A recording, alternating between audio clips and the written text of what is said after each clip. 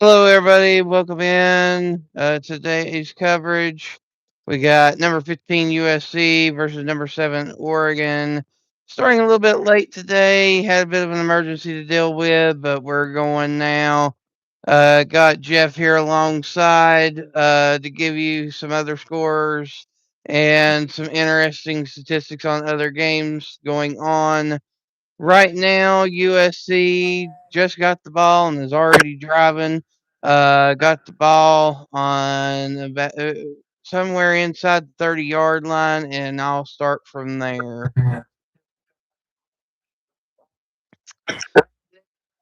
Okay.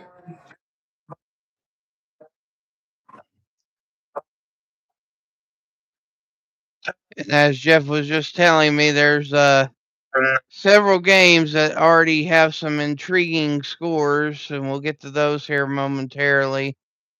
Yep, we sure will.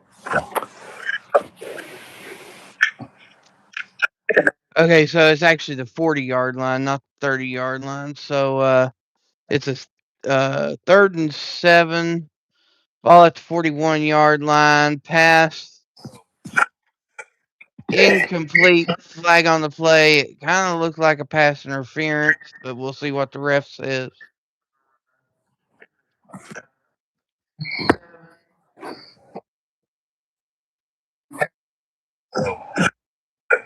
Illegal substitution by Oregon. That's going to be a 5-yard penalty, I think it is. Yeah, usually is.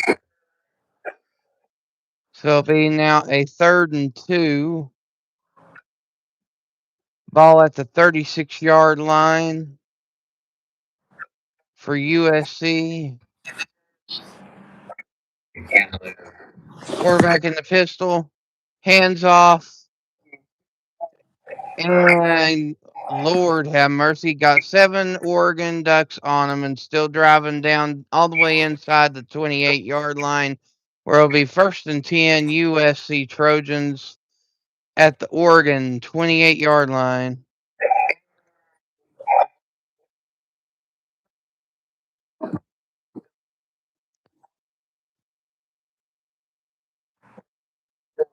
Quarterback draws back and deflected at the line, where it will be second and 10.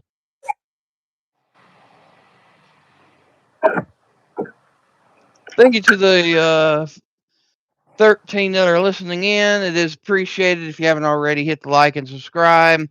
Today's game is brought to you by our sponsor, Dubby Sports Energy Drinks. We will talk about that here later, too. USC in the gun, sending wide receiver in motion. Drops back, throws. Pass complete down to the 15-yard line, where it'll be a first and 10 USC.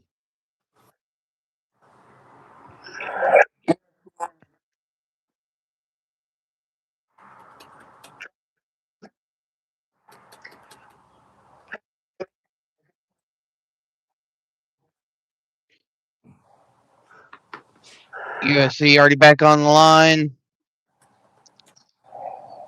Waiting for the referee to allow him to snap.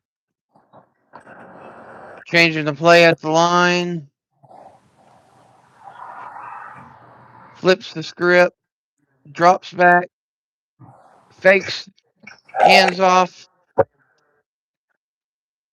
And the halfback gets about 5 yards on the play, down to the 10-yard line, where it'll be second and 5. Mm-hmm. Excuse me, second and 6. Ball at the 10.5-yard line.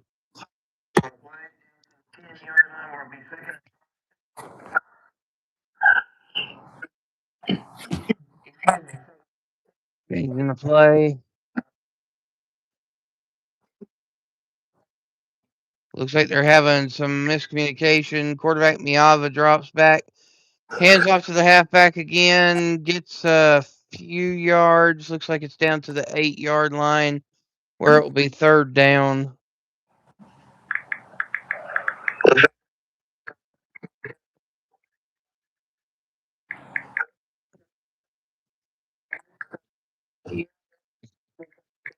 It's 3rd and 4. 10 minutes to go in the first quarter, tied at 0. But USC is knocking on the door here at the 8-yard line.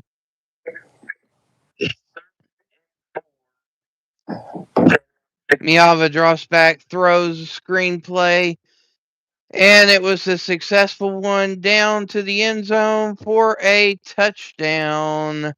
USC Trojans strike first in this ball game with the extra point pending. They will review this to make sure that he crossed the pylon because he was down on the sideline and dove towards the end zone. But I think he didn't have a knee down or anything, so this will probably be a call that stands and the extra point will come.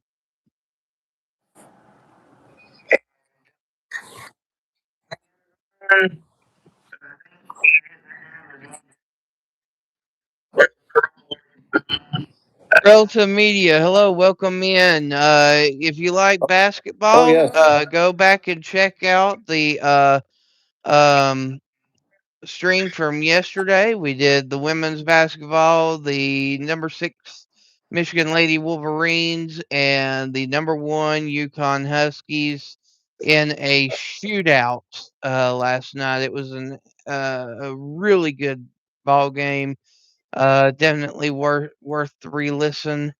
Um, Also, we'll be doing another basketball stream this week, and I'll have it out and advertised a couple of days in advance.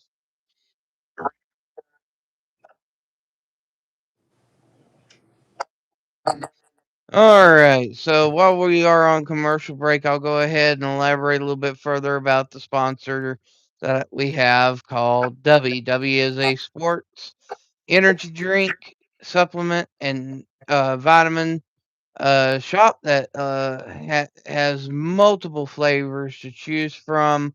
Um, Also has merchandise like shaker cups.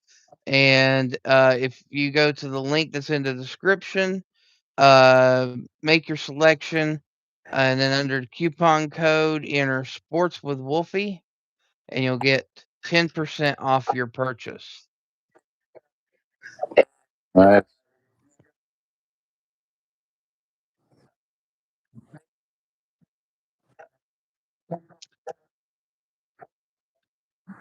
And again, the link is in the description and use the code Sports with Wolfie 10% off.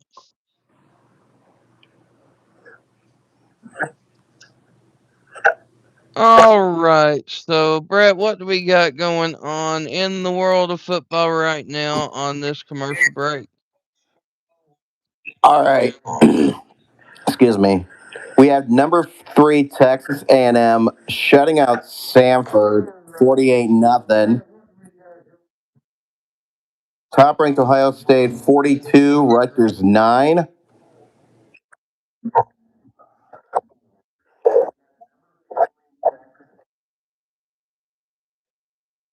Yeah, that one was a little interesting. It took a while for Yep. Ohio State to get going.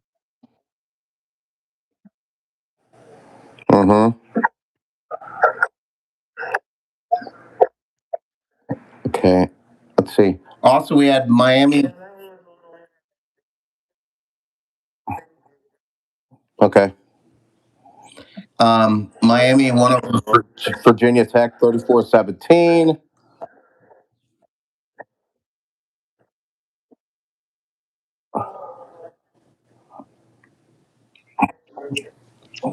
Yeah, that was actually a fairly decent ball game. A little bit more decent than what I expected. And Virginia Tech was a little excited. They got a new football coach, so Oh, yeah. things are changing there in the world of Blacksburg. All right, so we're coming back off of commercial break, and Sounds USC good. is kicking off at 7-0 USC, and the kickoff goes out of bounds, so the flag comes out. And that will put the ball at the 40-yard line, I think it is. I can't remember the college rules. There's different rules from NFL to college, and I can't remember where the yardage is at. I think it's the 40.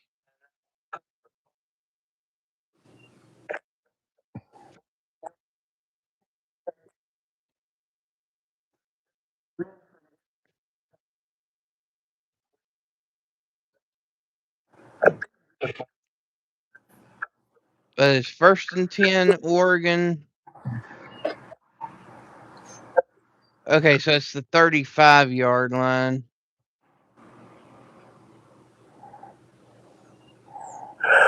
In the slot formation, hands off.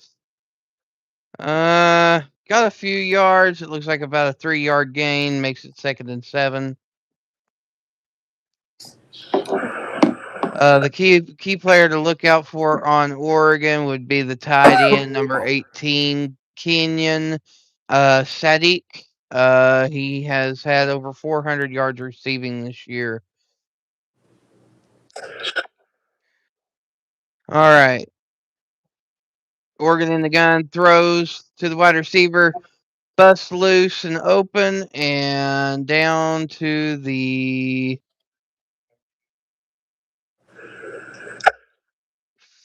40. No, the 37-yard line. 37-yard line. Screen pass to the halfback. Gain of about 2 yards on the play. Puts it at about the 35-yard line. Where it will be 2nd and about 8.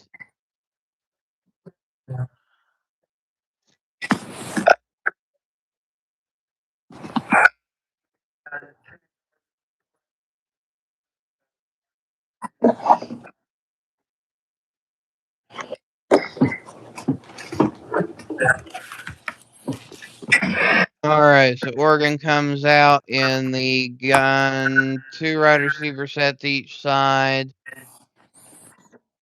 Screenplay, pass to number 11 down to the 12-yard line where it'll be a 1st and 10, Oregon.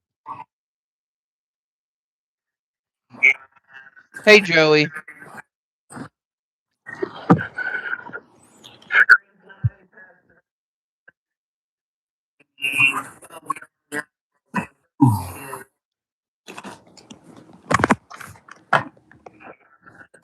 All right, Oregon has two halfbacks in the There's a backfield with a problem. quarterback, 2 wide receivers to the right. Sends one in motion. Screenplay breaks the first barrier, but not the second. Ball at the 11-yard line where it's 2nd down.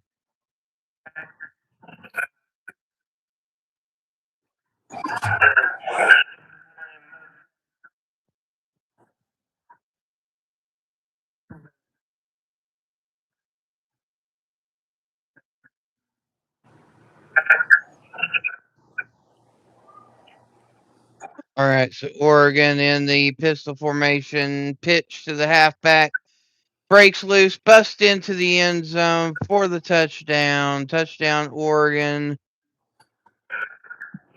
Extra point pending. 7 minutes to go in the first half, and it looks like it's going to be all knotted up at 7.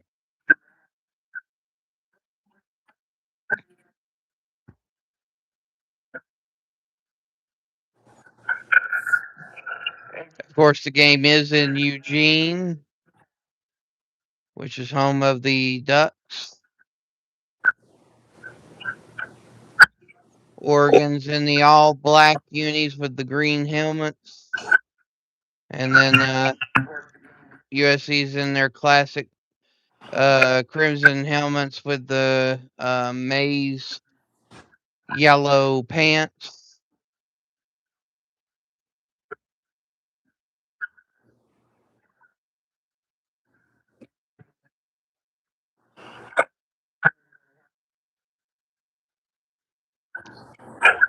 So that is the commercial break on this game where the score is tied up at 7.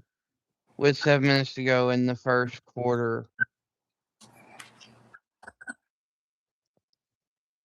So it looks like Arkansas took the early lead on Texas 3-0. What else do we got going on there, Jeff? Okie doke. Well, first of all, I can detect an echo in the background for some odd reason. Let's see. James Madison's up 24-20 with 6:24 to go in the fourth.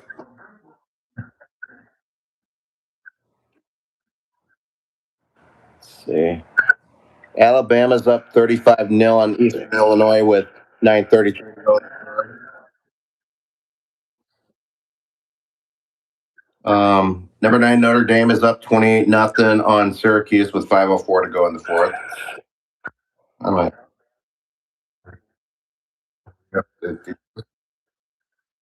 Let's see. Number 7 Texas 7, Arkansas 3. Vanderbilt is up 3-0 over Kentucky at the end of the first quarter. Number 24 Tulane is up 7-0 in the first quarter. And no score between some of the other games. That's all I know.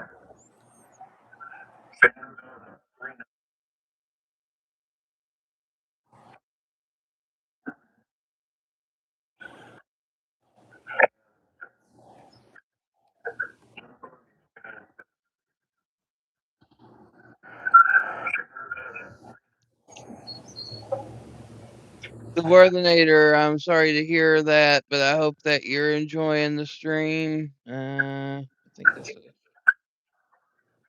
Yeah, we're the Nader. You'll be in my prayers, bud.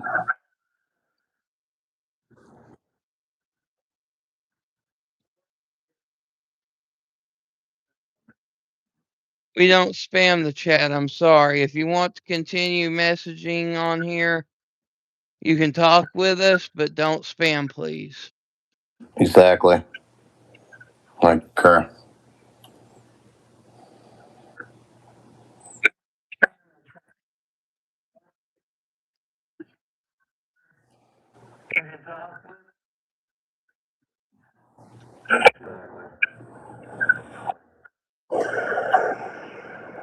Hi, Chrissy.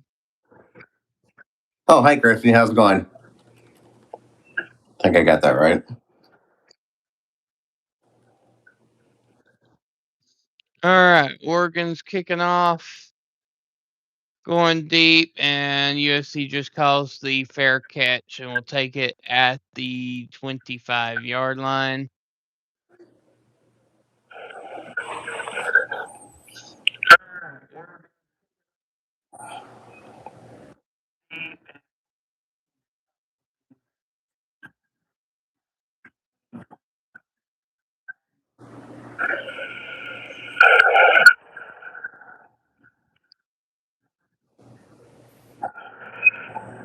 Interesting. Do you have the stream playing in the background or something, like on a second device? Me? Hmm.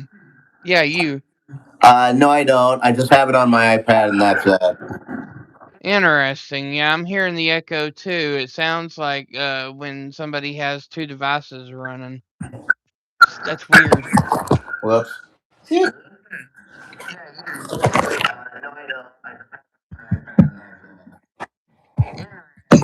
I don't know unless if one of our TVs is causing a reverb. Um, I do hear your TV a little bit, but not bad. Actually, my TV is actually, I got the volume muted, so it shouldn't be a problem. Oh, then what am I hearing? I don't know.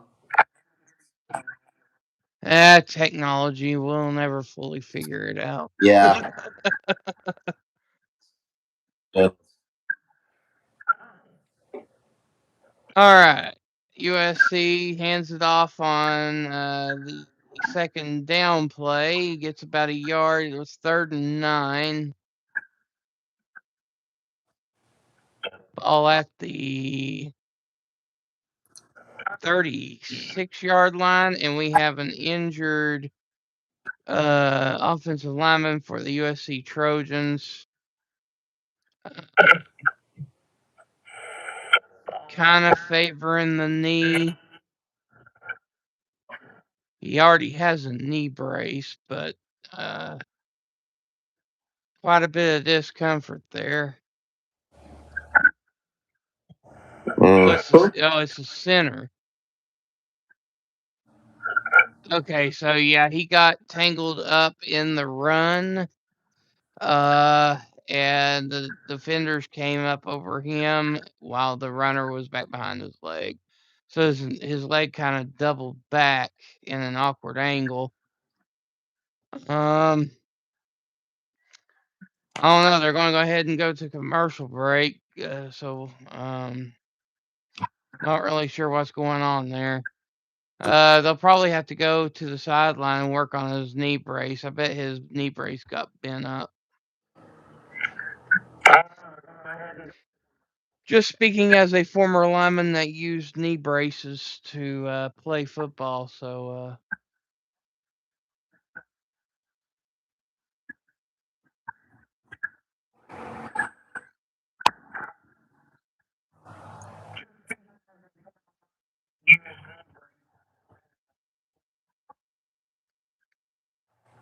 I don't know. Maybe it's mine causing a reverb. Maybe I'll let me mute mine here, see if that makes a difference.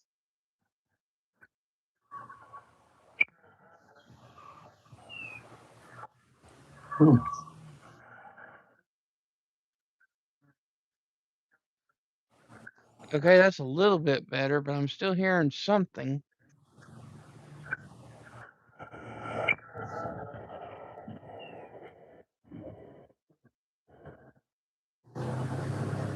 Does it sound better on your end? Yeah,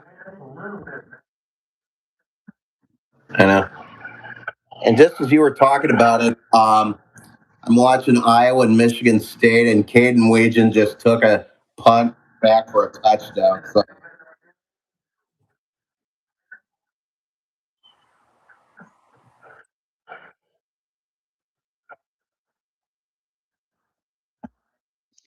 Thank you to the four listening in. It is appreciated. If you haven't already, hit the like and subscribe. Share us out. We're going to be here all day. Uh-huh.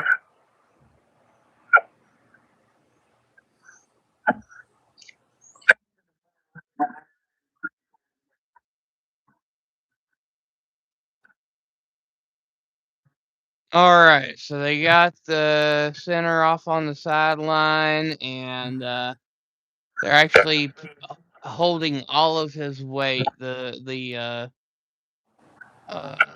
medic crew is, and teammates are going over there and tapping him on the shoulder. So that don't look good. That's usually a sign that his football season's over with.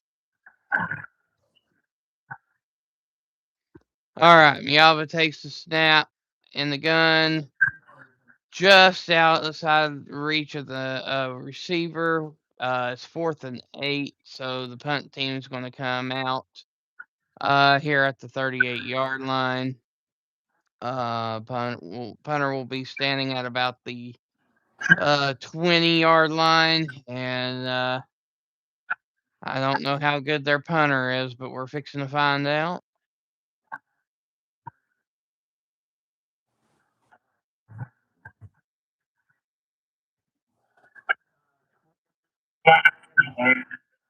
Here's the snap and the kick. High, deep kick down to the 19-yard line. Didn't give the returner enough time to catch it, and that's going to be a catch interference on USC. So that's going to be 15 yards added from the end of that. So 15 plus 18. So it should be about the 33-yard line where Oregon will take possession.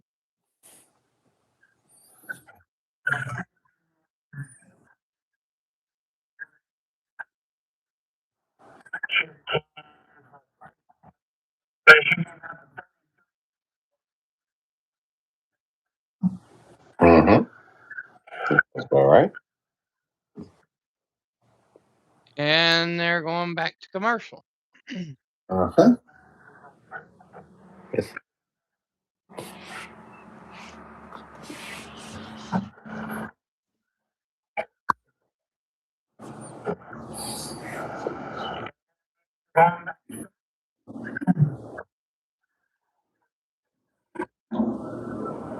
So what you got going on your end, Jeff? Well, let's see here. James Madison is up 24-20 on Washington State with 2 minutes and 40 seconds to go in the fourth quarter. And Alabama's still up 35-0 over Eastern Illinois in the third quarter.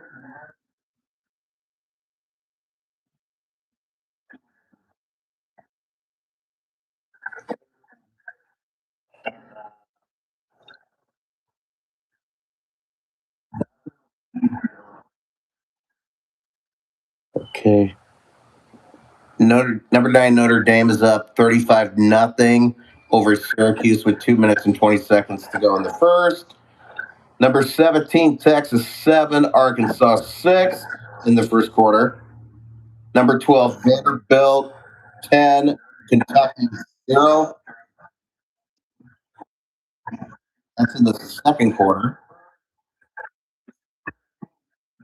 Number 24 Tulane 10, Temple nothing. Maryland is leading number 18 Michigan 7-0 with 10:23 to go in the first. And number 24 TCU 7, number 25 Houston nothing. And no score between number 17 Kansas State, number 13 Utah. So that's the latest. All yours. All right. Yep. Coming back from commercial break here. Um, just waiting on the offense to take the field as they're showing Marcus Mariota on the field. They're honoring him for something right now. That's nice. All right, Oregon in the gun, wide receiver in motion, handoff, and the halfback gets about 8 on the play, where it'll be 2nd and 2. All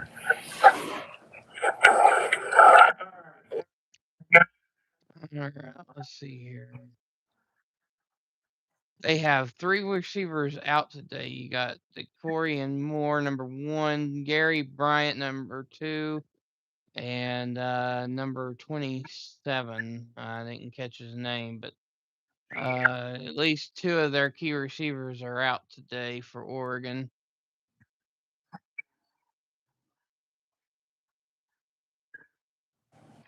All right, wide receiver in motion, Oregon in the slot. Quarterback drops back and throws to the halfback where it is down on the ground, bouncing incomplete. And it's actually 3rd and 3, not 3rd and 2. I thought it was up a yard from where it's at. I guess they didn't give him the forward motion.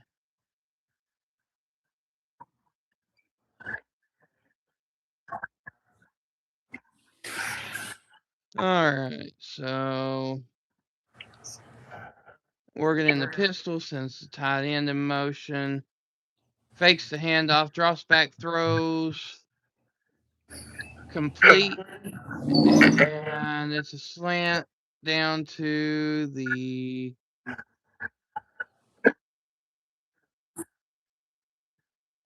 40, about the 45 of USC, where it'll be 1st and 10 Oregon.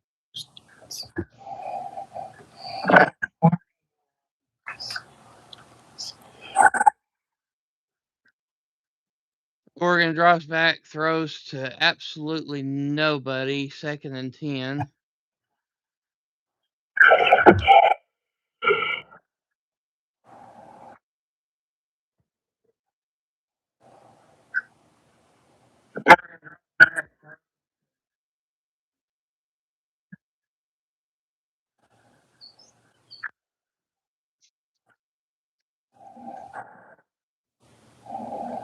Four minutes to go in the first quarter, tied at 7.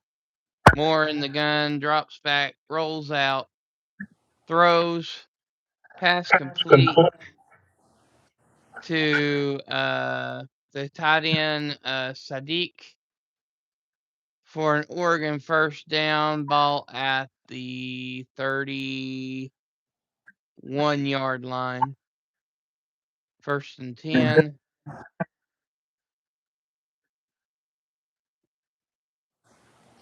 Moore hands off to the halfback, gain of about 3 on the play. It'll be 2nd and 7. Ball at about the 28-yard line.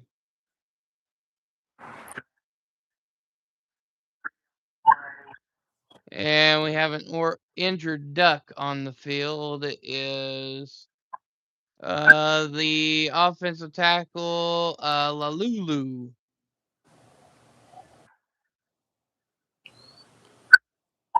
And we're back at commercial.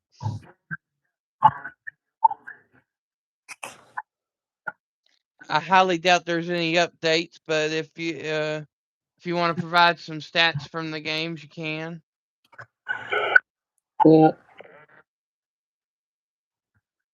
Well, I got one new final score to report.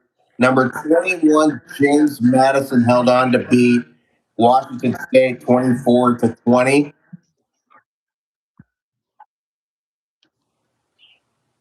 Okay. So now James Madison has a somewhat decent win. Okay, cool.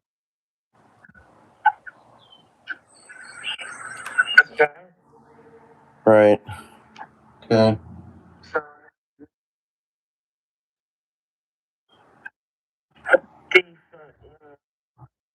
Uh huh. Okay.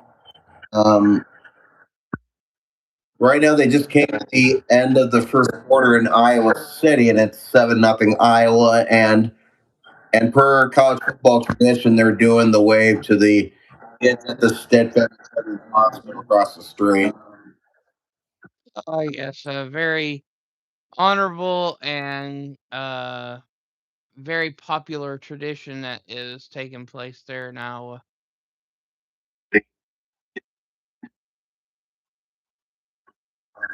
Yeah. Michigan just tied up Maryland at 7 apiece in the first. And number 17, Kansas State is up 7-0 on number 13, Utah. Mm. Yeah. So that's that. Not much excitement up. Looks like Notre Dame just went up 41-0 at the start of the second quarter. Goodness. And Alabama's walled in Eastern Illinois 41-0 in the third. Goodness. So, Yeah, I knew some of these were going to be shellackings. yeah. Yep. We still got two loyal listeners, so that's a good sign.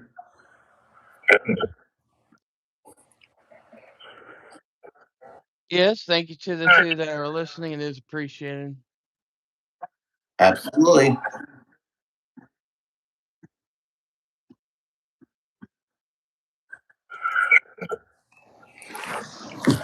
All right, so Oregon's back from break, and it's a handoff straight down the pipe for a 1st and 10.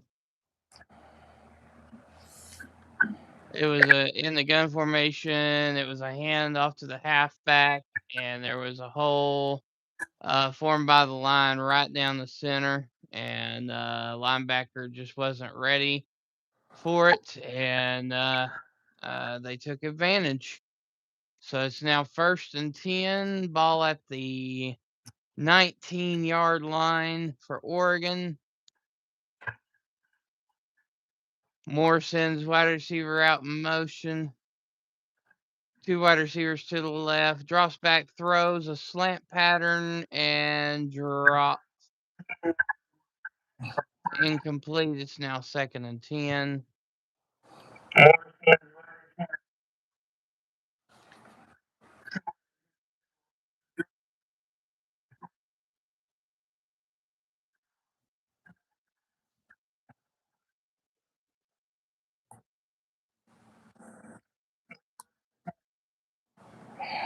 That was wide receiver Low on the play.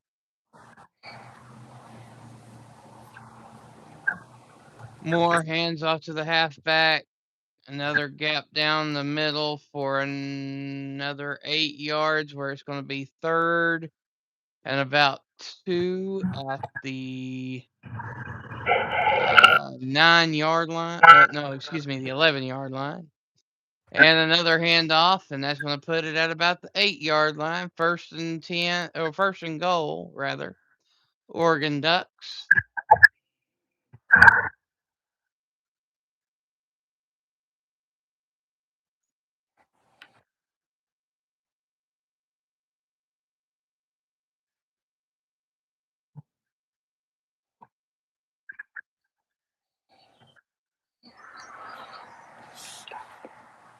All right. Oregon Moore gets it in the pistol formation. There's a snap and a fake handoff, drops back, throws to a wide open receiver in the end zone. It was the tight end Shadik for the score. Oregon takes the lead, and it's going to be 14-7 Oregon.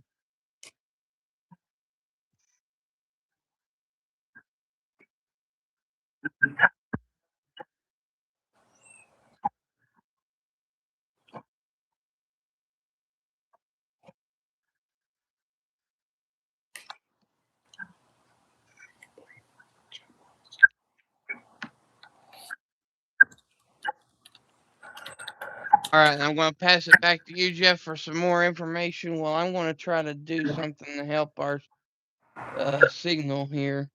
Sounds good. All right, they're just about. Let's see. Looks like they're either starting the third quarter or so, but Alabama is all over Eastern Illinois, like 42-0.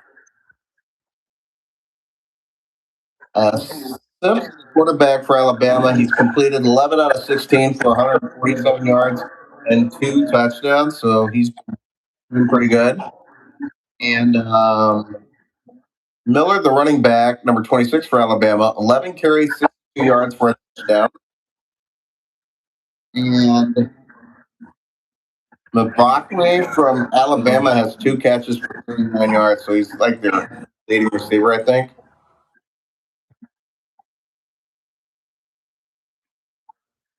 Let's see. Notre Dame is all over Syracuse, 42-0 in the second quarter. This is unbelievable. Wow. Number 14 Vanderbilt is up 10-0 on Kentucky in the second. Number 17 Texas is leading Arkansas 14-6. Arch Manning has been perfect today. 6 for 6 for 125 yards, and he already threw a touchdown. So he's having a good game so far. Yeah, Tulane well, is, it is against Arkansas. well, yeah, that's true. Tulane is leading Temple 10-7. I don't know. I've been checking out ESPN.com, NCAA.com. I don't know which one is completely accurate. As long as we're providing information, that's all that really matters. That makes sense.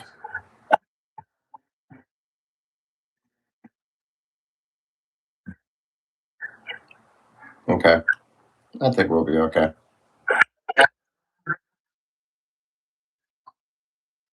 Right on, right on. All right, so USC takes over at the 26-yard line. We're at 2nd and 9. Deep throw by Miava down. Pass complete to number 16. Got all the way down to the 32-yard line of Oregon. That was almost a 45-yard bomb down the field. And now there is an unsportsmanlike conduct on USC that's going to knock it back 15 of those yards. Got to keep your attitude in check there, Bud Rowe. Totally. Yeah.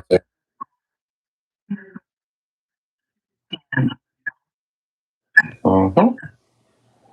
As he got up, he spiked the ball and made it spin on the turf. And in the college, you can't do that. In NFL, you can, not in the college. All right, Miava hands off to the halfback, gain of about a yard on the play, puts the ball at about the 47-yard line on Oregon side of the field.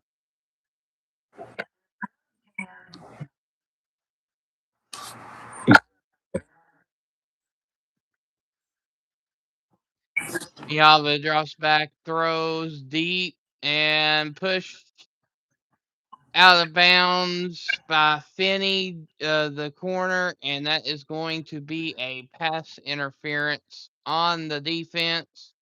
And USC is fixing to get those 15 yards back that they lost.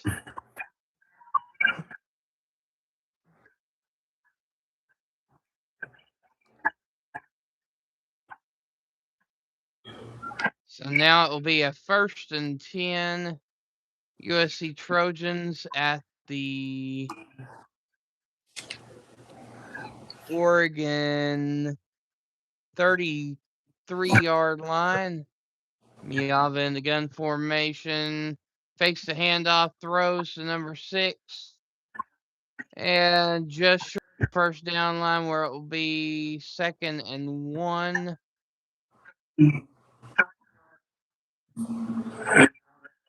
And that takes us to the end of the first quarter with the number 7 Oregon Ducks leading 14-7 against the number 15 USC Trojans.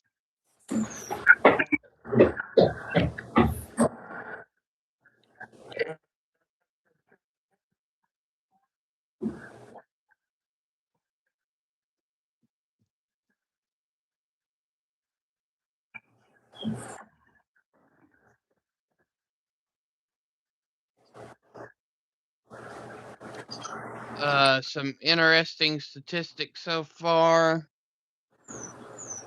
Looks like Oregon's more is 6 for 9 for about 120 yards, it looks like.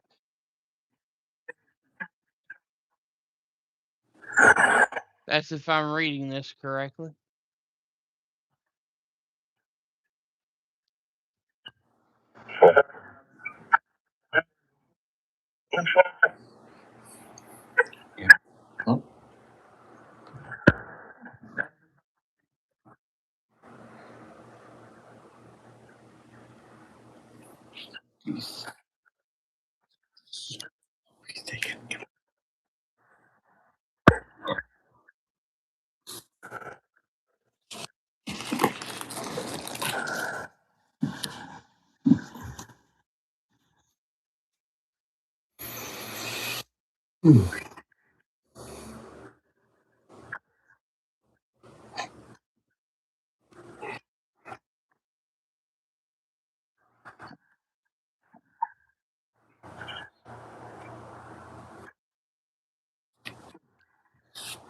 And Miava for USC is 8 of 10 for a total of 114 yards so far. Mm-hmm. That sounds good.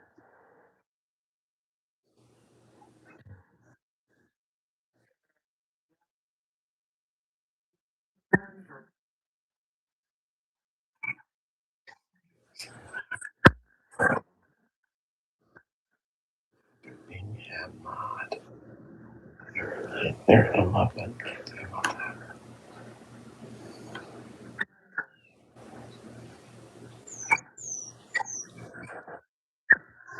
Sounds like things have leveled out here on the signal temporarily. Thank goodness.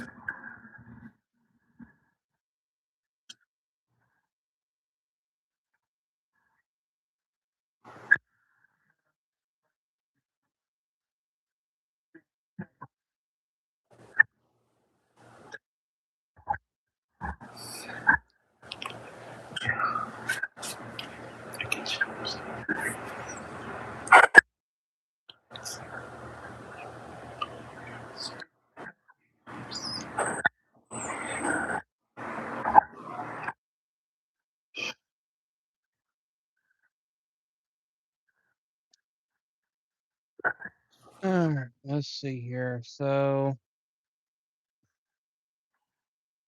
back off of commercial break here. USC's coming back out onto the field from talking with their coach.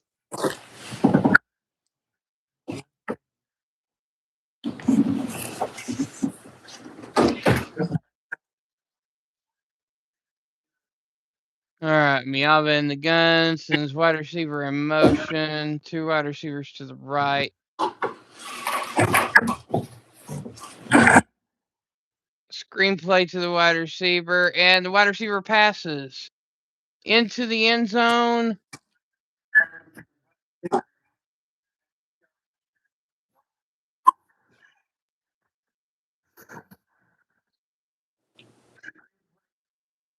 USC's celebrating like it's a touchdown. I'm gonna have to see this again. Yes, it is indeed a touchdown.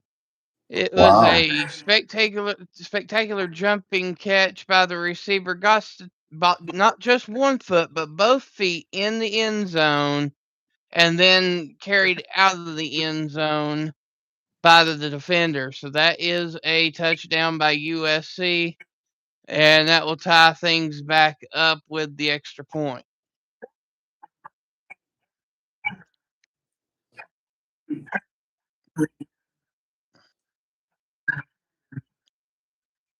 It was a wide receiver reverse pass into the end zone for the touchdown.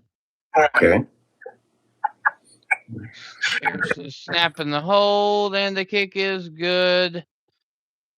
And we're all tied up at 14 apiece with 14:52 to go in the second quarter.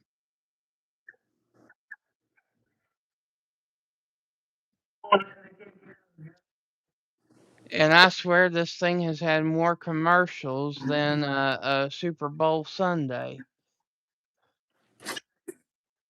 I agree with that.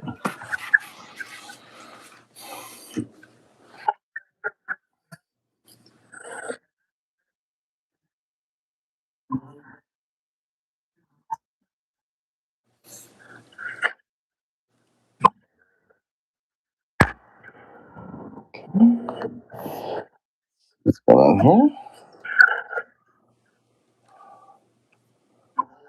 Get this thing updated here while I got a chance.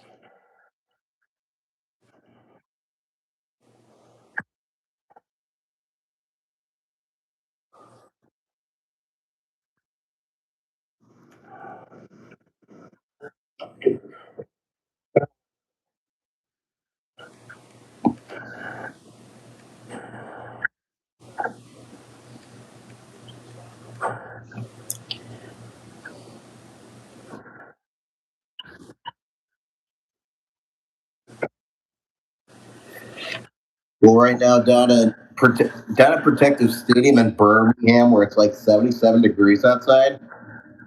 Number 24 South Florida leads UAB 17-10, and they're nearing halftime in that game. That's a close game. That's way It closer than I is, thought it yeah. would be. That's what I thought too. Yeah.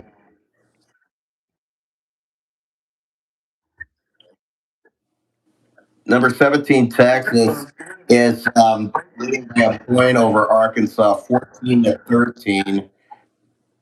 They just got into the second quarter already in Austin. Let's see what else.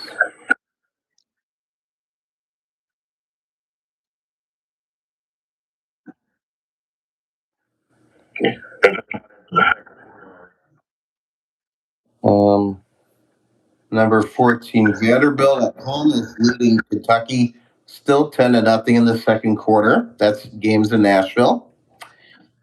And Tulane at number 24 is leading Temple 10-7. That game is being played at Lincoln Financial Field in Philadelphia, home of the Eagles. Oh, okay.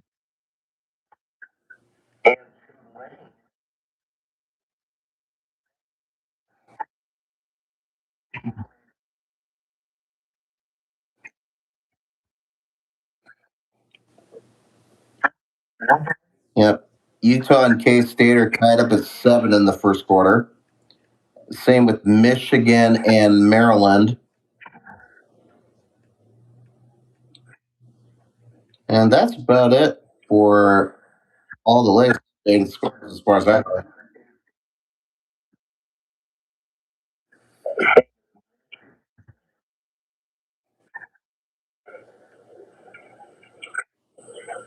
All right. And while I was taking a sip of drink and letting Jeff talk some scores with you, Oregon's already got the ball on the other side of the 50-yard line. It's a first and 15 at the 49-yard line.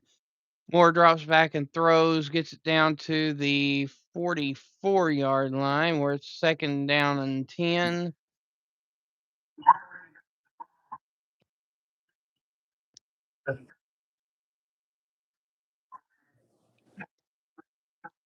One thing about these teams that both of the offenses have a quick hurry up offense style. All right, we got trips left. It's a 5 wide receiver gun formation. Moore throws, and it's tipped off the receiver's fingers. Incomplete. It is third and 11. Apparently, they didn't give him the full spot of that last play that they had.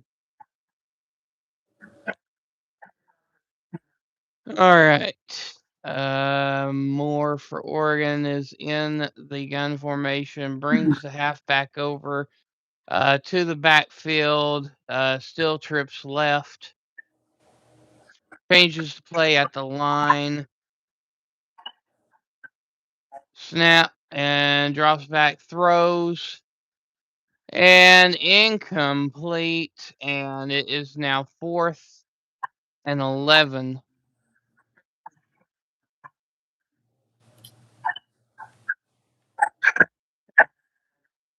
at the 45-yard line. That would be one hell of a kick, so it looks like it may be a punt coming for the Ducks.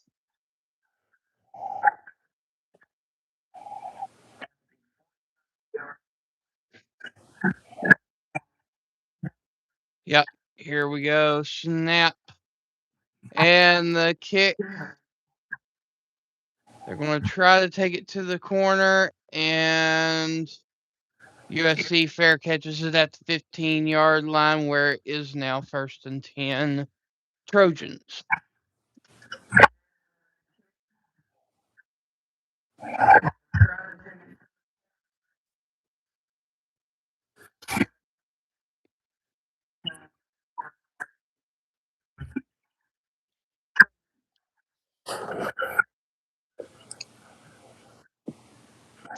And just like that, we're back at yet another commercial break. Like they have nothing else better to do. Mm. Yeah, well, he's crazy.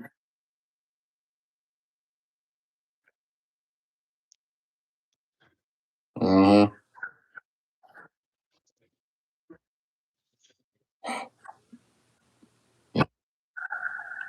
Uh, Tell you what, CBS sponsors are getting their Money's worth. way today. Yeah, they sure are.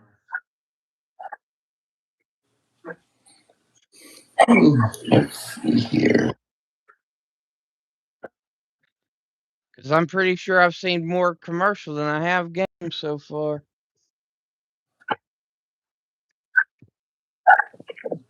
Last check in the fourth quarter in Tuscaloosa, Alabama 49, Eastern Illinois nothing. Uh huh. Wow.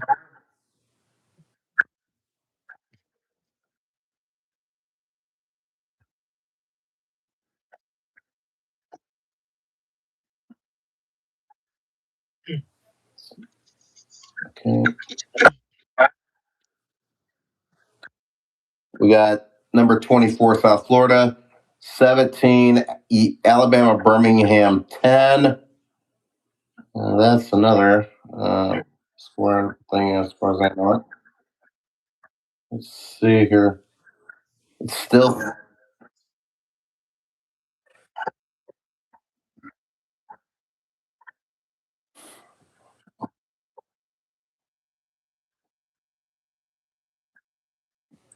number 9, Notre Dame, 49, Syracuse, nothing. And they were playing that game in South Bend where it's like 46.4 degrees. Gorgeous. Texas 21, Arkansas 13. That's in the second quarter.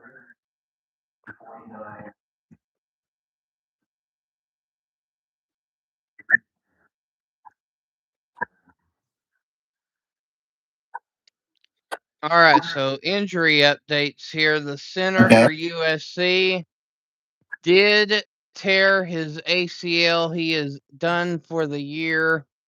Ouch. And it looks like Oregon's offensive tackle that got hurt, Lalulu, he is got an ankle sprain and is out for the remainder of the half at least.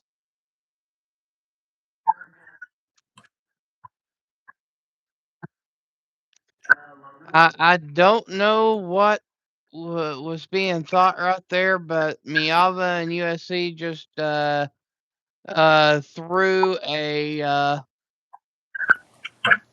80-yard bomb to absolutely no one. The nearest receiver might have been 30 or 40 yards back from where the throw was, so I don't know what was going on there. Miava throws a screenplay and the loss of a yard makes it 3rd and 11.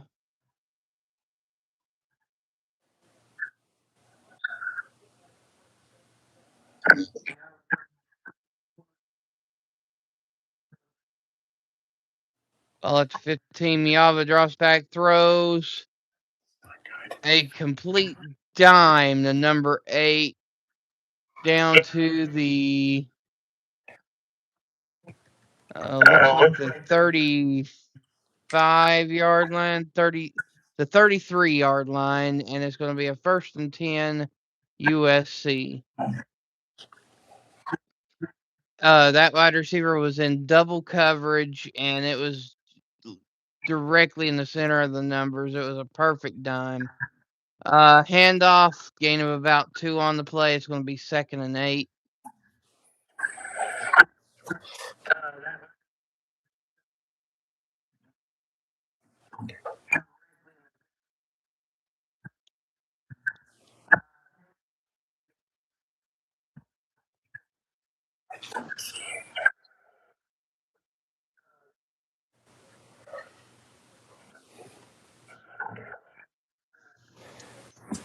Looks like we have 2 people on this thing here now. So, hi, 2 people. Hello, thank you to the two that are listening in. It is appreciated. Yes, indeed. Indeed, it's wonderful.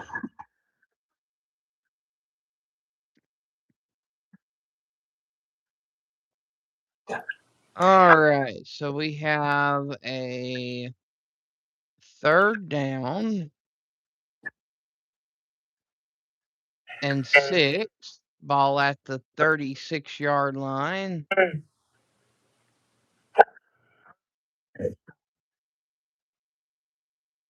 USC in the gun. Miava drops back. Looking throws.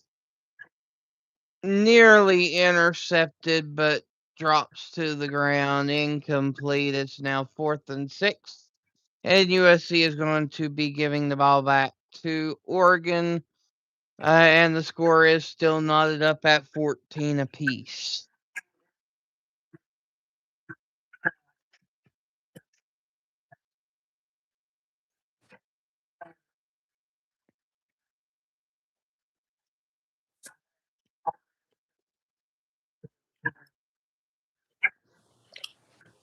10 minutes, 14 seconds to go in the half. Snap and the kick.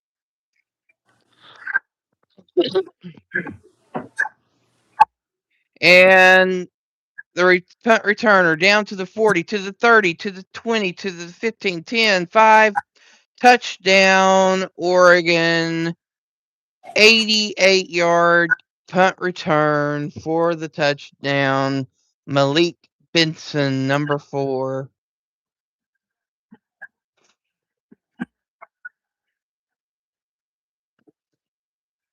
Well, that didn't take long.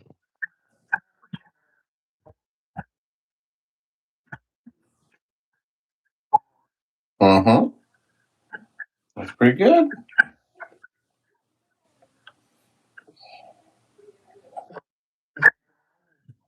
No, it didn't. Johnny Morris had a good day.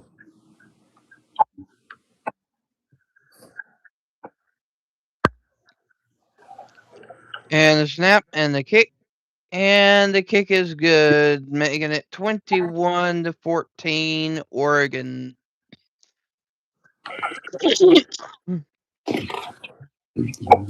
Got an irritating little cough going on right now. I've been drinking, so it ain't that I'm thirsty or nothing. All right, so I seen one score. I know Texas is up 21-13, but what else is going on there, Jeff? Yeah. Yeah. Okay. Let's see what I can muster up here.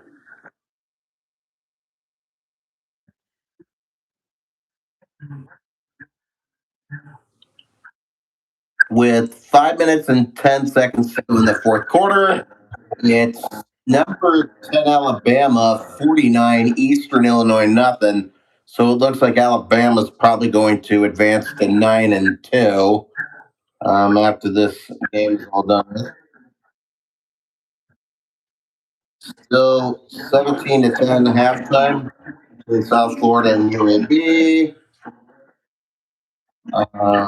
Yeah, it's good. Number 9 Notre Dame, 49. Syracuse, nothing. With a little over 4.5 minutes to go in the second quarter. Metro Texas and Arkansas. Number 21 Iowa is now up 7-3. Michigan State got near the goal line, but they ended up taking a field goal. So it's 7-3 Iowa. Let's see. Who else?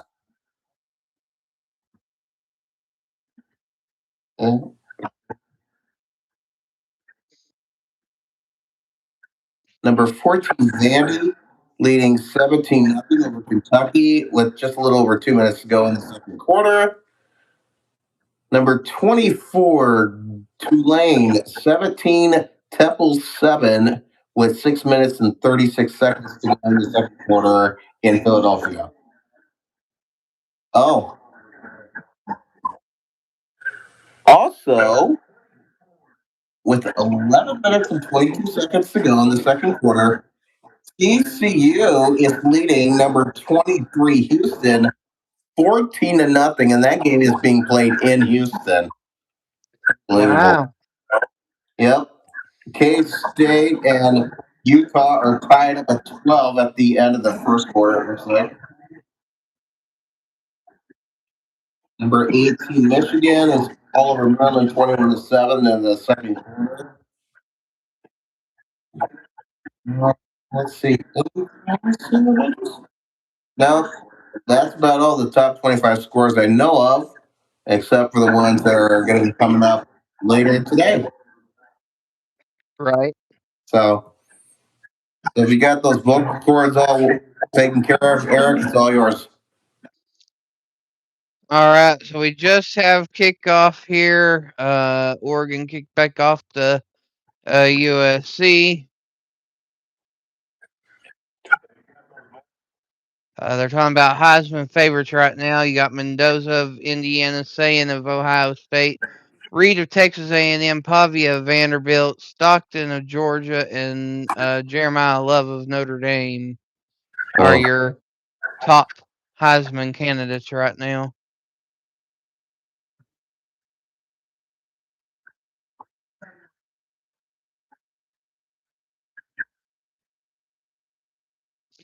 All right, so Miava and USC starts gun formation, fakes handoff, throws deep, way over the head of the receiver again.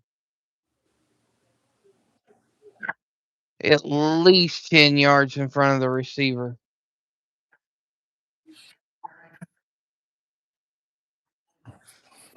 I don't know whether it's miscommunication between receiver and quarterback or what, but it certainly doesn't look good on the quarterback right now.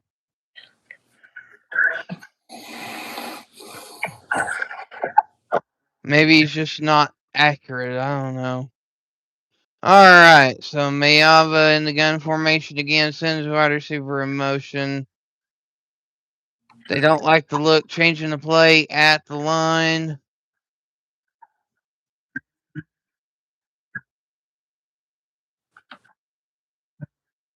Takes the snap, hands it off to the halfback, gets about 5 on the play. That was an outside sweep on the gun, and it'll be 3rd and 5, ball at the 30-yard line. Miava drops back, throws, pass complete to number 16.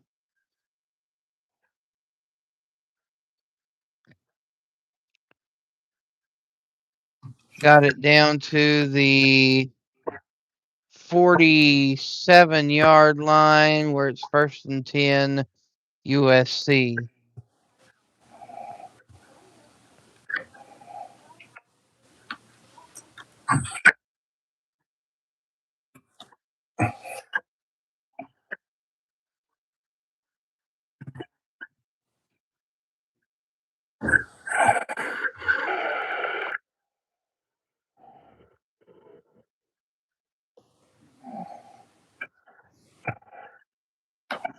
Nine minutes, 20 seconds to go in the first half.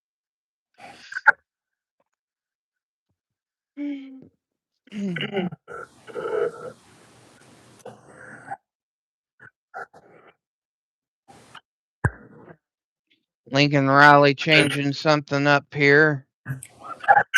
All right, so we got a 3-back gun formation. Fakes the handoff, screenplay to the receiver, number 16. Gain of about 7 on the play, where it's going to be about 2nd and 3. That will be at the 49-yard line.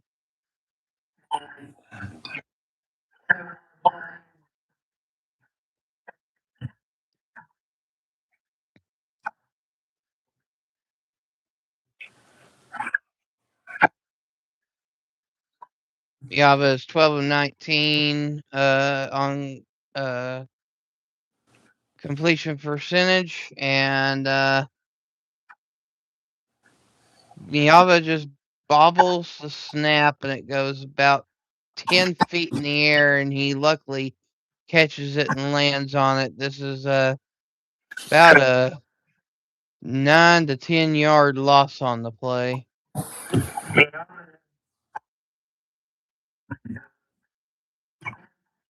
Makes it 3rd and 13. Ball at the 43 yard line. Pass intercepted by Oregon. Pass went high and over the receiver's hands, and the safety was there to nab it. This is the 10th interception of this season for Miava, and it will be 1st and 10 Oregon.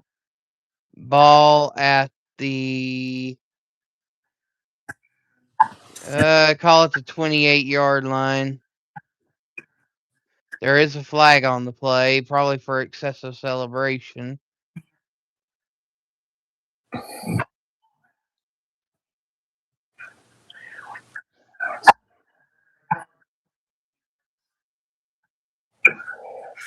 I don't know. They're all the referees are huddled talking about it. Let's see what they say here.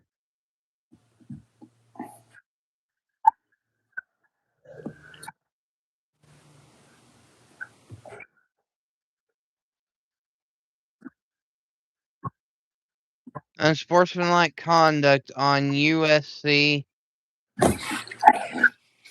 Apparently, there was some punches thrown on the sideline.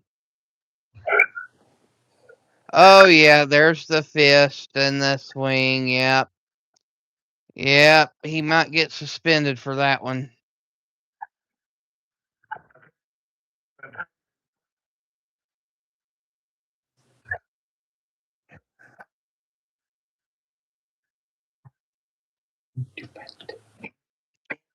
Well, if I was USC, I'd suspend him for that one. That's I think anytime you're swinging your fist is uncalled for in football.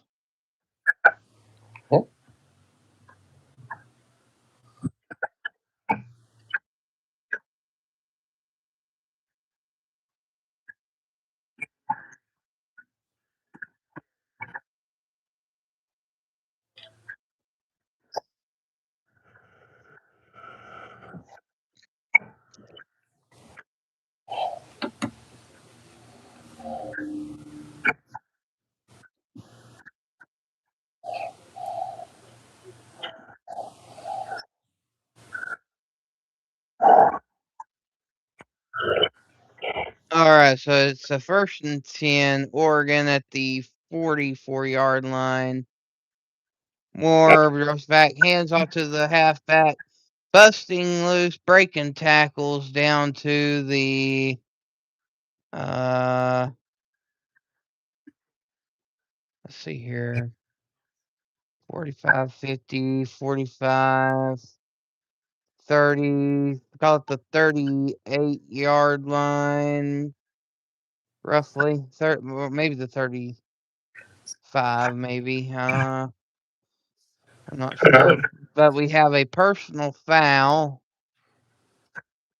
on Oregon, so it ain't going to matter. It's going to go back 15 yards for unnecessary roughness on the offensive lineman, Dave Yulee.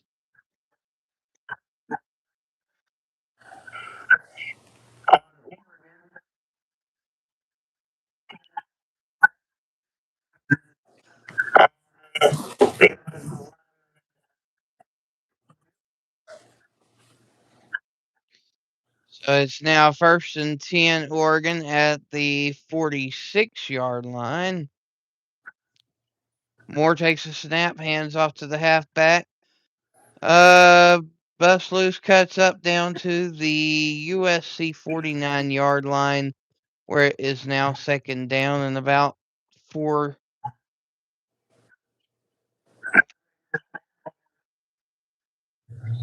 Moore takes a snap, screenplay, passes, and the halfback gets down to about the 39-yard line, it looks like, maybe. No, not quite. He landed at the 41 and then bounced over to the 39, so it will be at the 41-yard line where it will be 1st and 10 Oregon.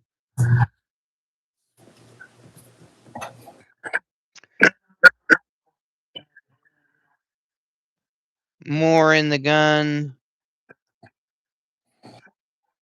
but hands off to the halfback and gets it down another 6 yards. It looks like it's right about the 30-yard line.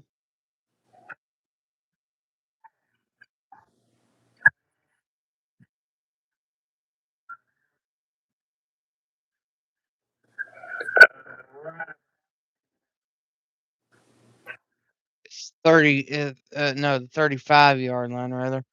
Another handoff to the halfback. USC was ready for it that time. Stopped at the 34-yard line, where it is now 3rd and 3.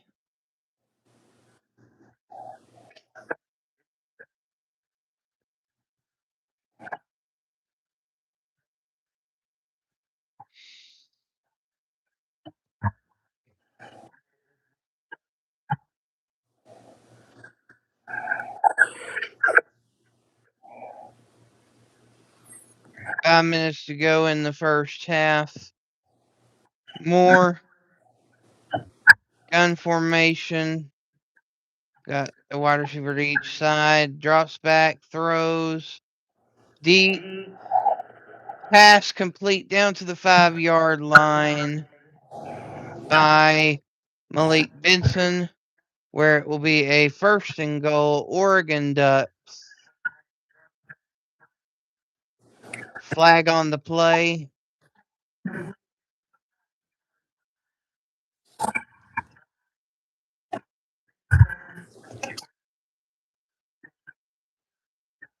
Unsportsmanlike conduct on Malik Benson after the play is over with.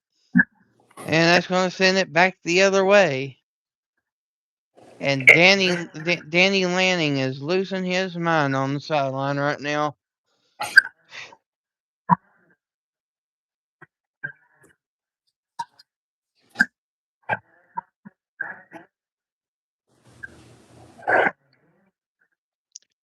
All right, so it's 1st and 10 instead of 1st and goal. Ball at the 19-yard line, handoff, and got nowhere. It is now 2nd and 10.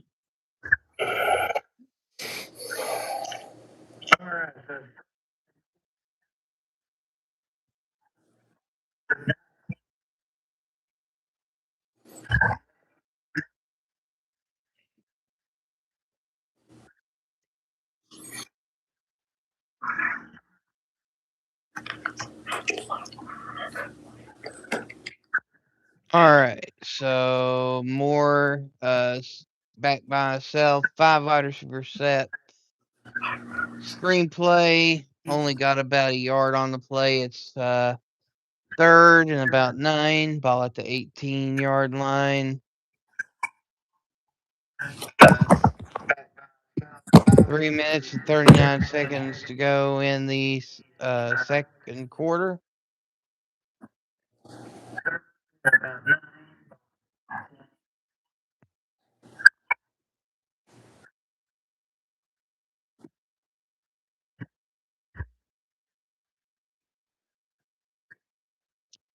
Moore takes the snap, throws, passes complete, but short of the first down line where it will be 4th and about 2. Oh, that's very. We're going to. Oh, Ball at about the 11-yard line.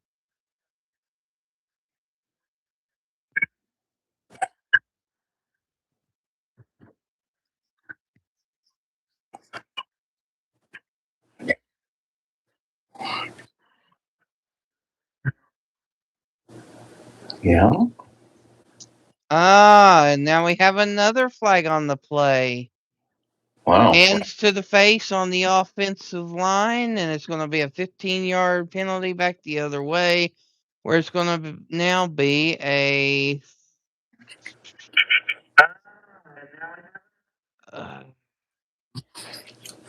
what is that? A third and about 23 at the 32-yard line, and Oregon's going to hand it off to the halfback, gets a couple of yards on the play down to the 26-yard line. And it looks like they're going to just bring out the field goal team and try to get some extra points here.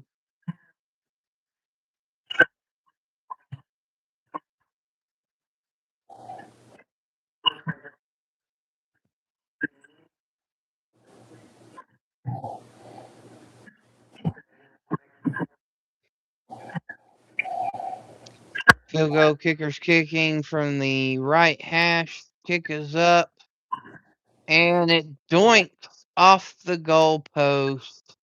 No good, but a flag is on the play again. For the fourth play in a row, we have a flag. All right, so what we got this time? Flag fest.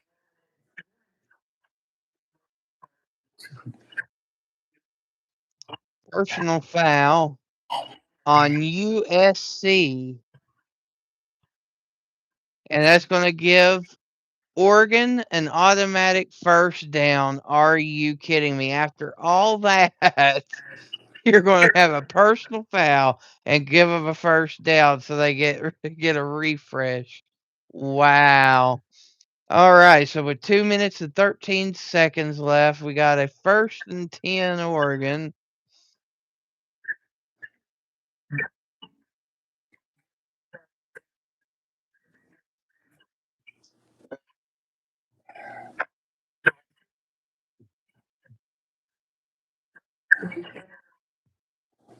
I must say, this weekend I've seen some pretty wild stuff this so far.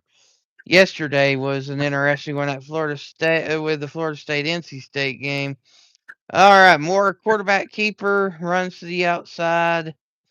Gain him about 8 on the play, where it's going to be second and about 2. And that will be at about the 12-yard line.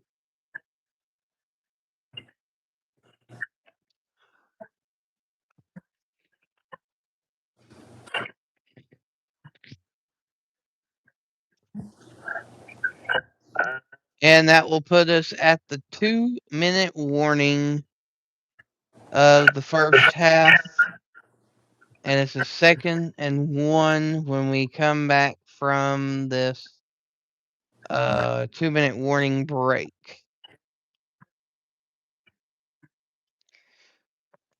Now, with that being said, I'm going to get a sip of my Gold Peak zero sugar sweet tea. And I'm going to let Jeff go over some scores now that there's a bit of a break.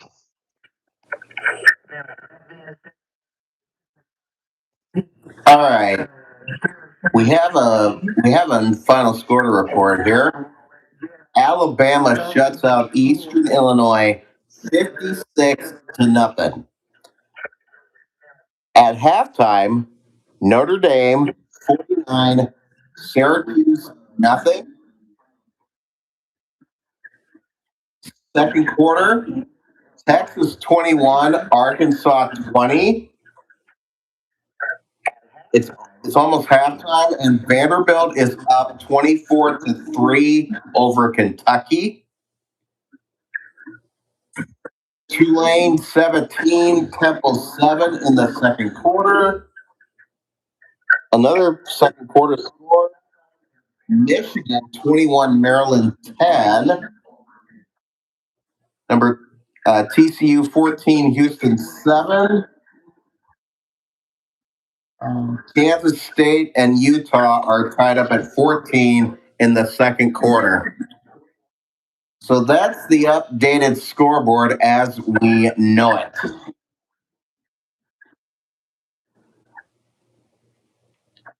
And and a special hello to all those those two wonderful people out there who are still tuning in and listening. That is correct. We do appreciate it for listening in and supporting us. Be sure to share us out. The more, the merrier. And always, as a reminder, if you miss something, you can always tune back in once the live stream posts to the channel.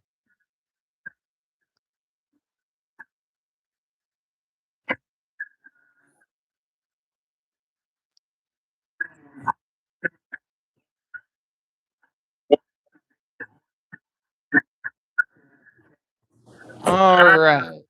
So here our lovely echo is back. Barely, but it's back.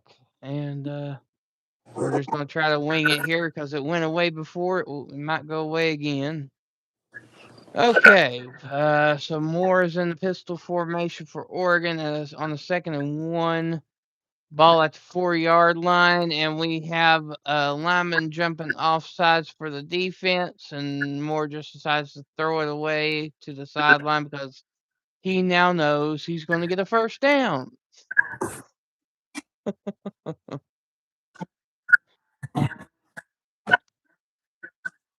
Oh, no, I was wrong. They called it on Oregon. False start. Wow.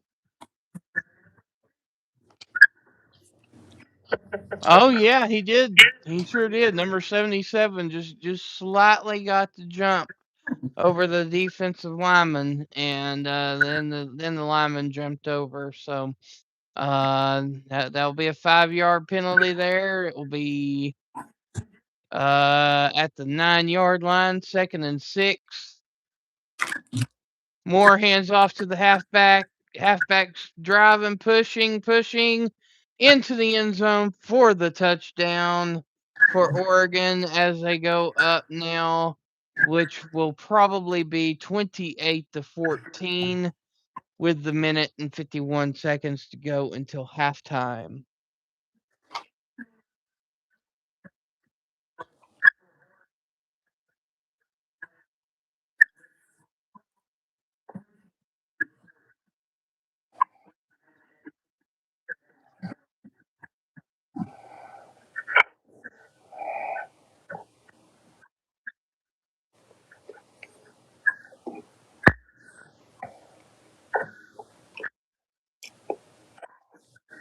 So, did I hear you correctly? You said Notre Dame is up on Syracuse at halftime? Yes, 49-0? that is correct. That is right. Wow. Yeah.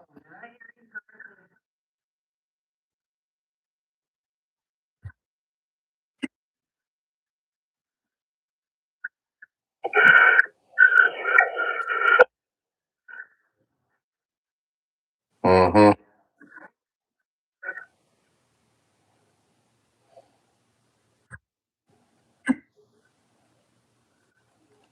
All right. Let me see if I can do something about this All right.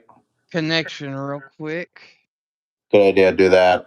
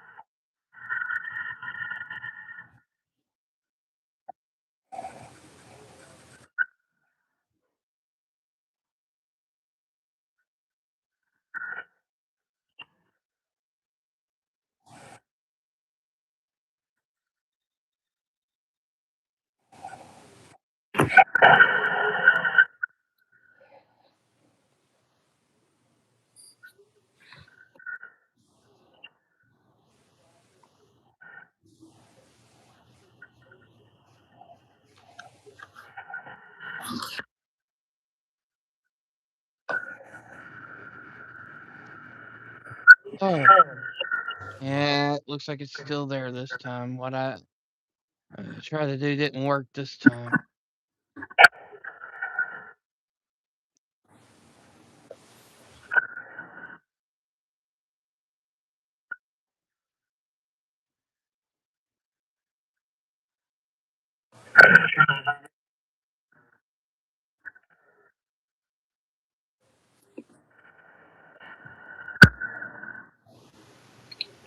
I don't know whether you saw it or not, Jeff. Yesterday, Florida State was taking on NC State, and NC State was up 14-11. They were punting it back to Florida State, and one of the return blockers got up to where the ball was coming down, and it doinked off of his helmet, and it bounced 40 yards back to the punter. So literally, the punter kicked it 40 yards and doinked off the helmet and went back to where the punter was. The punter only had to move over to the left like maybe a yard Okay. and fell on it and gave North Carolina State back to football. They went 3-and-out and then punted it back to Florida State again, and Florida Mhm. State muffed the punt and gave it back to NC State. Wow. Just two in a Crazy. row. And then NC State wound up scoring after that, and then that was what led to the final 21-11, NC State over Florida State. Okay. That is crazy.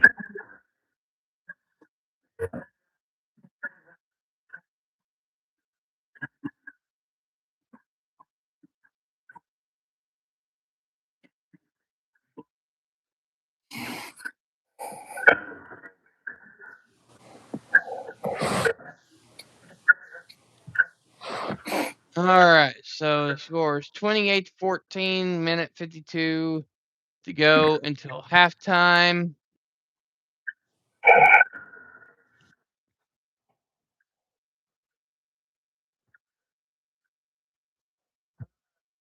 Here's Oregon's kickoff. It goes deep. And USC decides to fair catch, and it goes out the back of the end zone anyways for the touchback. And USC will have the ball at the 25-yard line, where it'll be 1st and 10 Trojans. Hi, Julia.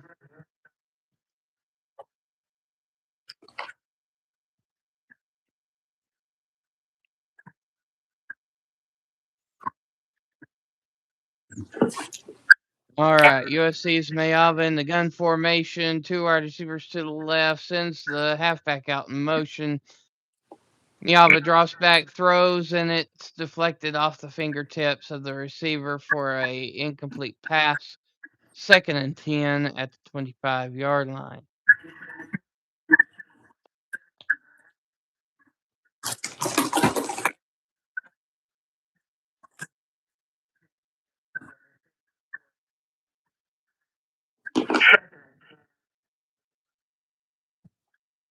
Mayava drops back, throws deep.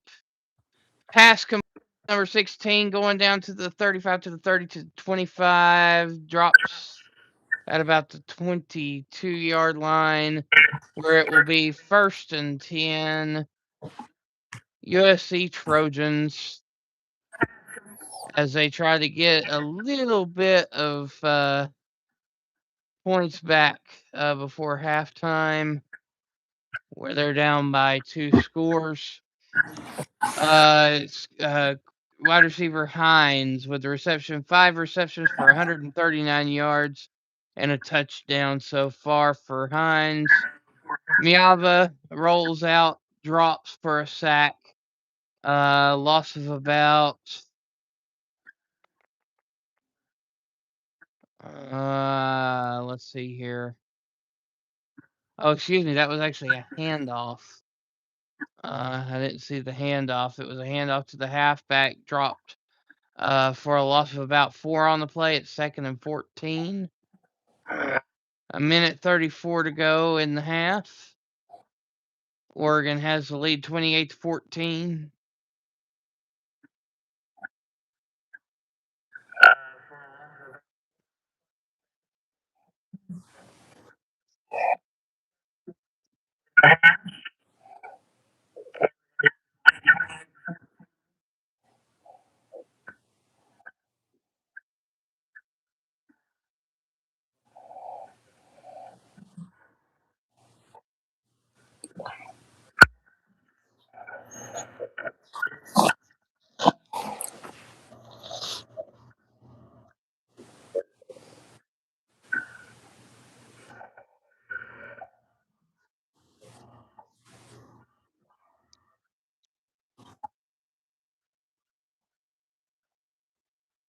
All right, Miava in the gun, wide receiver in motion, fakes the handoff, decides to keep it, runs down to about the 18-yard line, where it will be about a 3rd and we'll call it about 6.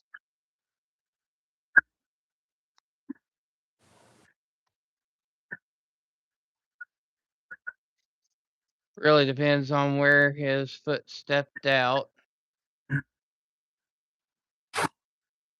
Okay, they gave him the forward motion, so it's a 3rd and 3, actually.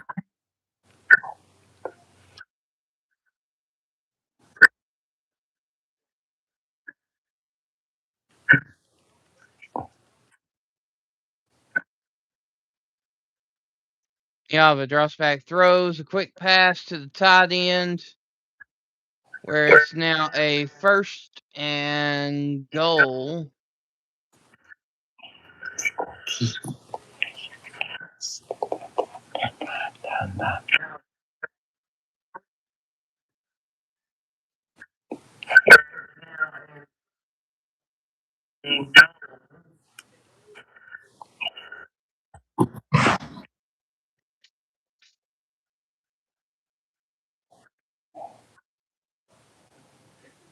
All right, Miava in the gun,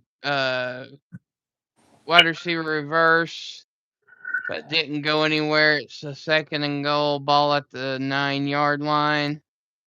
52 seconds to go in the half.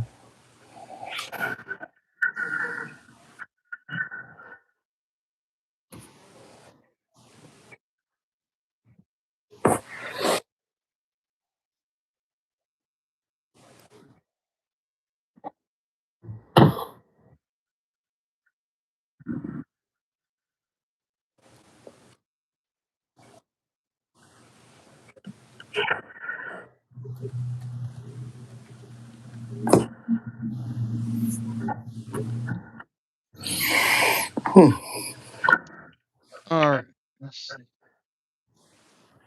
Yes. Miava has 2 wide receivers to the right. Okay. Sends wide receiver in motion. Draws back, hands it off, and it's a loss of 2 on the play, where it'll be 3rd and goal at the 10-yard line.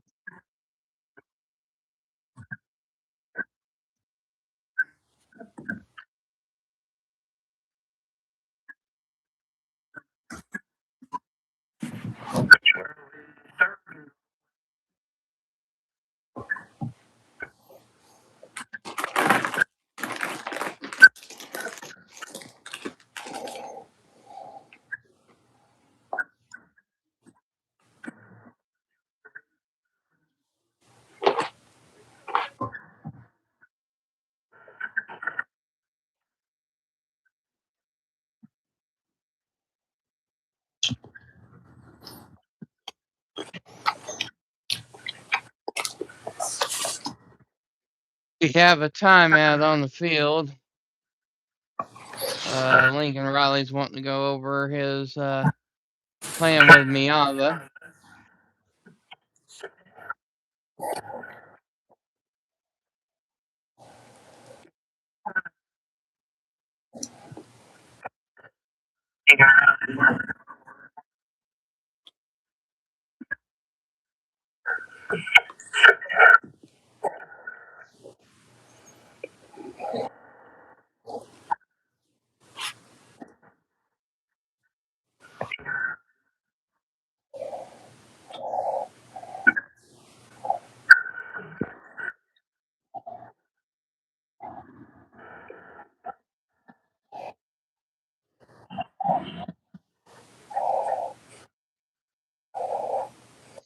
All right, Miava in the gun formation. 2 wide receivers to the left.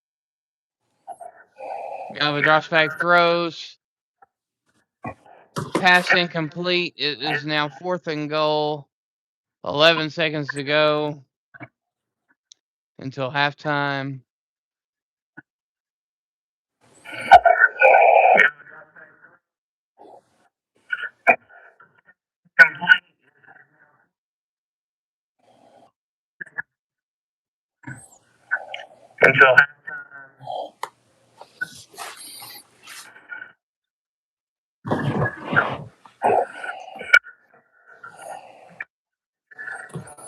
And here comes the field goal attempt. It's 27-yard attempt from the right hash. Kick is up. And it doinks off the goalpost. And the kick is no good. And with 8 seconds left, that's probably going to take it to halftime with the score Oregon 28, USC 14.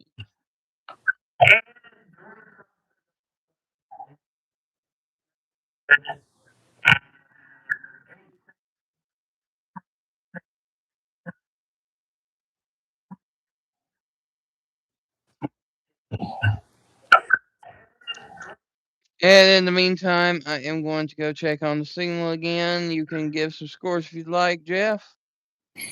Gladly. Thanks, Wolfie. So we are at halftime of this important game with Oregon leading USC 28-14. They just got started with the third quarter in South Bend, and number 9, Notre Dame, has already scored right off the dot and is now leading Syracuse 56-0. I mean, Notre Dame's on a mission. Also at halftime in Austin, number 17 Texas is leading Arkansas 24-20. Also at halftime in Nashville, number 12 Vanderbilt leads Kentucky 24-3. In Philadelphia, number 24 Tulane is leading Temple 20-7. That is. Also at halftime in College Park, Maryland, we have number 18 Michigan leading Maryland 21-10. And at halftime in Houston, it's number 24 TCU 14, number 25 Houston 7. And with 4 minutes and 41 seconds to go in the second quarter, number 17 Kansas State 24, number 13 Utah 21. So that's what we got so far. And that's the latest we've got on the scores. So stay tuned for more wonderful action with yours truly, Jeff and Wolfie himself. All right, thank you, Jeff. You're welcome. Hello, Roadhog. There's Hi, Roadhog. Ted. How's it going?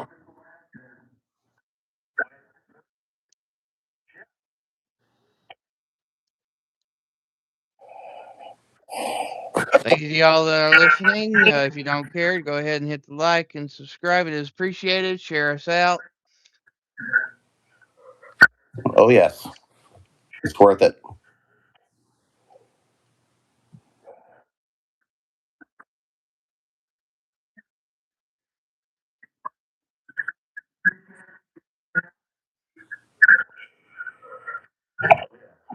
Roadhog says, good. How about y'all? I think we're all doing great, Roadhog. Hopefully, you're enjoying your day.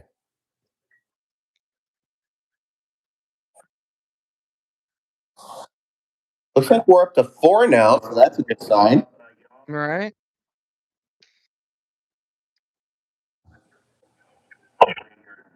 Yes, Roadhog, we're doing okay today. Just sitting back, watching some football. Uh, letting y'all listen in and hang Mm-hmm. out with us. Yep.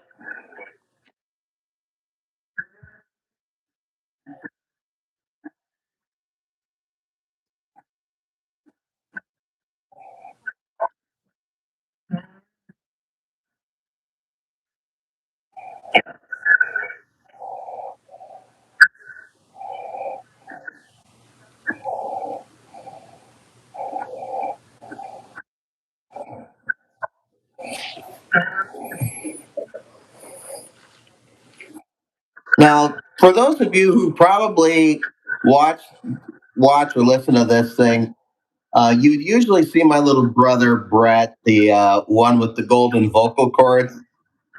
Sadly, he wasn't available today, so I'm kind of filling in for him today, along with Wolfie himself. So just know that sometime soon he'll be back and you'll hear him again. So it's okay. Now, Ted was talking about wanting to come in for the Yeah, second half. Ted, are you wanting to come up? I just want to yeah, make Ted can do sure. that. I just want to make sure Okay, that's fine. Ooh, here's our stick. because if we're going to do a change, halftime would definitely be the time to do it. Okay, all right. Okay, so are you wanting to come up, Ted?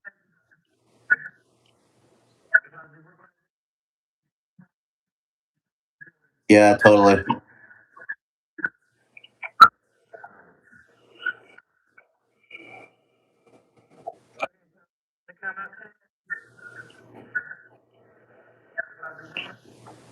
All right. Yeah. Okay, so he's wanting to come up. All All right, right, Jeff. So I'm going to drop you off. Thank you, and you're we'll welcome. catch you later. Sounds good. If D Man's busy or something, and you're not busy later, we can bring him back up for the evening game. Okay, all right, sounds good. All right, Jeff. Later. All right, guys. Bear with me just a moment here while we transition and bring Teddy up here.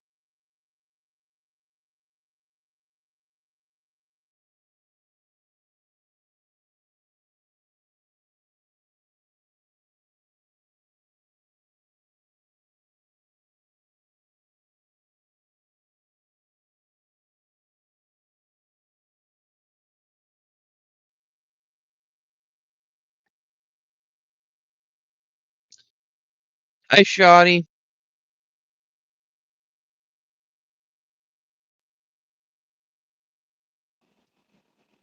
And there's the Tedorooski. What the heck? You hear me? Yeah, I hear you. Can you hear Man, me? my whole camera's stuck. Wow, you hear me though, right? Okay, yeah, my Yeah, I camera. hear you. Yeah, my camera's stuck. I can't. Let me see if it's. Yeah, it's wired. My camera's down. Hmm. I couldn't. Yeah, I can't show my face if I wanted to. Shorty, little shorty road hog. But yeah, I couldn't even show my face if I wanted to right now. The camera's not working.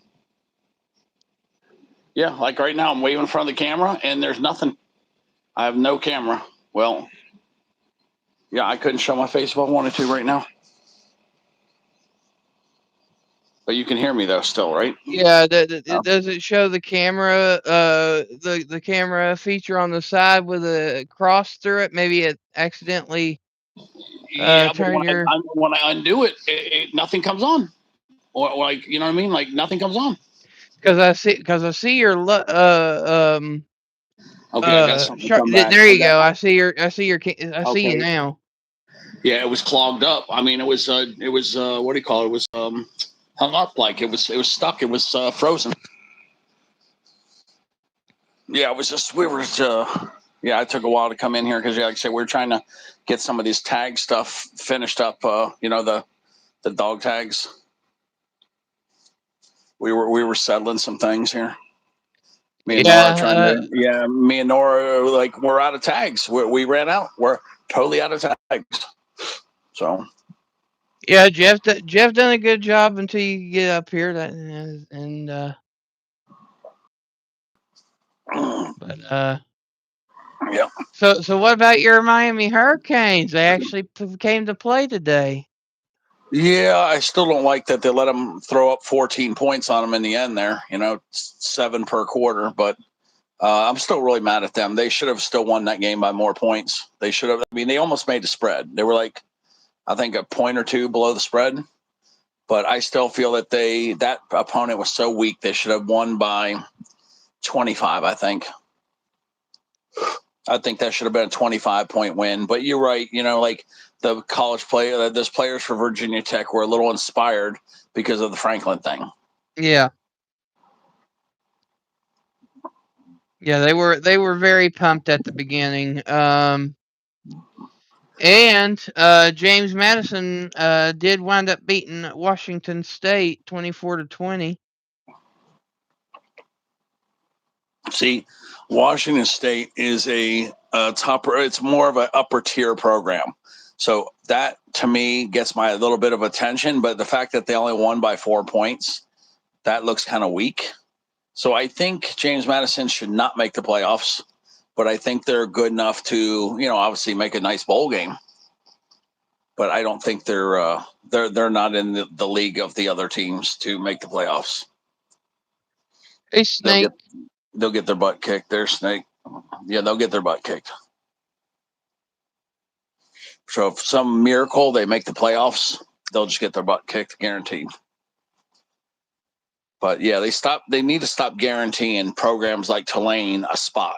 You know what I mean? That's just, to me, you shouldn't guarantee anything. Okay, you either you earn it. I just feel that it should be the top 12 teams, no matter how it is. If it's all SEC, then it's all SEC. But the top 12 programs should make the playoff. That's the way I feel about it. I don't think you should have like, a spot for ACC, a spot for the Big Ten, a spot for the Pac-12. I just don't believe in that. I think the top 12 teams is who makes the playoff.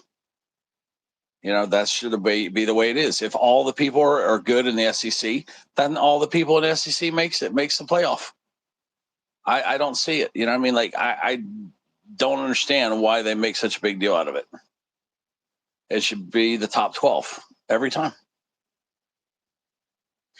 I just don't get it. Why are you going to put a bum in there? Why are you putting several bums in there? Just because you got the ACC champion. So what happens if the ACC champion is what they are right now, where everybody has a loss and they kind of are mediocre? When you got people like Big Ten and you got Indiana and Ohio State, which are clearly the two best teams in the country, and like they should be number 1 and 2, even if they play each other and one loses, they're still the two best teams in the country. Right. And Texas A&M, they've proven that they're worth it too. I just feel that it shouldn't matter what conference you're from. I think the system's still broken. You know what I mean? It just don't make it to me that you would save spots for people that don't deserve them. Yeah, I agree. Yeah, I don't like that Tulane is going to make the playoffs. I don't think I think they get their ass whooped by any of these teams in the SEC. Even Kentucky, I think, would kick their ass. I think Florida would kick their ass. Seriously, Tulane versus Florida or Kentucky versus Tulane. I'm telling you, the SEC teams are going to beat Tulane. Right.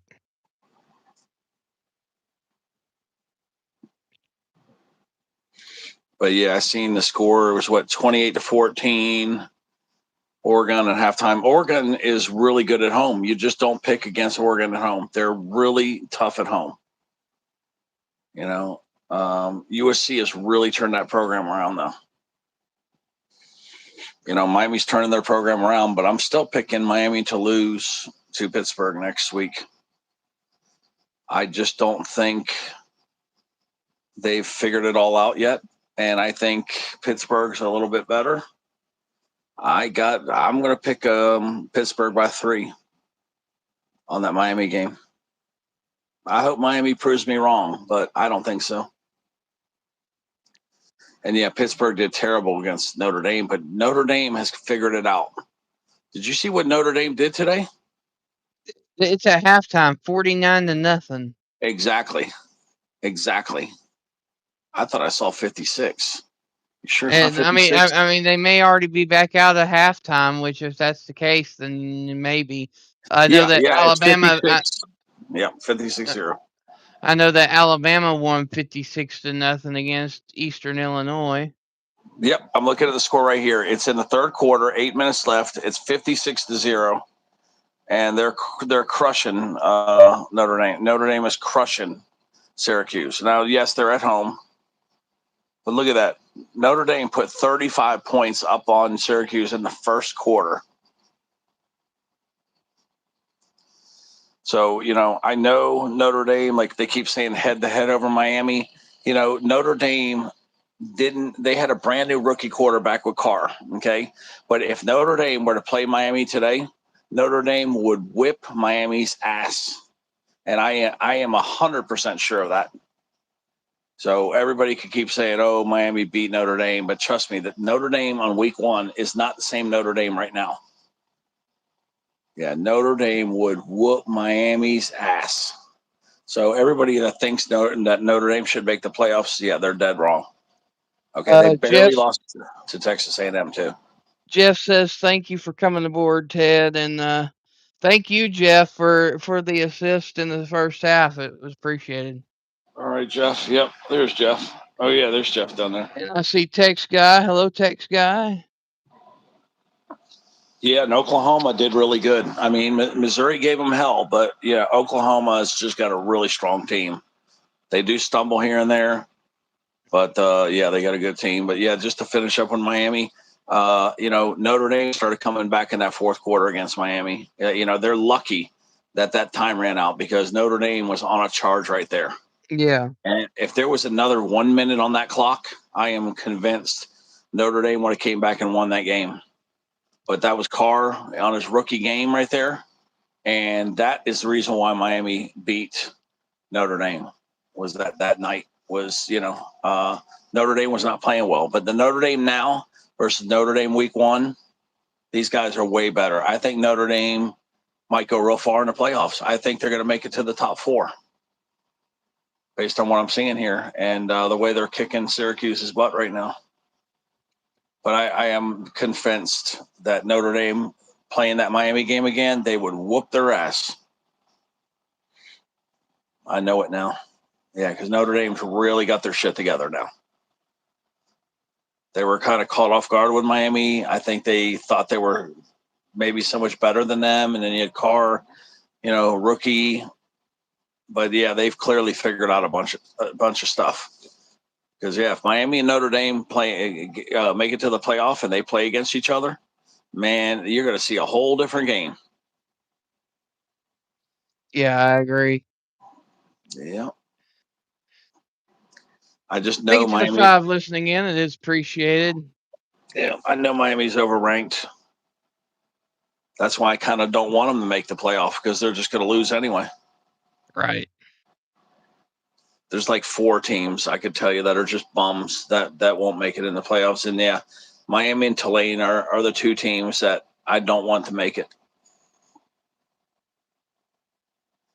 Those 2 teams I don't think they're deserving at all. I still think there's still quite a few changes that are going to happen by the time that the playoffs roll around. It's going to be interesting to see who actually makes it. Yeah, And I also think there's going to be a few surprises in there. I really do. I've been saying it for a while now. I think a 3-loss team's going to make it somewhere in there. yeah, I don't think so. But if it happens, it will be an SEC team. That I'm 100% sure of. Any 3-loss team that makes that playoff, it will be the SEC. You'll Yeah. watch and see. You watch and see. It will be an SEC team. It won't be a Big Ten or anybody else. It will be SEC only. It will not be ACC. It will be If like say 2 3-loss teams make it, both will be from the SEC Right. because of the the schedule. The what do you call it? The strength of schedule. It's clear to me that SEC has the best teams, and all they did was beat up on each other all damn year, and that's what happens every Right. year. So if Tennessee wins out, they might make it too. They can make it. Trying to think what other SEC team that might make it with 3 losses. Uh,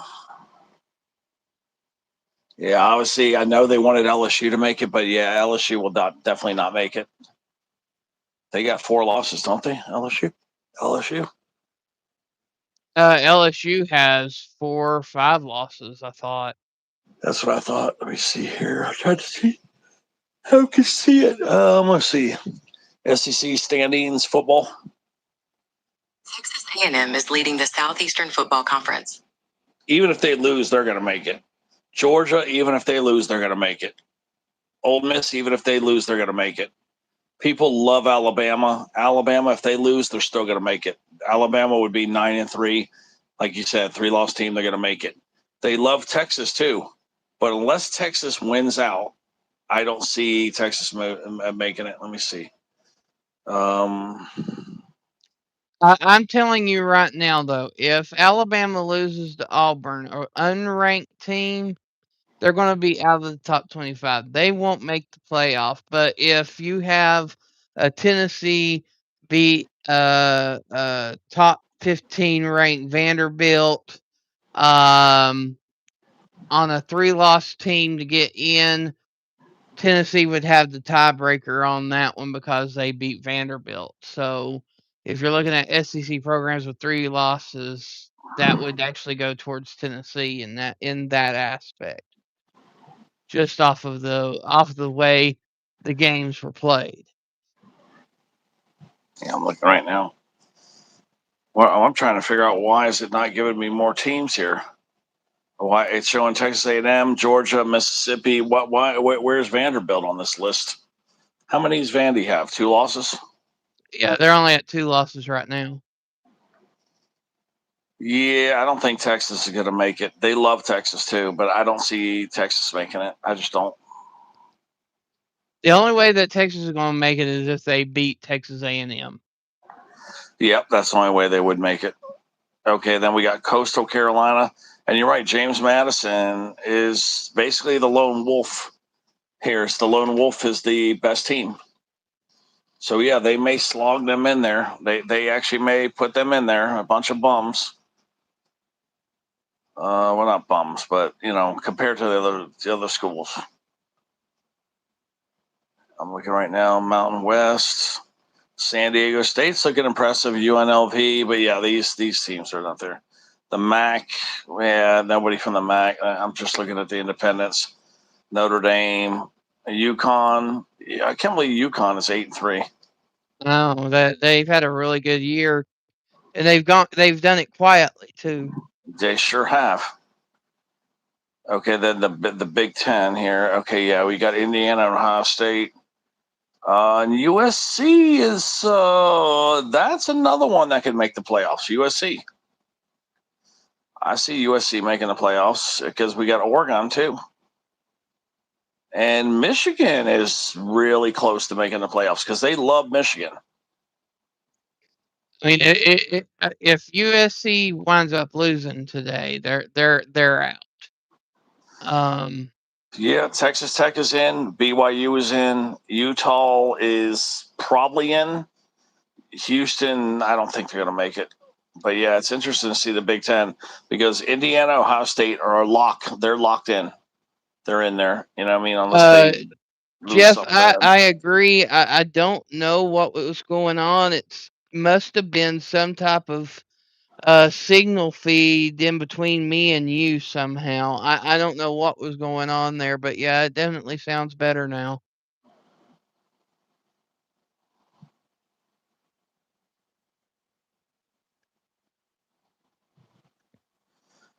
Yeah, now we got a problem here. We got Georgia Tech, Virginia, SMU, all tied in conference, 6-1. Mm-hmm. Pittsburgh, if they beat Miami, will be 6-1 as well. So I don't know how them tiebreakers are going to shake out. Except I know I know that SMU was putting on a show against Louisville, so I think SMU won today. I think so too because it's showing their 6-1 conference. If they would have lost, yeah, I think they. It says SMU has won 3 in a row, so yeah, they definitely won.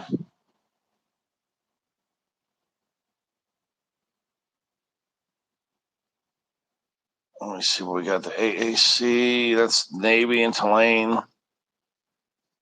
North Texas. I don't think any of them teams should be in there.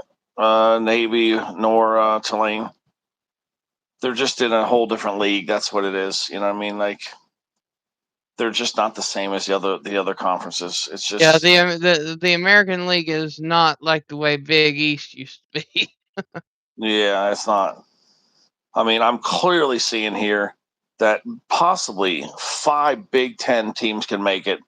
You know, with Michigan and Ohio looking, yeah, Iowa's not going to make it, but yeah, I mean, they love Michigan. I mean, Michigan only has 2 losses. It would not surprise me for them to just want to bump Michigan up there.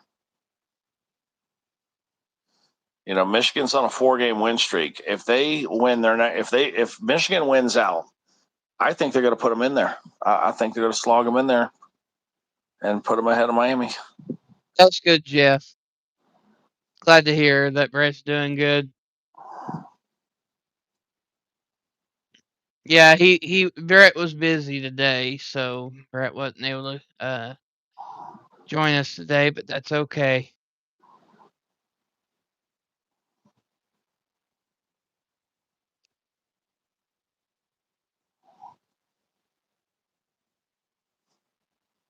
All right, so it looks like we're back in action here.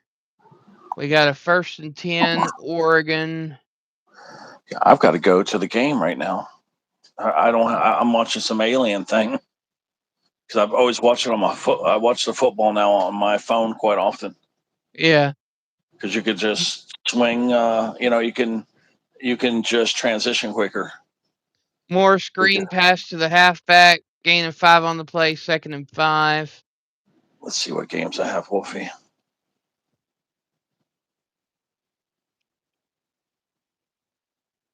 Come on. Mayava has 212 passing yards for the game so far for USC.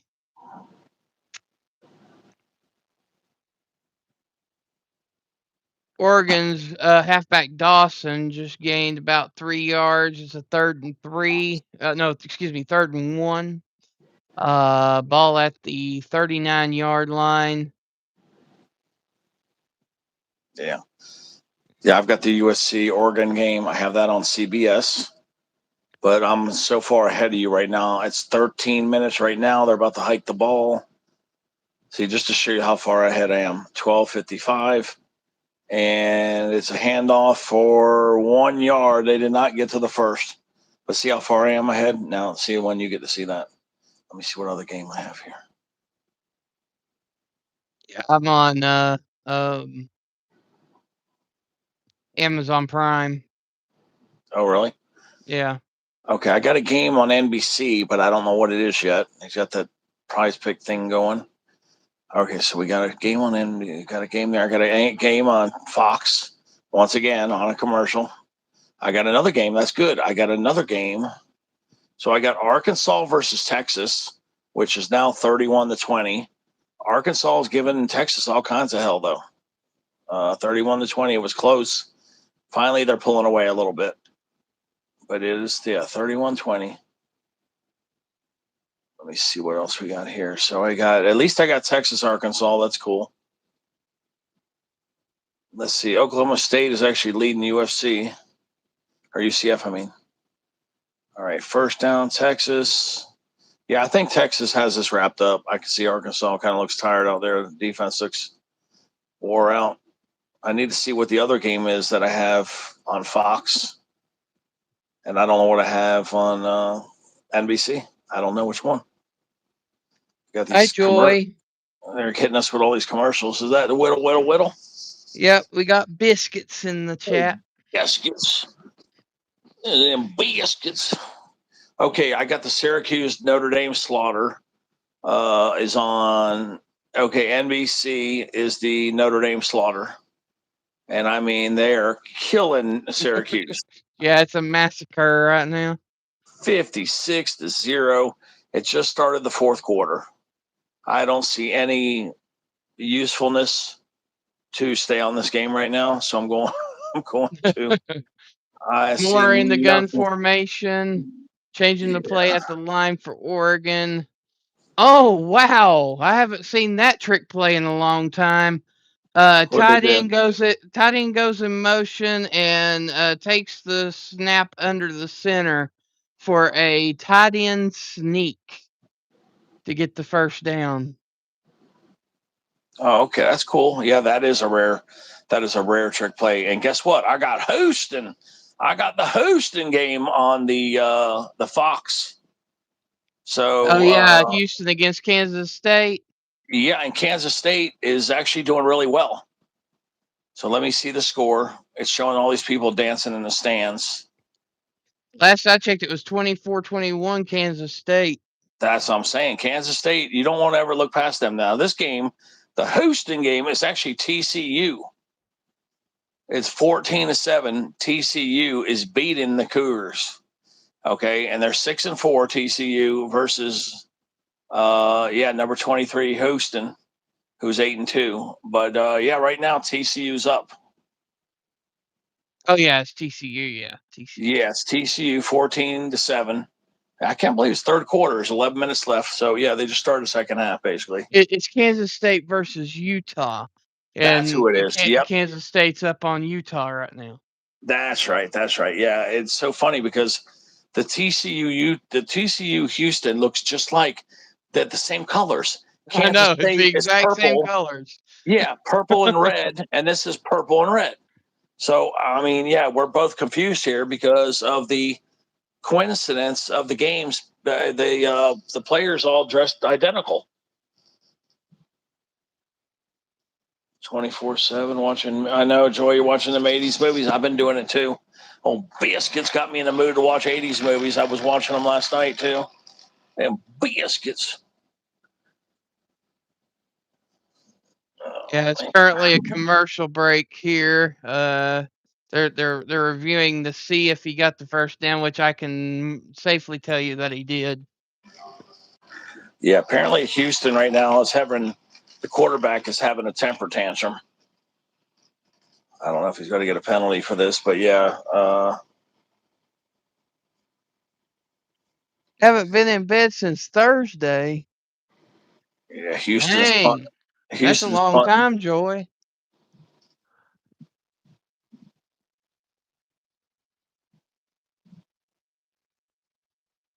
If I hadn't been asleep since Thursday, I'd be dead. Yep.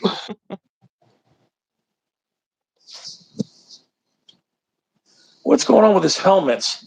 I just saw a pass get thrown, and it hit the guy in the helmet. That's all new. That's all. What's going on with all these helmet doinkers? Well, in the USC Oregon game, there's been a lot of field goal doinks off the goalpost. Yeah, crazy. So yeah, that's now went to a commercial. So I went, and now that one's at commercial. I swear they must play in all these commercials at the same damn time. It does seem that way from time to time. Yeah, I've got 4 games, and only 1 or 2 of them are worth watching. Because that slaughter with Notre Dame, I'm not going back to that. There's just zero reason to go back to that. So I'm watching these other games. But yeah, I'm curious about that Kansas State game. Man, I wish I could watch that one too. Texas went up 38-20, so they're pulling away finally. Notre Dame 63-0. I just saw this. It got my phone. It just went up. Oh, wow. They're saying that he is short by an inch, so it gives USC the football. I am absolutely stunned. Wow. Okay, well, 1st and 10, USC. All at the Oregon 46-yard line. Kansas State football score. Kansas State is leading Utah 31-21 at halftime. Okay, so that's at halftime. Kansas State is 5-5. Utah's 8-2, and Utah is trying to make it into the playoffs. If they lose to Kansas State, they're out for sure. They're not going to make it. I mean, Hand off to the unless halfback and got nowhere, 2nd down. And then pass incomplete by Miava makes it 3rd and 10. let's see here, Utah. Well, you know what? If Utah, wait, no, it's going to be BYU versus Texas Tech for the championship. I mean, for the conference championship. So if Utah loses today, they're out. They're not going to make the playoff. No way. I don't see it happening. Miava in the gun, 2 wide receivers to the right. Miava drops back, rolls out, feels the pressure, throws incomplete, and it's now 4th down. So just like that, USC 3 and out. Back to Oregon it goes. Colorado 3-7. Boy, how disappointing that is. Yeah, Snake. I mean, it is a pretty boring weekend for like the top 25. Besides a few, which is why I'm doing the streams that I'm doing. But other than that, there's not a whole lot going on. All right, so USC is going for it on 4th down, and the pass is intercepted by Oregon. So it's going to be Oregon's football regardless. And the ball will be at about the 39-yard line, where it'll be 1st and 10, Ducks. Yeah, with 3 minutes left, Vanderbilt is lighting up Kentucky 38-3. So Vanderbilt is clobbering Kentucky 38-3. Wow. Vanderbilt's beating Kentucky like Kentucky beat Florida. Yep. But yeah, it looks like Texas, this game's over with too. So yeah, I've got it is still 3rd quarter. So yeah, I'm not going to totally write this one off, but it's starting to look like Texas wore them down. So I'm going back to the only game that's kind of close, which is the I want to keep saying, the TCU game. Did he just get that grab? He did, I think. Oh man, that should have been a touchdown. But yeah, right now the best game for me to watch is the TCU Houston. It's TCU and 14-7. Houston. Houston. Yeah, man. And Houston.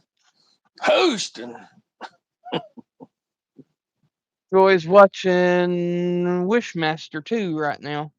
Oh, I like that one. That's the best one, I think. I think that's the one like Evil Never Dies or something like that, or Evil Never Sleeps or something like that.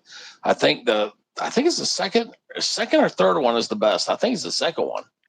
I mean, I like the first one, but the second one I believe is the one I like the best. That's the one Morgana, the girl, her name was Morgana, Mm-hmm. I believe. Yeah, and then there's this one that I like where he goes to Vegas, where there's all the sinners in Vegas. So that Vegas one is the one I want. Let me see. Let me look at it real quick. I know we get biscuits involved here. All right, let's see here. Wishmaster movie series. Yeah, it's called Evil Never Dies. Wishmaster films. Wishmaster 2, Evil Never Dies, Wishmaster 3, Beyond the Gates of Hell, and Wishmaster the Prophecy Fulfilled. Yeah, I think it's the second one. The second one's got the Vegas stuff. And I think I think the one, they're all pretty good. I like the one, 2, and 4. So I like 2, 1, 4, I believe is my favorite, then 3. But it is number 2. That's the one to watch with the Vegas scene.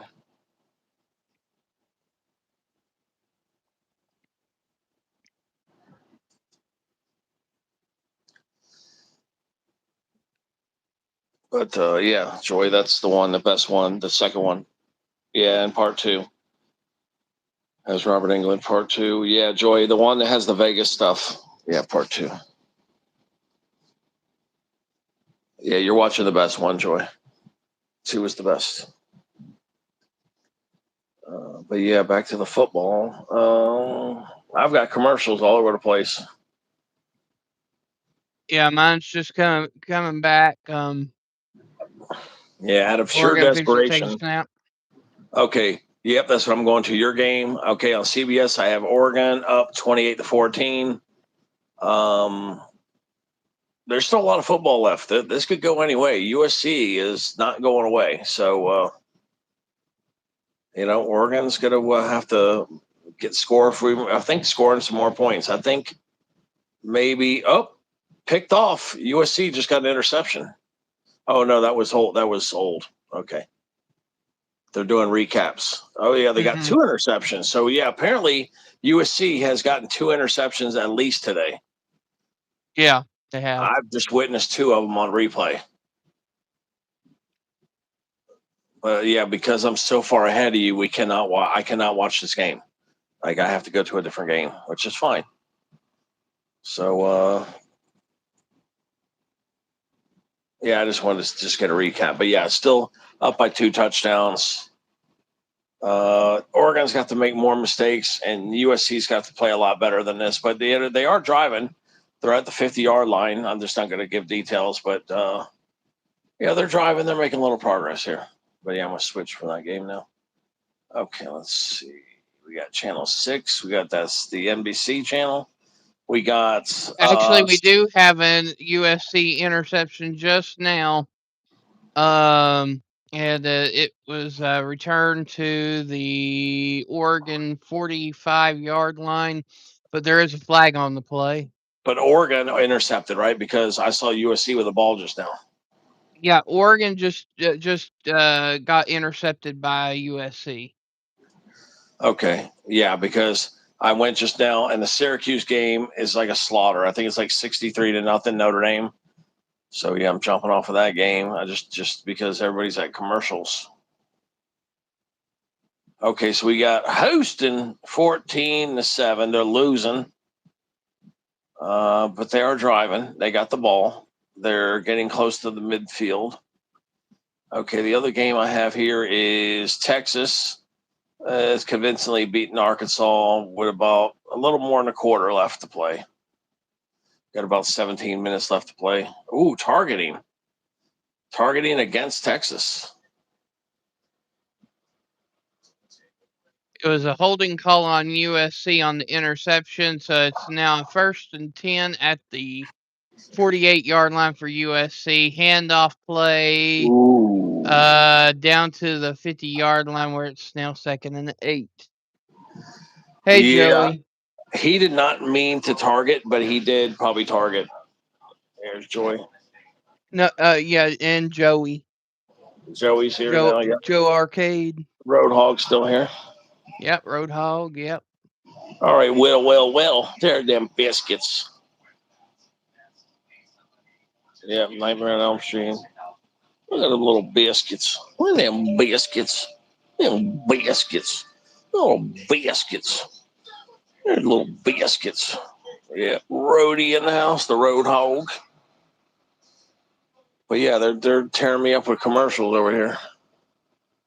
I wanted to see the targeting thing, to let you guys know because that's a serious penalty that can lead to an ejection. But yeah, TCU is dominating pretty hard on Horned Frogs are dominating Houston right now. All right, Joy, you too. Yeah, the little biscuits. All right, let me see here. And a Houston guy had all time. Oh, nice. Look at that. Wow, what a play. The play looked dead. And then Houston just got a nice pass, and the guy ran upfield for about 25 yards.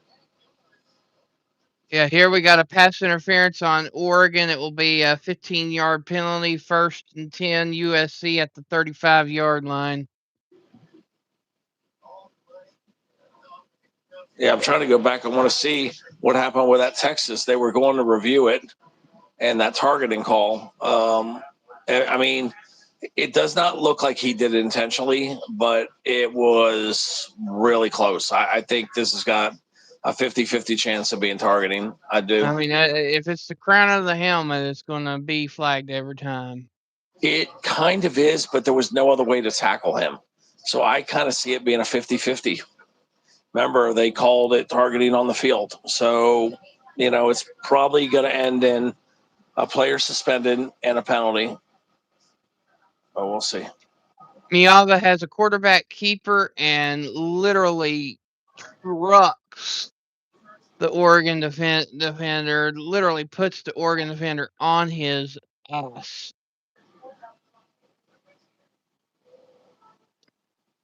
So it's a 2nd and 4. Ball at the 21-yard line. Miava fakes the handoff, screenplay. Gets about 2 on the play down to the 19-yard line where it'll be 3rd and 2.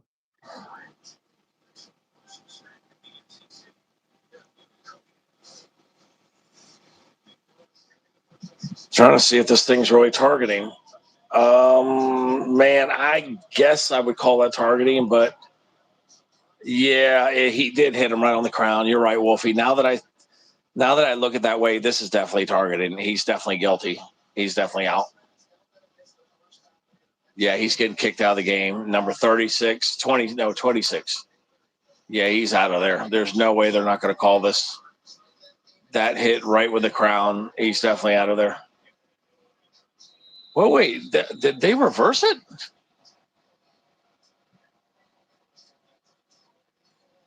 Yeah, I think he's out of the game. Yeah, he is. It's 1st down. And yeah, they did crowd. So yeah, he's out of the game. They kicked him out of the game. I was wondering, yeah, because it's okay, yeah. Arkansas has no wins in the SEC. And yeah, I don't know how he didn't catch that. He couldn't secure it. So yeah, Quarterback keeper down Arkansas. to the 16-yard line, 1st and 10 USC Trojans. Yeah, Wolfie, it would have been another 7. It would have been 38-7. It would have been 38-27. I mean, if Arkansas wants to stay in this game, they must score a touchdown right now. Yeah, it's a must. Yeah, because they're 18 points out right now. They have to get a touchdown right now. We got a 2nd and 7 here. Ball at the 8-yard line.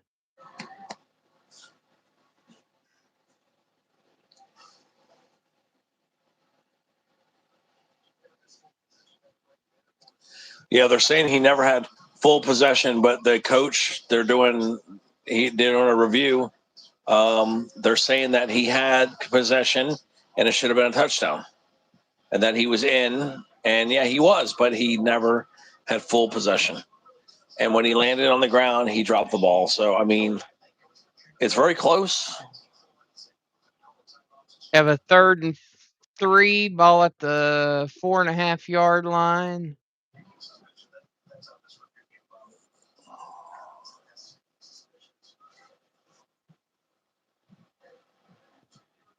Miava takes the snap, drops back, throws, pass complete, and into the end zone. Touchdown, Trojans. 5:48 to go in the 3rd quarter, and that's going to put the score 28-21. Yep, telling you Malachi Lemon for the score. That game's far from over right there. That Oregon game. But yeah, TCU, Houston just scored so it's 14-14 now. So, but I'm on the Arkansas game because it looks pretty good. Arkansas is giving Texas all kinds of hell at Texas.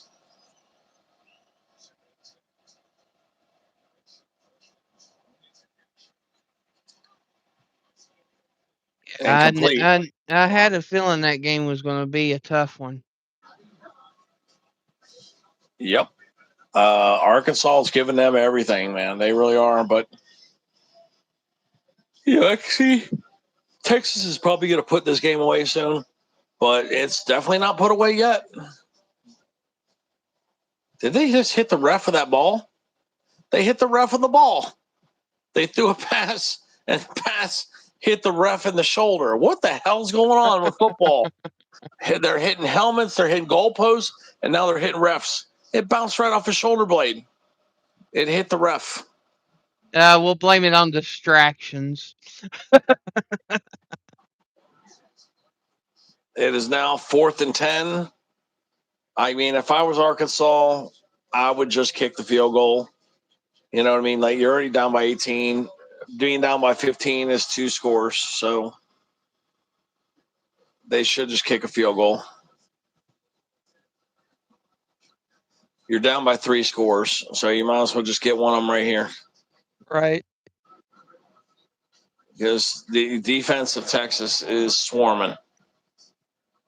So just secure this right here. Just secure these points and only be down by 2 scores. And it's good. Okay, so it is 38-23. It's an exciting game, though. It really is. I went back to the TCU game. Yeah, it's 14-14. We got the other game, too. Let me see what we got here. 16. I mean, hold on. What's that? Yeah, what was going here on NBC? Was this a Slaughter game? Oh, yeah, that's the Notre Dame. That's the Notre Dame game. It should be over with, or getting close to being over with. Yeah, it's 14-14. I went back to this game. It's the only game I can really watch. Let me see here. Let me see. We got Notre Dame is now. No, there's 6 minutes left, and the score is a whopping 70-0. So clearly, I know what's going on here. Notre Dame is running up the score to impress the committee because there's been this big debate how Miami beat them head to head, and that Miami is deserving of the other spot. And clearly, Notre Dame knows that, and that's why they're running the score up, I believe. None of us saw that coming. We all said Notre Dame. The highest one that guessed that was 24 points. It's way over that now. Yeah, I don't even think I picked that number. You said Notre Dame. By like 10. 17. Okay, 17. Okay, that sounds about right.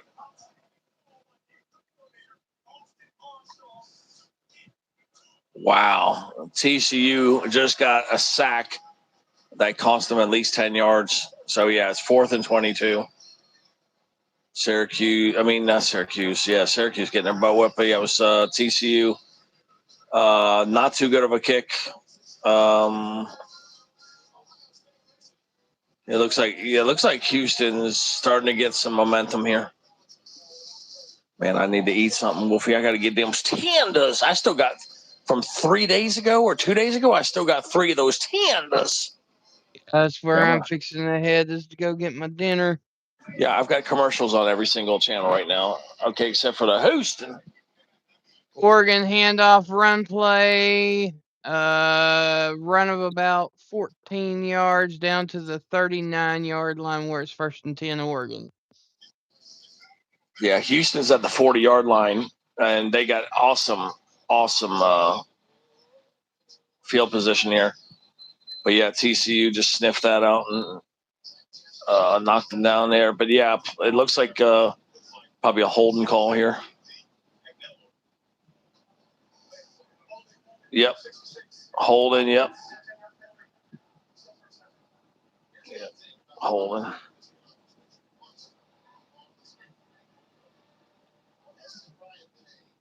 Yeah, you got to stop making these mistakes. You hurt your team. Every hold you do is 10 yards. That is a stiff penalty. Oof. Iowa's losing to Michigan State right now, 17-10. Duke is beating North Carolina 34-24. Wait. What's that Michigan State score? 17-10, Michigan State. That's funny because for Angel, I picked Michigan State to pull an upset. And it's funny because Angel said he liked that. That's the only pick that I did for him that he likes, that he should have stayed with. Mm-hmm. Yeah, and he told me that today before the game started. So Angel said he has got a feeling that Michigan State is going to pull an upset on Iowa. Now, when we all did the picks, we all said Iowa, though. You're right, but Angel said that, even though he changed it and went with Iowa too, he's regretting it, that he thinks Michigan State's going to pull an upset by 3, I believe, which is what I'd said too. Could be. Yeah, so I almost picked it too. I just know that Michigan State and Iowa kind of have this rivalry. I don't know if it's an official rivalry, but I do know they have a rivalry. It's just a Big Ten rivalry.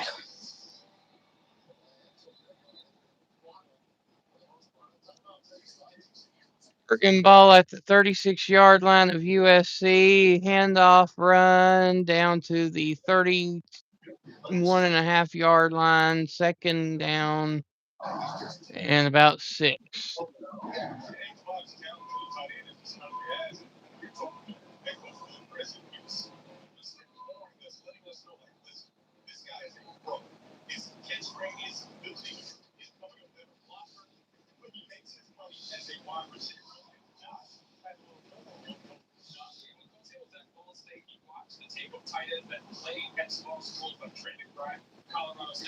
But yeah, Moore hands off. Notre Dame is really playing amazing ball. Like their last, ever since that loss, since that Texas A&M loss, which they could have won that game.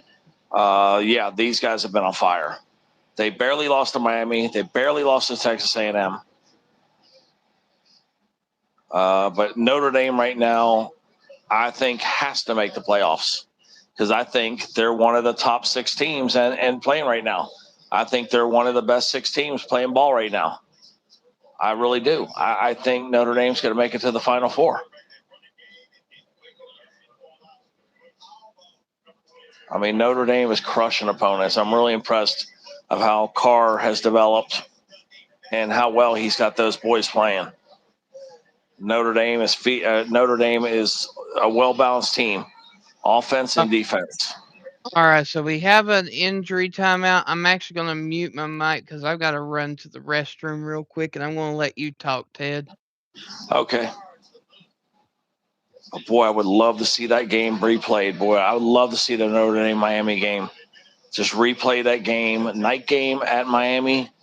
I would love to see it because, I think Notre Dame would beat Miami by 17 to 24 points. I think you're going to see Notre Dame go pretty far in the playoffs.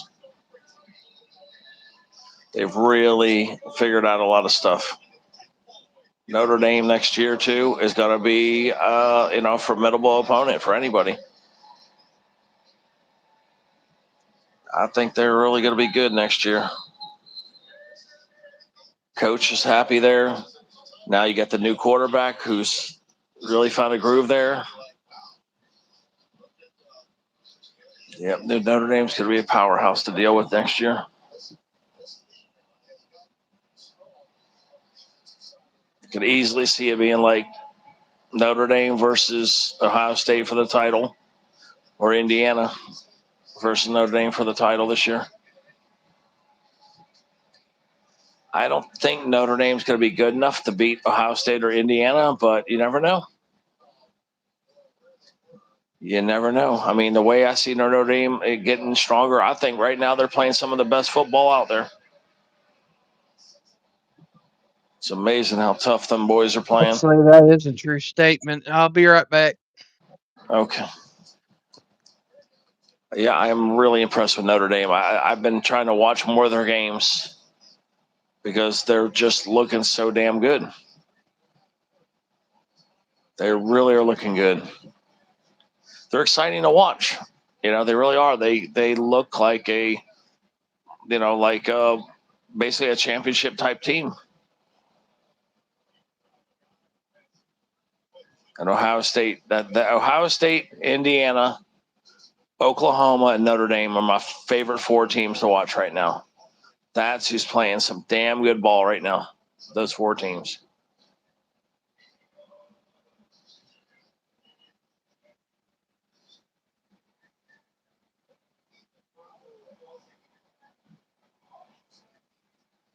You got TCU punting the ball. Man, they're not. The TCU's punter is not that good. And the Heisman watch, we got Mendoza from Indiana, Julian Sand from Ohio State, Ty Simpson, Alabama. Let's see, Jacob Rodriguez, and Marcel Reed from Texas A&M. I think it's pretty much either going to be Mendoza or Julian Sand. It's going to be one of those two. And the Oklahoma boy, you got to put him in there, But I still say they're going to give it to one of those two. It's going to be either Indiana or Ohio State that gets the Heisman this year. That's the two favorites. It's going to be one of those two. One of those two quarterbacks going to win the Heisman.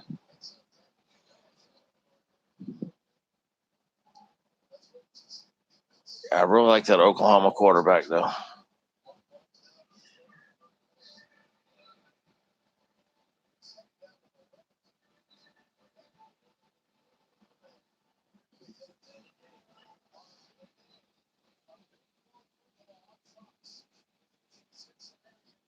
Here we go with the commercials again. Let's go to the Texas game here. Okay, so 44-23. Now they're up by, 45. They just got the extra point. 45-23. What, are they taking a point? Okay, I'm watching on my phone. But yeah, it's, pretty much Texas has this handled. About to start the fourth quarter. You have a touchdown, Oregon, 35-21 now. Yeah, Notre Dame's still 70-0. Texas is 45-23 over Arkansas, so that game's dead. All my games are dead except for this one that I'm watching, with the old hosting game.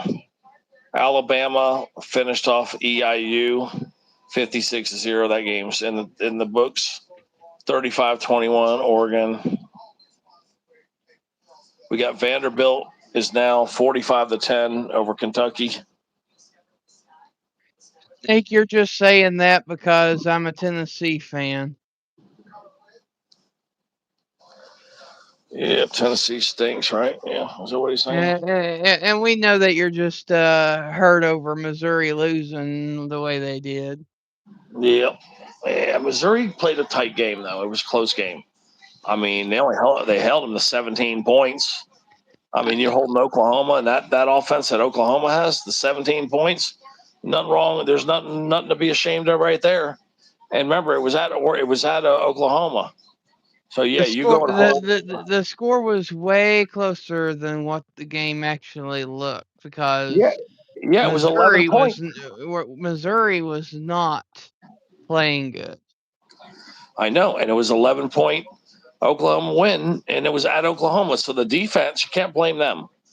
Okay, the defense did their job. It was the offense of Missouri that did not come through today. Well, Snake, I will give you that. Florida is a hard place to play when Florida is good. But Tennessee just got rid of the cancer that was on their team, and and Florida got rid of their coach. They got rid of their offensive coordinator. Yep. They have several players entering the transfer portal. So they're kind of plenished. I mean, Kentucky beat them last week 38-7. So, I mean, yeah, Tennessee hasn't won in the swamp since 2004, but with everything the way it's playing out, I do not see Florida winning. I just don't.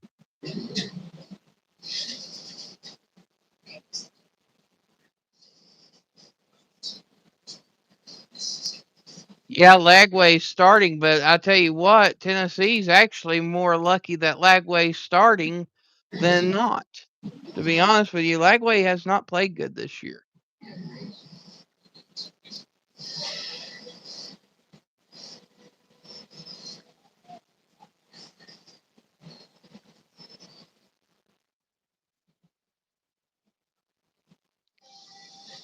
All right. Miava is 18 of 32 for 239 yards today for USC. Drive is a 3rd and 7 so far. Ball at the 34-yard line. Sends wide receiver in motion. Miava drops back. Looks. Feeling the pressure and sacked. And fumbled. Looks like the offensive lineman landed on it, but still, that's about a 8 to 10-yard loss there by Miava. And it will be a 4th down.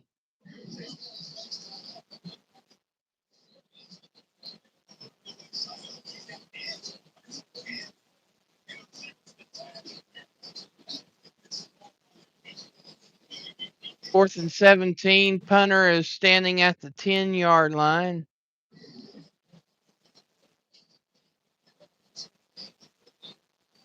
Ooh, that looked close to being roughing the kicker, but the kick goes, and yep, they threw the flag. They threw the flag. That's going to be roughing the kicker on Oregon, and that will give USC a 1st down, and the punter's hurt.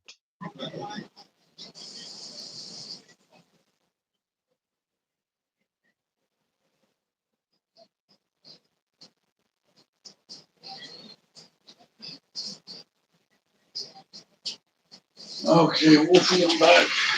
No on these tenders. But yeah, I've had these tenders here for 2 or 3 days. It ain't good to keep fast food that long, you know. Yeah, it's not good.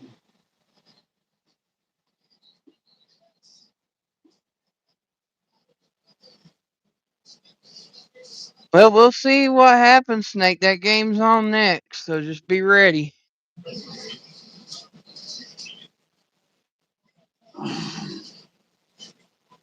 TCU just got a huge chunk play. They just got a bunch of yards.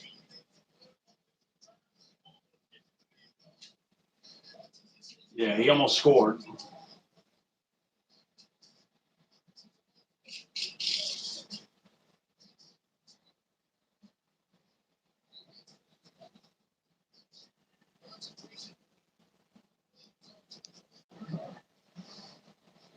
Okay, so they waved the flag for roughing the kicker off because the punter uh, put on an act, and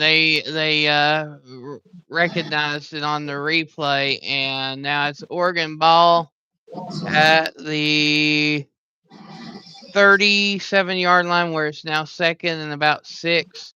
And that's the end of the third quarter, where the score is Oregon 35, USC 21. And Oregon looking to put the dagger in the heart of the USC Trojan fans right now.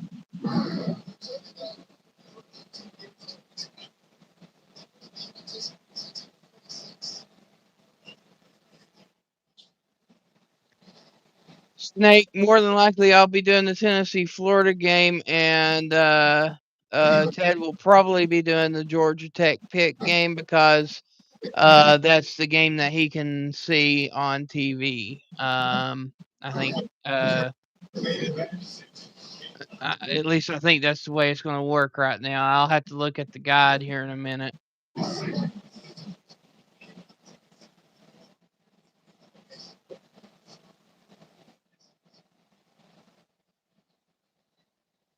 In fact, I'll go ahead and do that now while we're on commercial break here.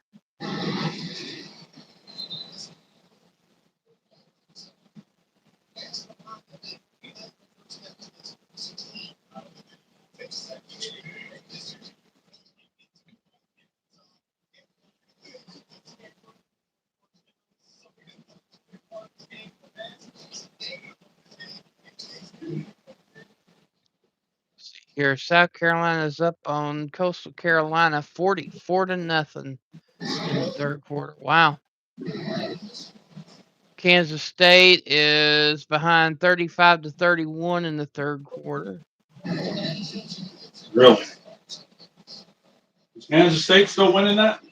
No, they're losing 35-31. They're down by 4. Wow. Utah woke up.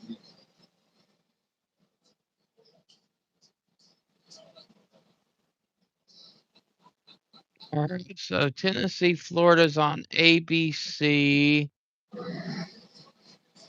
and Georgia Tech Pitt is on ESPN. So it looks like I'll be doing the Georgia Tech Pitt game, and then Ted will be doing the Tennessee, Florida game.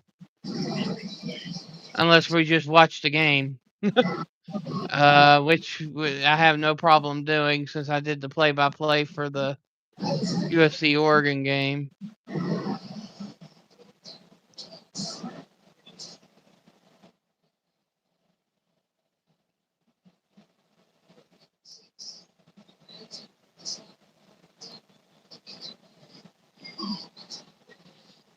Yeah, I know. They advertise Dancing with the Stars all the time.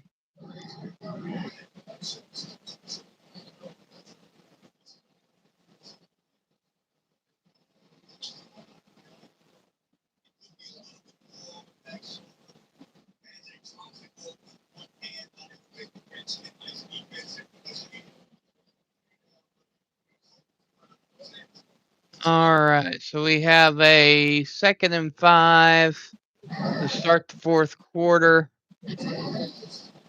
Moore sends the wide receiver in motion.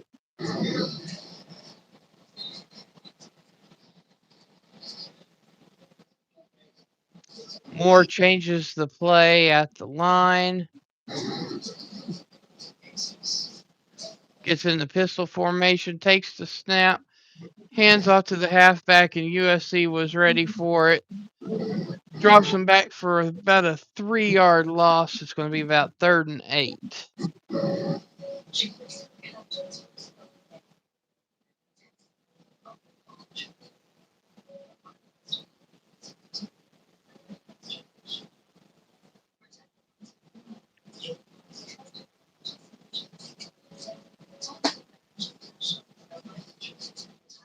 All right, Oregon set. Moore sending wide receiver in motion. 2 wide receivers to the right.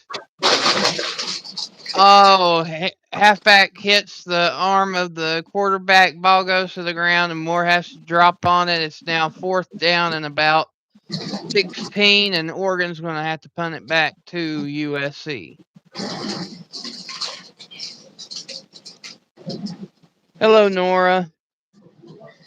There's Nora.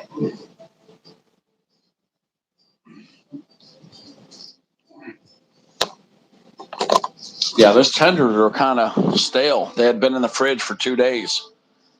For 48 hours, those tenders were in there. Yeah. Chicken ain't meant to sit for more than like a day and a half. Yeah, those tenders were in there, and luckily they were cooked fresh. But I just ate them now, and yeah, they just weren't that good. They were okay, but yeah, had they gone later tonight until tomorrow, I mean, I would have just had to throw them out. But the tenders are the real chicken, but yeah, they're not that good. I'd say yeah, I wouldn't go past 1 day with these fast food things. And it's so funny. I'm talking about that, and what am I looking at right now? A Wendy's tender commercial right now. Yeah, they're calling it tendies. They keep calling themselves tendies, but yeah, it's making me want to go right now. Take you guys with me and go get some more of these damn tenders. Go get some real ones that are fresh. Them Yeah, tenders. fresh and exciting. Those tenders. Oh, those tenders. But yeah, this TCU went in 17-14. They just kicked the field goal. So yeah, we got a hell of a good game with Tennessee and Houston. Got a real good game right here. Yeah, the only problem I have, Wolfie, is that the phone I went live with right here with you, yeah, I have to take the other phone with me. So I either could run out and just leave the phone here and be gone real quick. I won't stop and get tickets or anything like that. I would go right to Wendy's and right back. Or have to flip flop the damn phones. Right. I mean, I'm thinking about it. Yeah, I just went and looked in the fridge. I don't have time to cook that chicken. Not tonight. I got all that chicken in there, those quarters, and that I have to process the meat because it's in a big bag, and then cook that stuff. It's going to take me an hour and a half to cook dinner. So it's going to be very time consuming.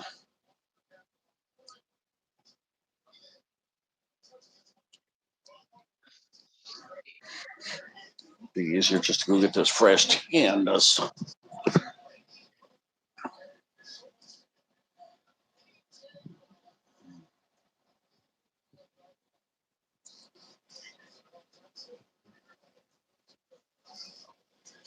Yeah, TCU's giving them one hell of a fight right now. But yeah, I'm really hungry, man. I'm really freaking hungry.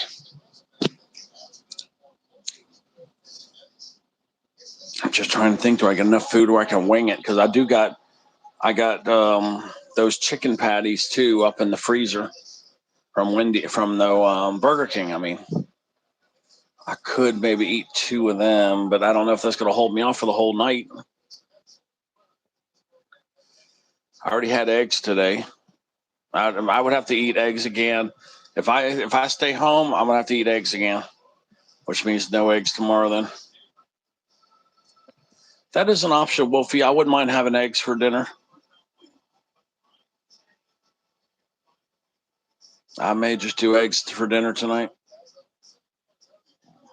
USC Miava throws a long pass down the sideline. Oregon was there, and it looks like it's an interference.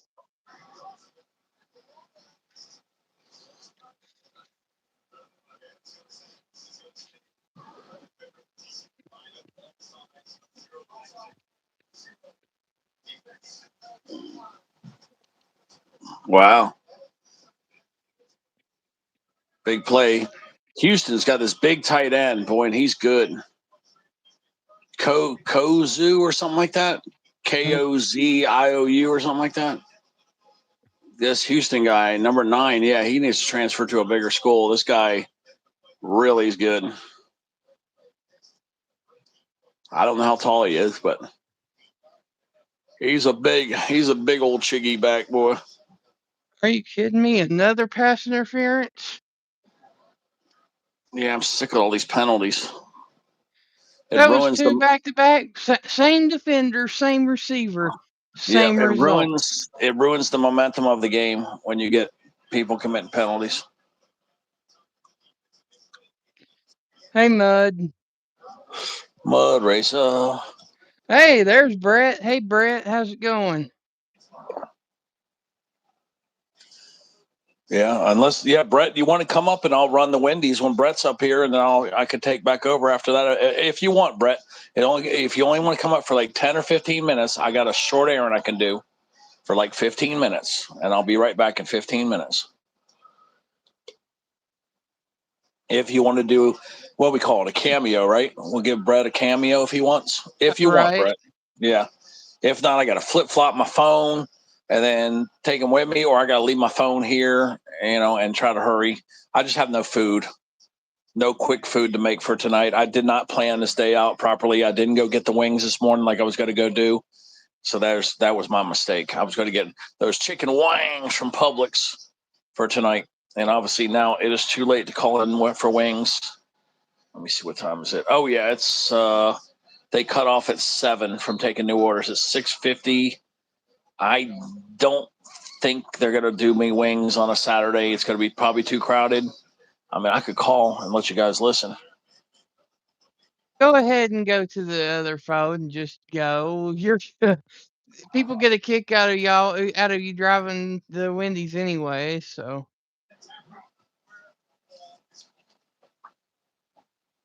Yeah, because after having those stale tandas, I want some fresh tandas. yeah, I think everybody got a kick last time that you went and was flirting with the Wendy's girl. There's chicks. Everybody got a kick out of that. So if you want to switch to the other phone and do that, go ahead. Oh, Brett's still here too, so that's cool. We can always bring Yeah. Brett back. Well, Yeah. Brett said that he's with friends and can't. No, but Jeff's here too. So. Yeah, Jeff can. Yeah, Jeff But could. you're Yeah. right. I mean, you guys do like those tender trips. I know if Yeah, Nora's yeah, there. they love the Tinder trips. I mean, I know Nora does. Nora loves to hear me moaning and going those tenders. I know Nora enjoys it. But everybody here is mainly ones that come here chats anyway. So just do them the benefit and just go ahead and do it there, Ted. because all those tenders did, the 3 that I ate just now, it kind of just irritated me. And, it made me to where, like, I guess you could say it was a appetizer.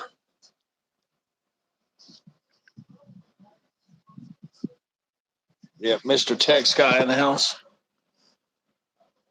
Yeah, Houston right now. I want to watch this. It's going for to tie. It's a 49-yard field goal. This is not easy. So it's 17-14, and the kick is up, and he nailed it. Oh, it's short though. It's short. He nailed it. It looked like it was going right through, but it was like 10 yards short. Yeah, it just dropped short of the. Yeah, I got you. Yeah, it was like 8 yards short. It would have only been about maybe good for 42. So yeah, it's only 42. Hold on, let me see what happened here. Everything was good. He just didn't put enough leg into it. We Yeah, have he a just touchdown by USC and a failed 2-point conversion. So it's 35-27 Oregon. Yeah, this kid's got no leg. I don't think this guy's going to be ever capable of hitting anything past 45 yards. So yeah, he better start exercising those legs and getting a bigger leg because See there, Ted. You're already getting an order by the viewers here. Go get some tickets. And and those tendas. yeah, I see. Yeah, I see Roadie, Roadie Hoggy. Yeah, but yeah, those damn Siennas. Yeah, and Snake says get some tickets like 550s and 630s.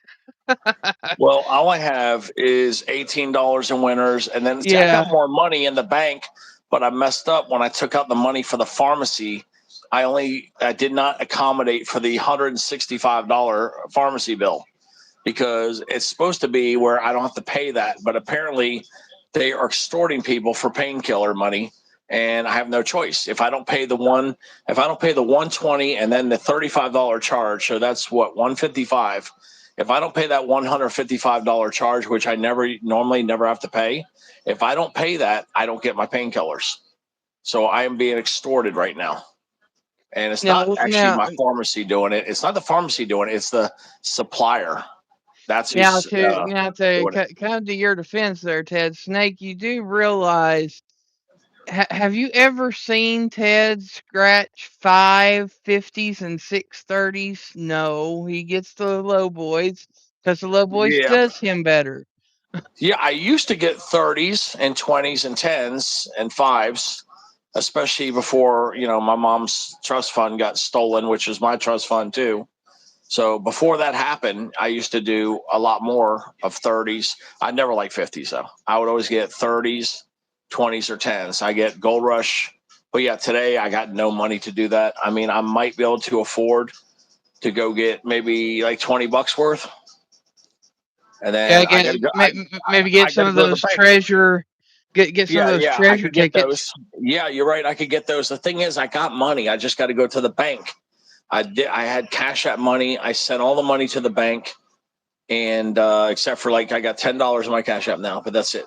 And I got the rest of the money went to the bank. It's going to be there Tuesday, but I've got money I could pull on. But I'm gonna have to go probably yank 100 or 200. Oh well, wait, and then Monday I know I'm getting money too, so I'm getting paid Monday. So yeah, I just need like, damn, I should if I would have just yanked another $100, I wouldn't have to go back to the damn bank. Because yeah, I don't know what I got left here, Wolfie. I don't even let me just see about the tenders. I mean, I Well, hate to keep I mean, charging. it's 7 o'clock. I mean, you have enough time to get to the bank. Well, yeah, I know I could just get but I gotta see how much cash I have. You're right. I may have no choice but to go to the bank. Let me go look at my pants and see how much money's in the wallet. Look at TCU. TCU is fighting big time. I think TCU might pull an upset.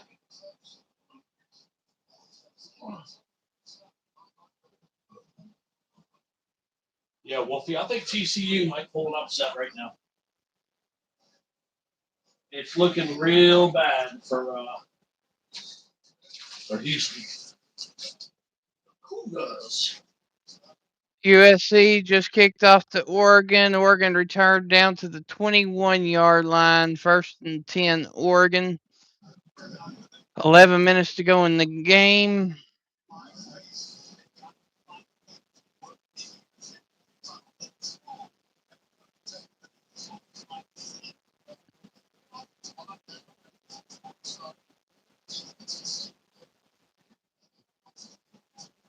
Moore in the gun, trips left, wide receiver in motion, fakes the handoff, screenplay. Pretty good screenplay. It gets about 11 on the play, 1st and 10, Oregon. All right, so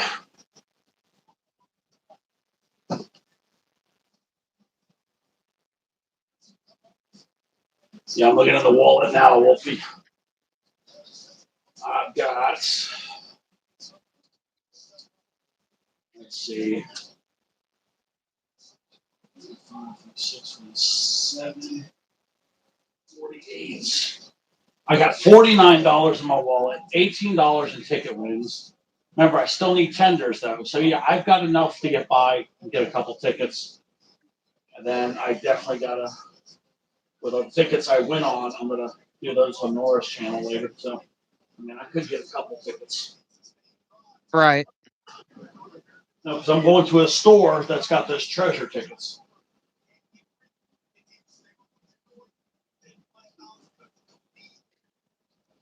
I'm just gonna leave Yeah, my. yeah, yeah. All you need is just a couple of treasure tickets, just enough to give everybody something to see. And Yeah, I'm gonna come back with the other phone, Wolfie. I might as well just switch over right now. all right, you're good. I'll be ready for you. Okay.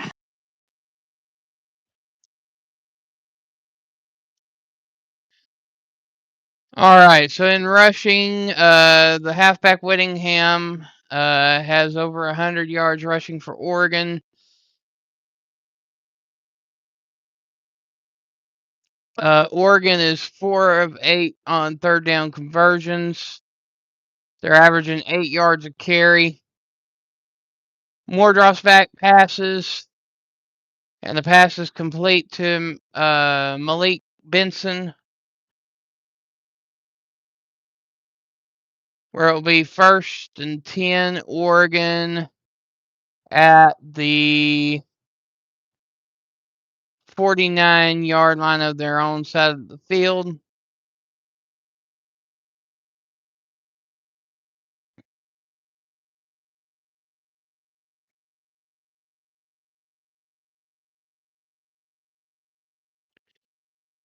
Moore hands off to Whittingham and gets it to the 50-yard line, where it'll be 2nd and about 9.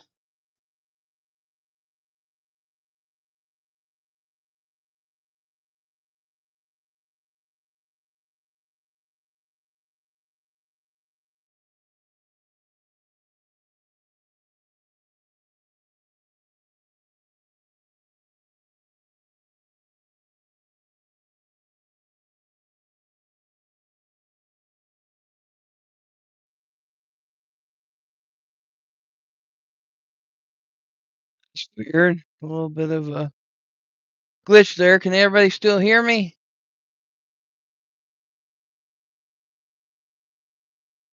I think we're still good. Sounds like it anyways. All right. So it's 8 minutes 43 seconds to go in the game, and it looks like it is a 2nd and 1, ball at the USC 42-yard line. The pass was completed by the tight end, Shadik, number 18. Yeah, it's 3rd and 1. Hand off to the second halfback, Dawson. Gets across the line where it's 1st and 10, Oregon. Ball at the 39-yard line.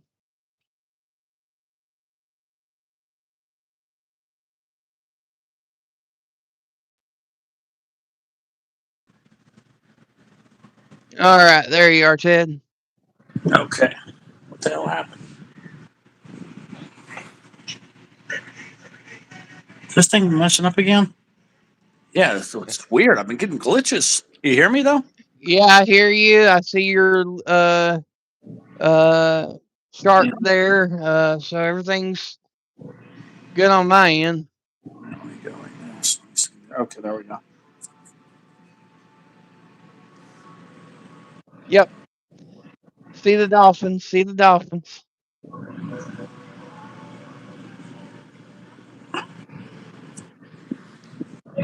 Okay. All right. 2nd and 8, Moore in the pistol formation. Pitches to the third halfback. And just short of the line, it is now a 3rd and 1.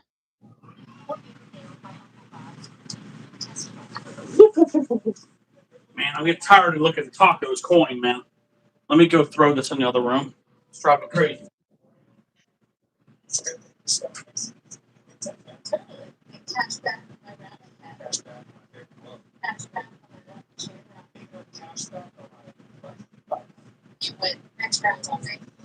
All right, so it looks like they reviewed it, and he crossed the first down line, so they're giving him a 1st and 10. Ball at the 30. Okay. Okay, they just corrected themselves. It's 3rd and 1. Yeah. Friggin' 1st and 10 does. 1st and 10 does. All right, let's get out of here. So yeah, I'll just get a couple more tickets, and then hopefully I get a nice boom. Iowa 20, Michigan State 17. Drew Steven kicks 44-yard field goal as time expires. Wow, last second victory for Iowa. All right, thank you, Are Jeff. you serious? I pulled Yeah, it. Iowa Yeah, pulled it off in the end.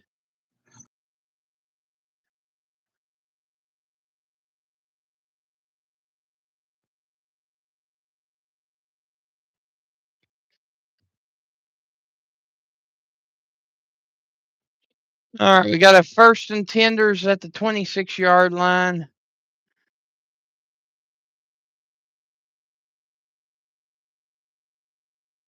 Yeah. And we have yet another pass interference. first and 10.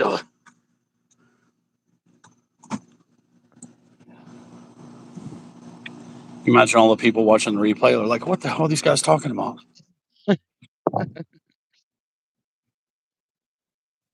Yeah, it was senior day there. Yeah. Oh, I got music coming on right now.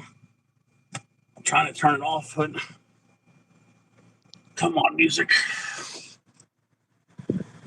Let's see it. I don't think they're going to kill us over a second. I know. I'm sitting there. I'm flicking the knob right now, and it just takes forever for it to catch on.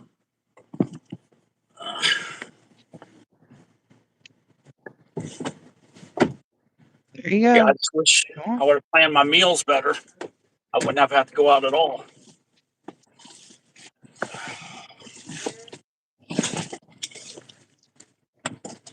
Yeah, but the first thing, Sanders. Those woofy little Sanders. We got Sex Guy. We got Jeffro.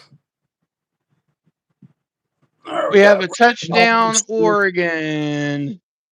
There we go, guys. Touchdown, Oregon, making it 42-27. Woofy.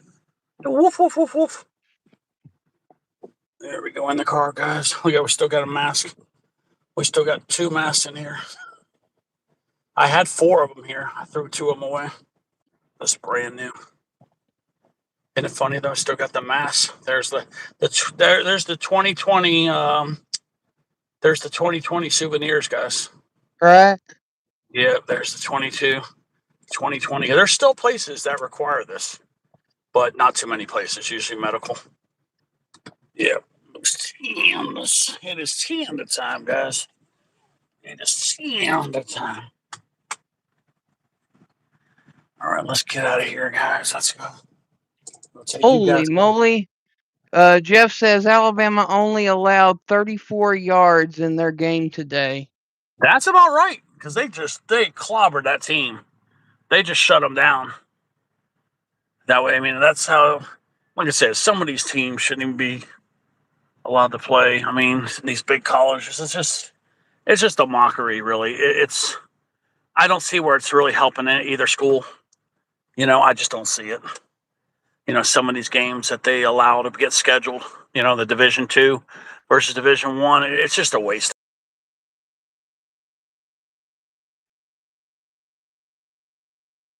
Right.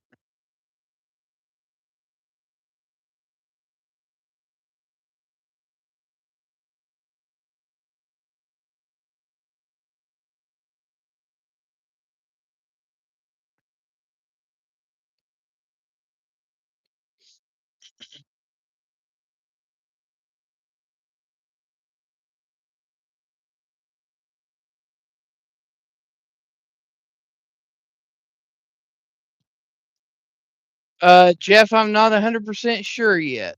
If you're busy though, I'll figure it out. D-Man is still due to come up, so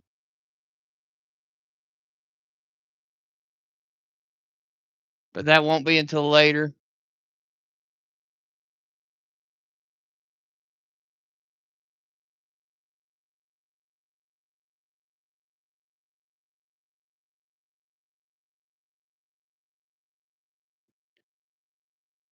Ted will be back in a moment. He always loses signal right about where he's at right now, so he'll be back here momentarily.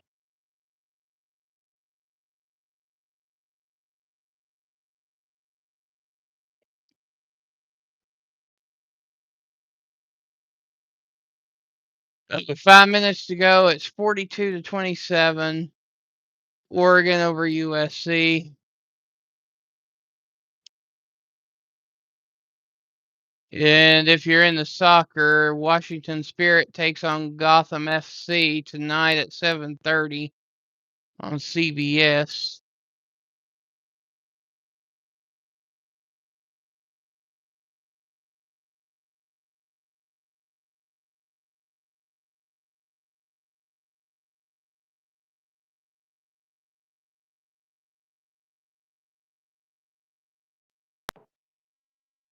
All right, Jeff. I'm sitting here talking, and then it says, "Oh, we lost connection." You hear me, Wolfie? Yeah, we got you. Oh man, I got no audio now. Can you hear me? I can hear like a little mouse squeaking right now. I hear you talking, Wolfie. I probably got to drop down and come back though. I can't though. I'm driving right now. I can't hear nothing. I'm gonna have to end this Yeah, and come yeah, back. yeah. We can hear you loud and clear. So I can just hear like when a little mouse going. I can't hear nothing. we I got can to drop hear down and you come back, loud but and I'm driving. I clear. can't do it. I can't do it.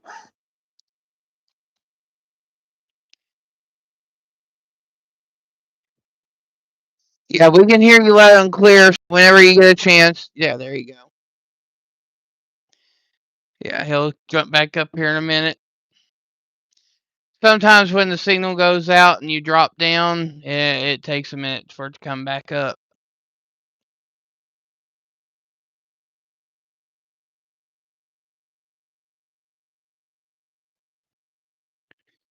Yeah, I appreciate it, Takes Guy. Yeah, it's a little different. It gives kind of a radio broadcast type feel to it. I don't know whether I'll be able to do every game next year or not, but because I'll be trying out for the local high school at my alma mater for their broadcasting on WOKI. If I'm not coaching, but if I'm coaching, then I can give y'all a coaching perspective of high school football, which would be kind of cool.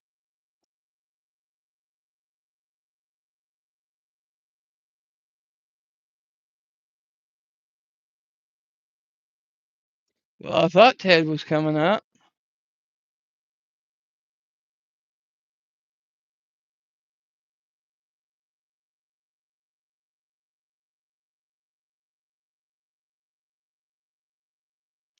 Hey, Ernie. How's it going, bud? Right now, with 4 minutes to go,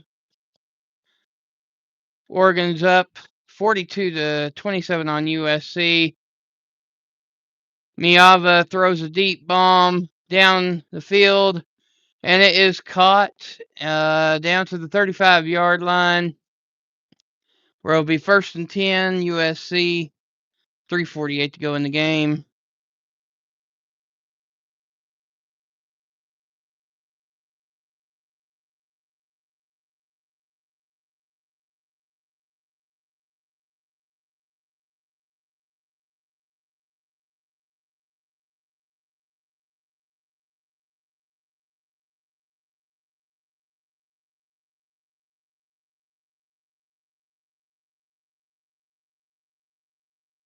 Little run play gets it about 5 yards, 2nd and 5. Ball at the 32-yard line.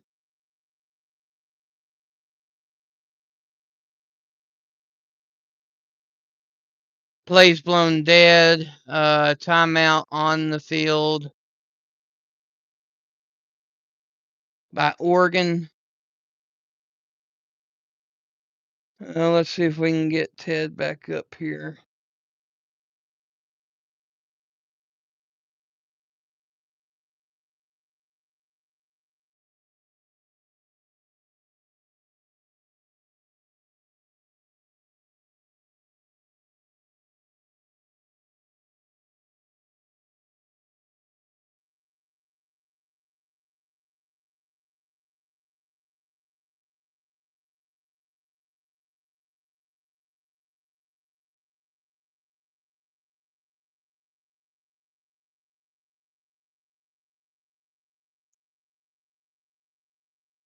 Of course, Ernie. Why wouldn't we say hi?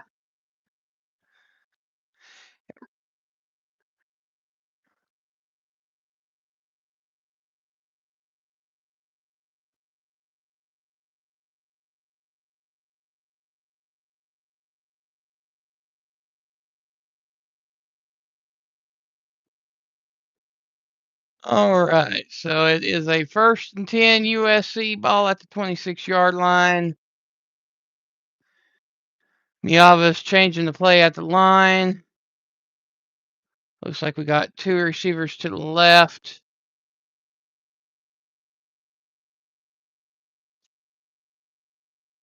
Miava in the gun formation, sends wide receiver in motion, drops back, passes into the end zone, but just past the reach of the receiver, incomplete. 2nd and 10.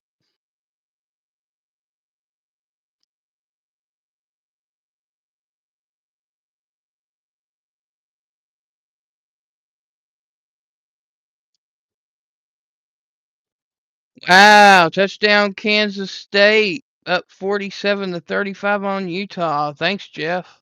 Appreciate that.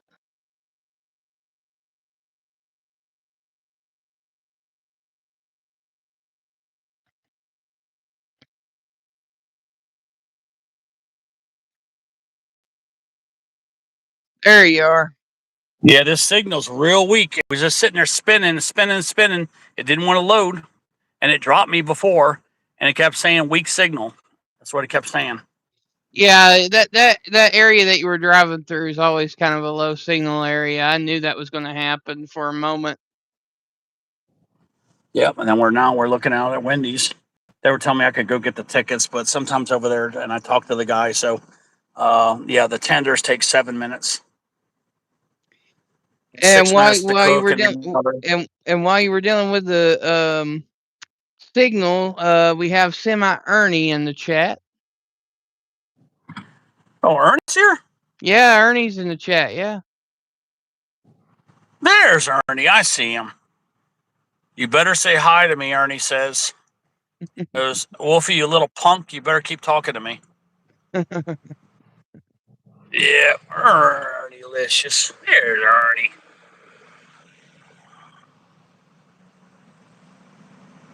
Yeah, And view then photography. Yeah, that's Jeff yeah. They just play. gave. I think football, basketball. Yeah, they might play football over there, Wolfie. There's the park over here. They Oh got a yeah. baseball field here, right there. Yeah, there's baseball diamond field. There might be a football field over there.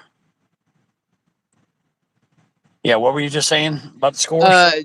Jeff gave us an update on the Kansas State game. Kansas State scored, and they're up 47-35 on Utah. Wait.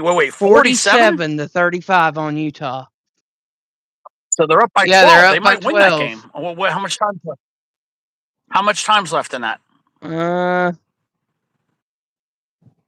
He said Kansas State went for 2, and the pass was intercepted by Oh, look at that. Utah and So, returned for 2 points. So it's 47-37 yeah, Kansas State. that's a costly error. That is a costly error.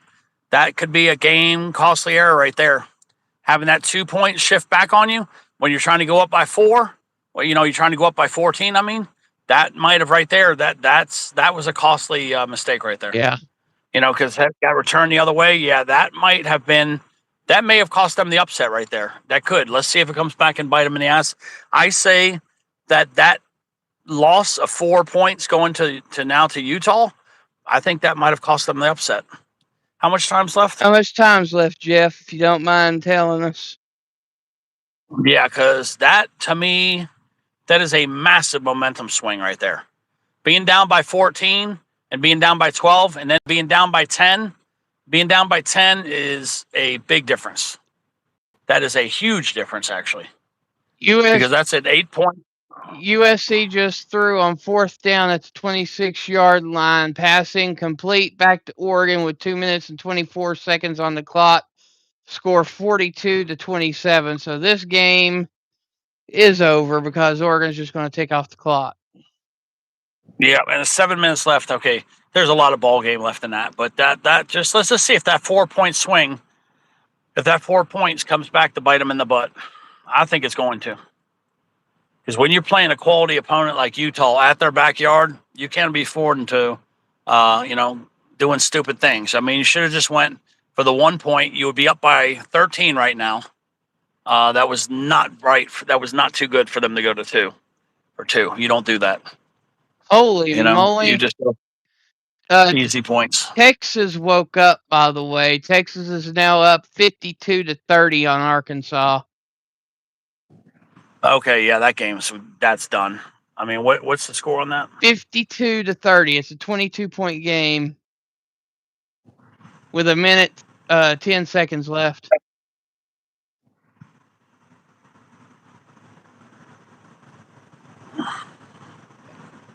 And the Tulane Temple game.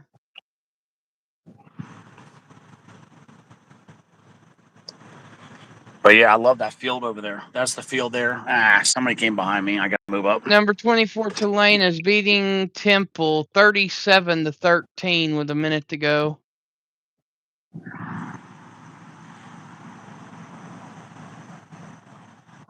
These just little punks. Let me see. Who's that little punk right there?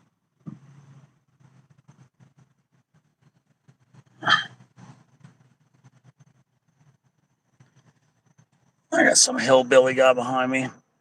Big loud truck. Boy, that thing stunk to high heavens. That dude, yeah, that guy's got a serious muffler problem. But yeah, I don't. I'm dead broke now, pretty much. After I go get these tickets, I only have There's not much left in my wallet here. I've got like $16 or something, $17. Here's Beanie. You got that Beanie Weenie string bikini here. Hey, Bean. All right. Yep, I only got $15, $17, $18 left.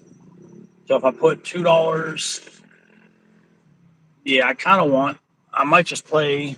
I'm gonna play for sure one blowout and see if I hit for 25 or 50 or 100. I'm gonna chase one ticket. And that Beanie Weenie. I know Bean was having a good time in the chat. You saw Bean finally letting loose, or didn't you see it, Wolfie, where Bean was telling all kinds of good, dirty jokes? I was loving it. It was funny. Yeah, I saw it. Yeah. Yeah, in the chat. Yeah, we were all talking nasty the other day. It's funny. It might have been this morning. Was it this morning or last night, or was it the day before?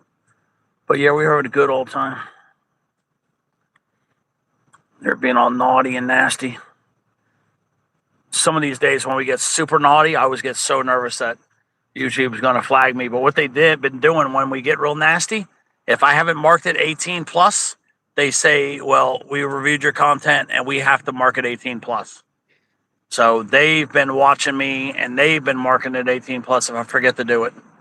But apparently we're doing good. We're getting flagged for 18 plus content. That's all. Right. So I have to remember to put the 18 plus on. All right. Because if So not, number 16 Georgia Tech and Pitt are on the way.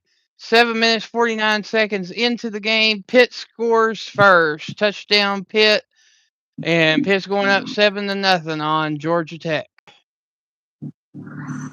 Yeah, if they pull that upset there and they beat Georgia Tech, I definitely think they're going to beat Miami. 100% sure. By 10, we have to beat Miami by 10. I think on our picks, anywhere between 3 and 10 points. I'm going to pick Pitt. Right. And if Pitt beats Georgia Tech, I'm definitely picking Pitt by 10 or 17. But I know Miami's going to want to make the playoffs real bad, so maybe I'll just pick them by 10.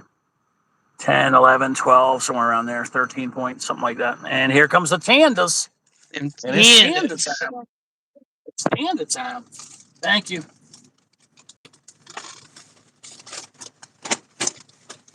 And it's Tanda time. Let's make sure we got everything. Yep, we You got all them tenders are hot, boy. Woo! Them tenders are hot, Wolfie. Yeah, I couldn't resist getting a French fry. And we have a touchdown by Arkansas with 15 seconds to go. All it does is make the score look a little closer, 52-37. Yeah, Arkansas is a good team, even though they don't look it.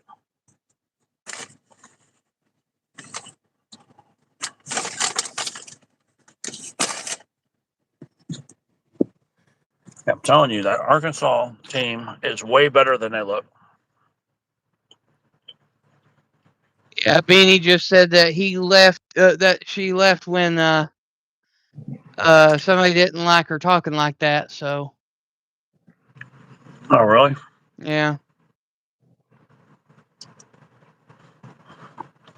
I want to go over here and cash in these tickets. Yep. Snake says Teddy tenders. Yeah, so Seanos. And officially, TCU pulls the upset 17-14 on Houston. Oh, the game's ended? Yeah, that game is over. 17 to I told you 14. guys. I told you they're going to pull it upset. I was telling you guys they were playing good. So they beat Houston, right? So that ended Houston's little fairy tale right there. Yeah, they ended Houston's hope. Yep, now Houston. Houston. There we go.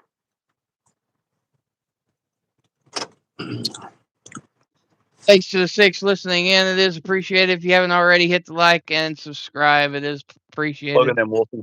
Look at them fresh fries, boy. Oh, yeah. Let me get a better one for you. Let's up with little shorties. Look at all these little shorties. South Carolina whooping up on Coastal Carolina 50-7 with a minute to go in that game. Who didn't see that coming? What's up with all these shorties?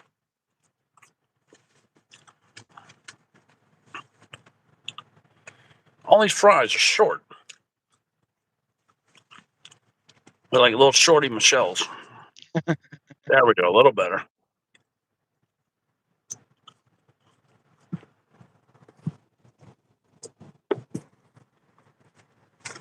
Wow, so apparently NBC is no longer covered by Fubo.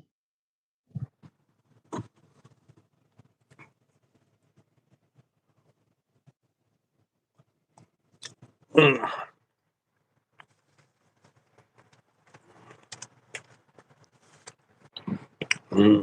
The Wendy's fries.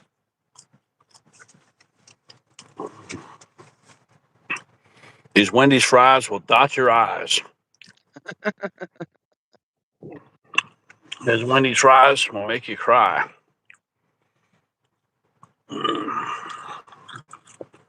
And there's 21 minutes to kick off for the Tennessee-Florida game. DJ Lagway is playing tonight. He's 9 of 8 on his record. Okay, so the final of the Texas-Arkansas game was 52-37. Arkansas had 512 yards to Texas's 490 yards. So I'm saying they dominated. Just couldn't put the points up. Arkansas is a much better team than what they look. I think they're going to whip somebody's ass. Who does Arkansas play next? I think LSU. They might beat their butt. I don't mark my words on that, but I want to say it's LSU. Well, LSU's not ranked, so unfortunately we won't get to pick that game.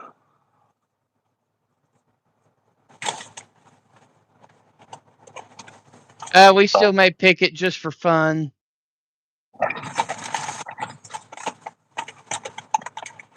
Yeah, let me give you these tickets real quick.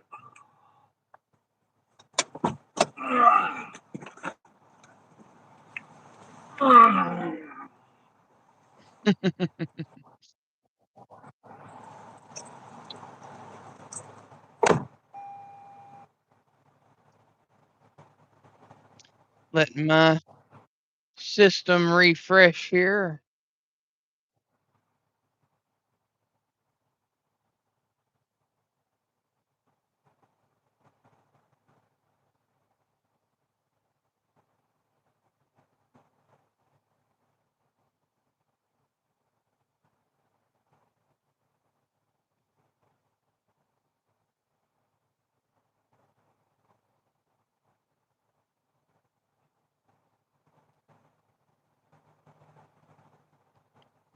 Yeah, Jeff, they were at home against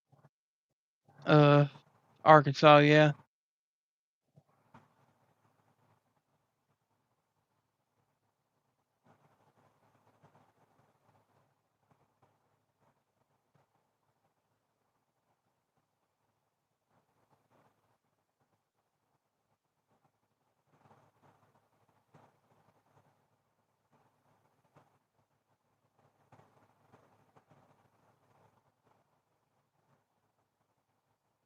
All right, let's see.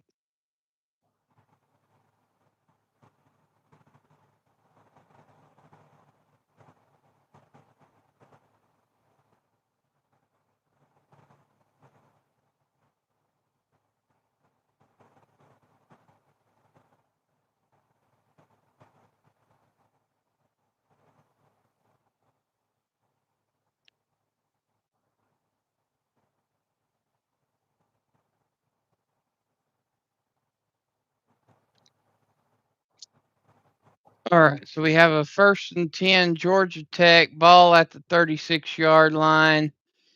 Haynes King so far 2 for 3 for 6 yards. Pitt's up 7-0. Fake the wide receiver reverse, passes, and complete down to the 48-yard line. 1st and 10 Georgia Tech.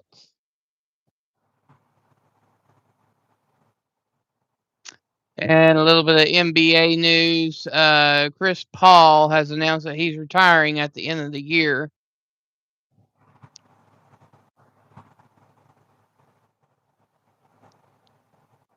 All right, King fakes the handoff, decides to keep it, runs to the 50-yard line, and stopped. So it will be a 2nd and 8. Ball at the 50-yard line.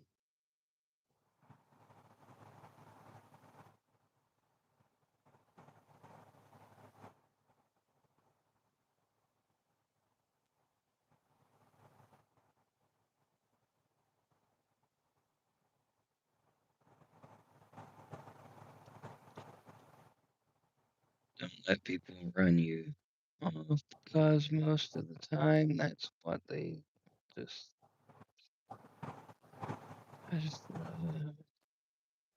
Yeah, that's true, Roadhog. That is true.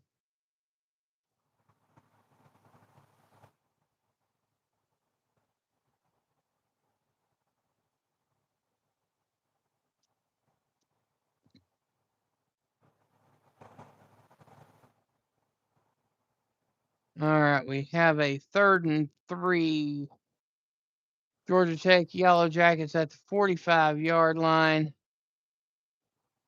They flip this play and send the wide receiver in motion. Hank Kings drop back and passes to the tight end where the Pitt defender gets in there and deflects the pass. It's now 4th and 3. Yellow Jackets.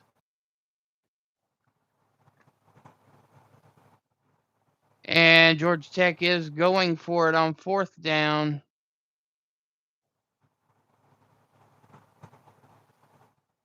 They're coming out of the huddle.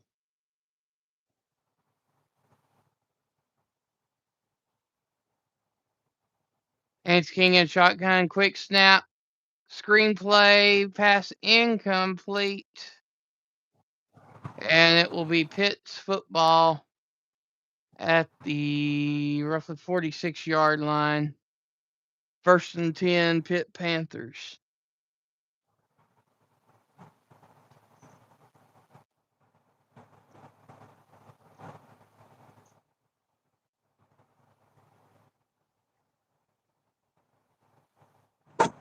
Okay. I've got $3 to my name, Wolfie. $3. Oh boy. Yeah, that's all I got. So yeah, if I need something, I'll have to go to the bank or I'll have to charge it. Right. Yeah, I got $28 in tickets. But yeah, and everything I make from there, I'll probably save it for Nora's channel on Sunday or Monday.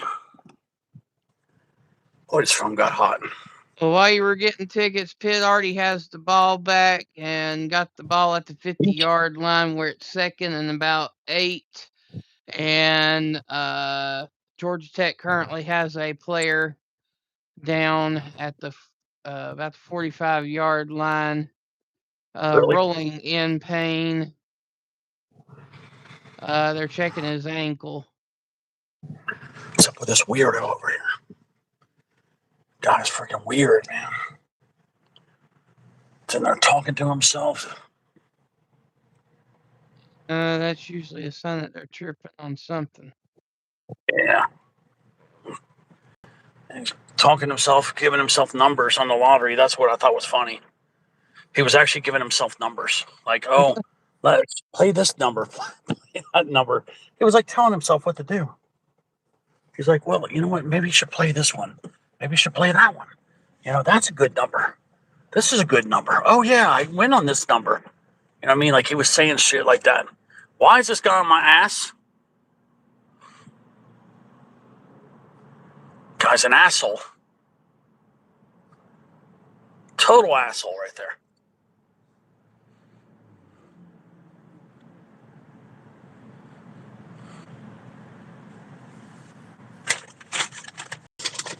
But yeah, that's the thing. That Wendy's tab's expensive. When you get tenders, it's expensive.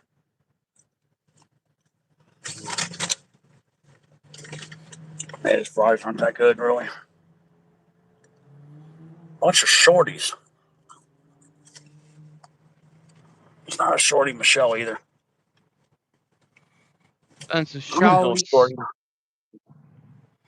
That is not a shorty Michelle either.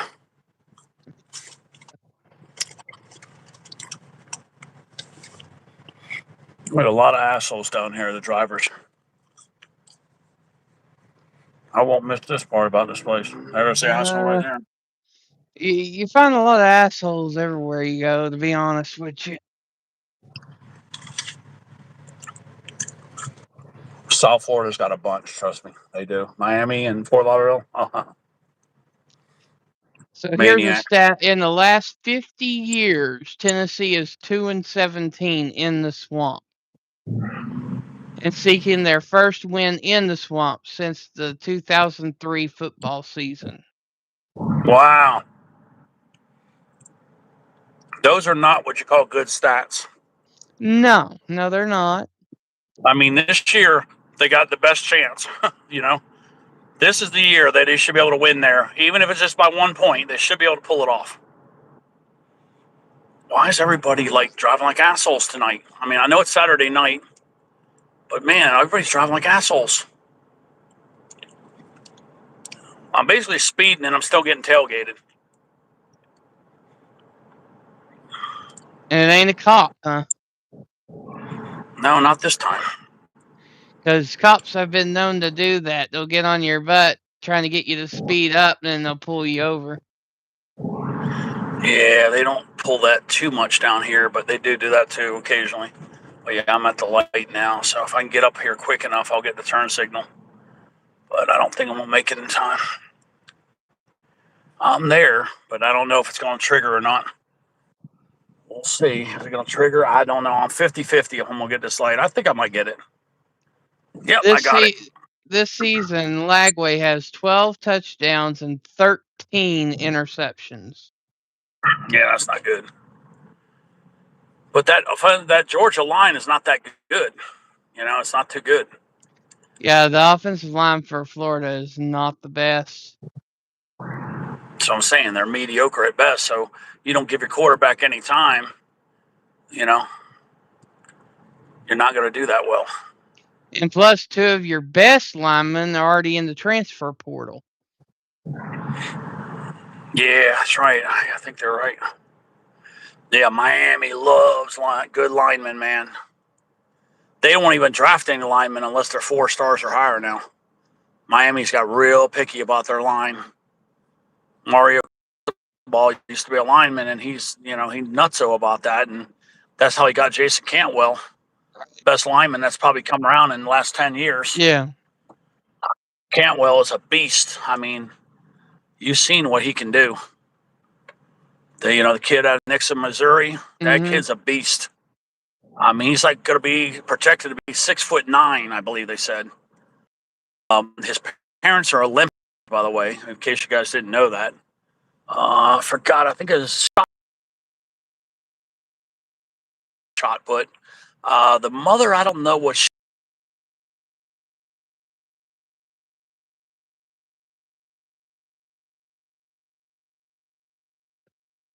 Oh, the shot put or the disc throw. His father is an Olympian champion for the discus or the shot put. I can't remember which one. You'd have to Google it to see. But yeah, I forgot what the mother does. But the heck was that? All right, in the Pitt game, we have a 3rd and 8 Pitt Panthers at the Georgia Tech 29-yard line. Georgia Tech advances to the ACC championship game with a win. Pitt throws to a wide open receiver, 1st and 10. Pitt Panthers at the 14.5-yard line. Yeah, that's 1st and 10, guys. We got to correct Wolfie. Yeah, 1st and 10. 10.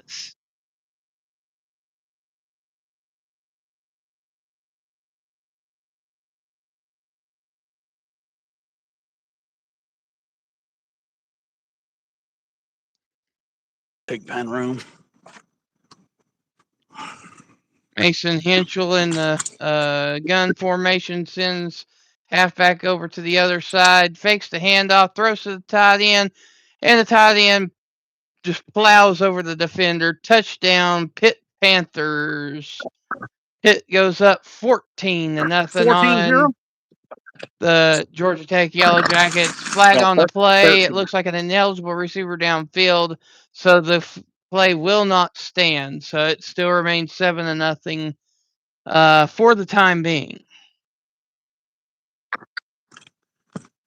Yeah, I think Pittsburgh, when they got their ass whooped by Notre Dame, who we now know is a kick-ass team, I think that pissed them off. I think they're out to reclaim some of their glory because Notre Dame made them look like nothing. That Notre Dame win. Pitt got their ass kicked by Notre Dame last week. Mm-hmm.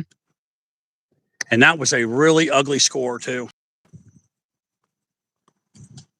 Pass thrown right down the middle, back to the tight end for the touchdown again.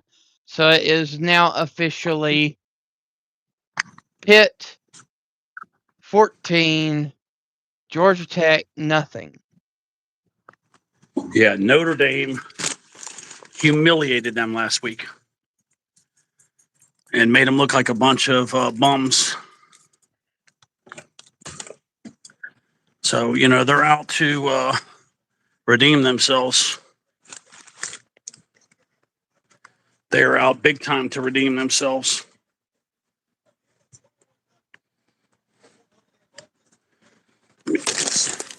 All right, back over to the Tennessee-Florida game.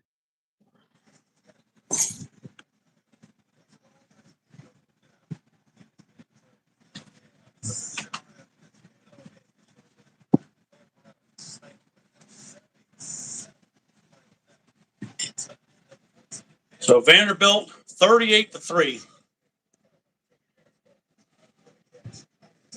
Vanderbilt is killing Kentucky. Yep. Kentucky's got some big problems. They got to turn that team around quick. And Kentucky's the same team that beat Florida 38-3. Mind that. Yeah, I know. Crazy. I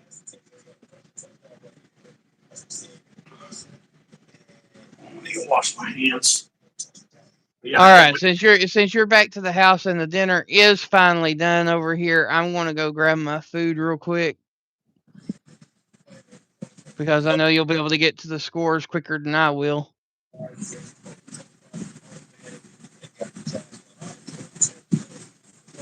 Only for the time being.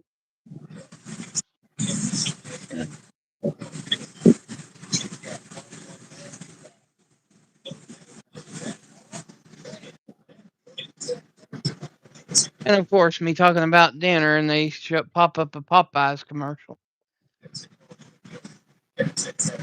All right, I'll be right back. all right.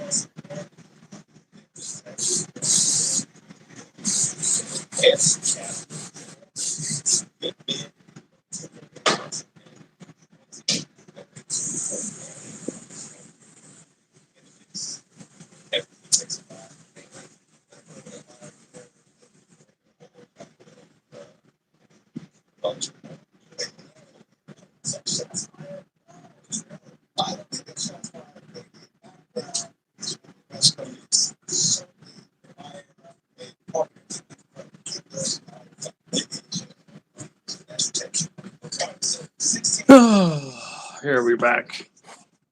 Oh,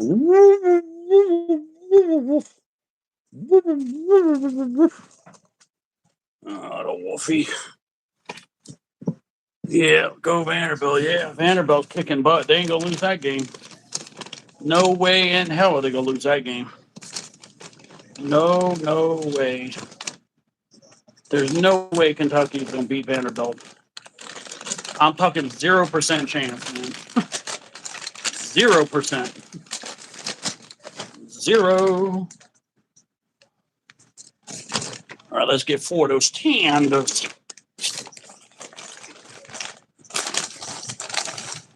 Let's see those tenders. All right, I can put this in the fridge.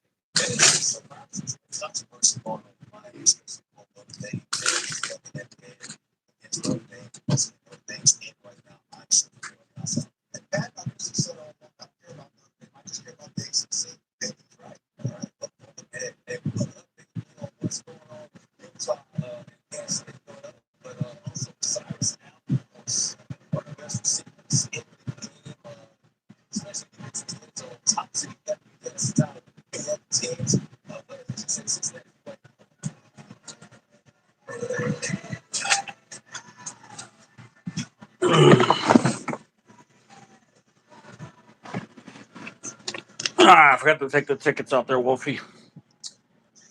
Damn it. Roadhog. Oh, he went to get dinner, didn't he?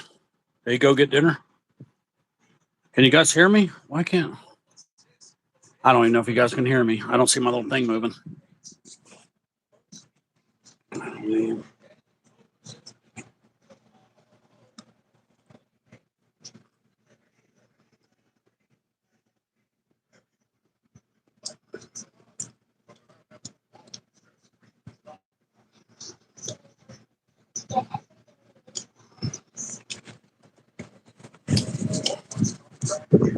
Yeah, I got 28 in the tickets. See right there? I got tickets right there, guys. Okay, cool. Text. My little box isn't moving. Coasty! What's he doing, Coasty? Coasty! I wasn't sure if you knew about Wolfie Sports Channel. Coasty! Eating those tandos, guys. Those tandos.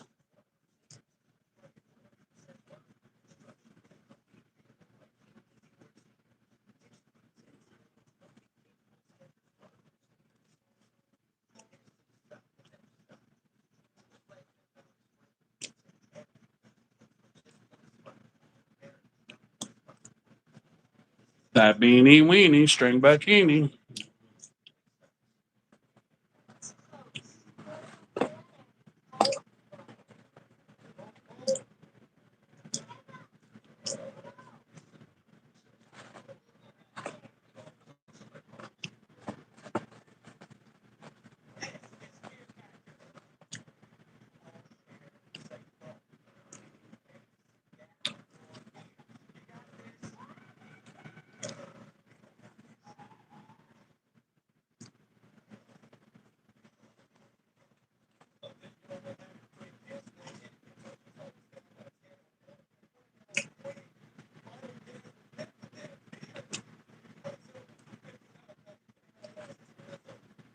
Let's see here.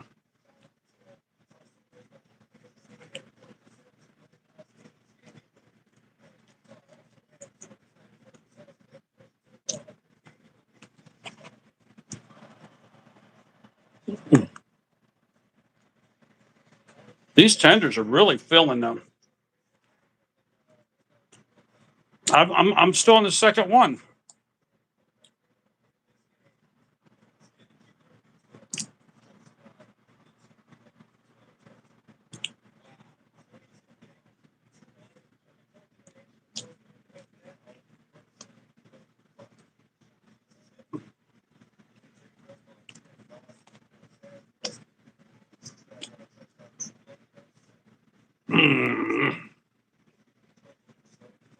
I might only be able to eat two of these tenders.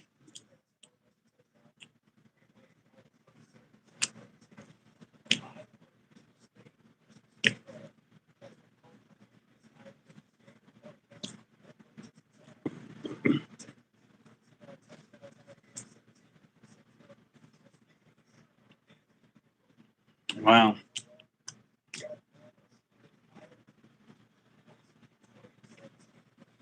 Mud racer.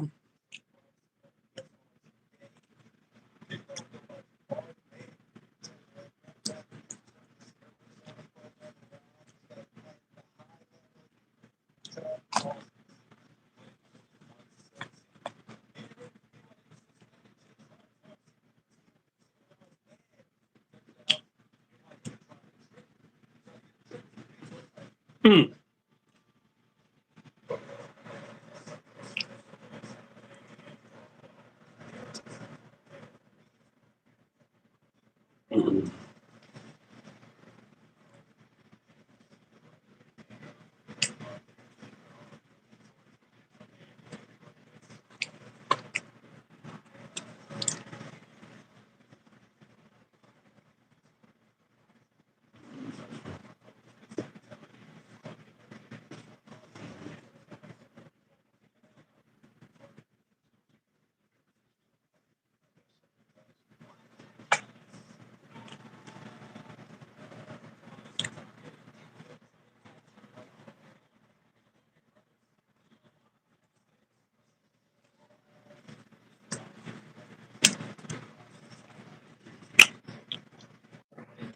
right, I'm back. Yeah, I've been eating, trying to talk, but hard to talk and eat. That's going to be the same thing for me. I'm almost finished, so. All right. Well, I'll talk in the meantime. So, which game have you been talking about? The Tennessee game? Pretty much nothing, actually. I'm trying to think of the last game I talked about. Like I said, I haven't been talking much football at all. I've been just trying to eat. Talking about tickets more than anything.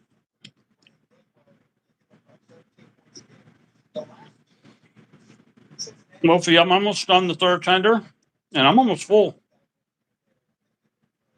Yeah, I've got 2 burgers down, and that's hard to talk and eat a burger. So I'll go ahead and continue talking while you're finishing up. So it is a 1st and 10. Tennessee Volunteers ball at the Florida. Looks like the Florida 23-yard line. No, Aguilar fakes the handoff. Screenplay to the tight end, Ethan Davis, down to the end zone for the touchdown. Tennessee. Did they say he stepped out of bounds, though? That's the question. He was going scraping down the sideline there. Let's take a look at the replay real quick just to make sure. And so far, green. Last hit. Ooh, the toe was close. I don't know. They might review it. Nope, it stands. It is a touchdown for Tennessee on drive number 1. Score is now 7-0 Tennessee with 11:28 to go in the first quarter.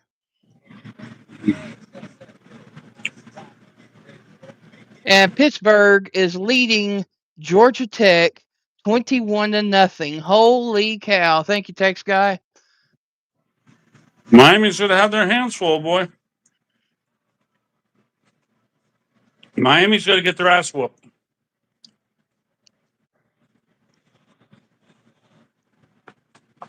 They're going to whoop Miami. I know they are. Kid See, is Notre out for Dame. blood. Yep. I'm telling you, Pittsburgh, they want to win the ACC this year. I think they're going to. To be honest, this is probably the best year for them to get in. Yep. Because after this year, there's a lot of uncertainty in the ACC. Yep.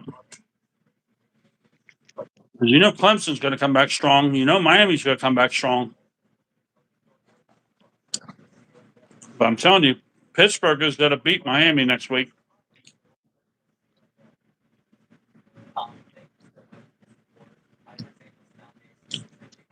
Yeah, Miami's going to be much stronger. Look at the recruiting class that they're starting to put together. Florida State's going to come back stronger next year. Clemson's going to come back stronger next year. North Carolina's going to be better than this year. Yep. Duke is really young, so they're going to be better next year. Everything that you're seeing this year may be flipped next year. Very well could be. Mm-hmm.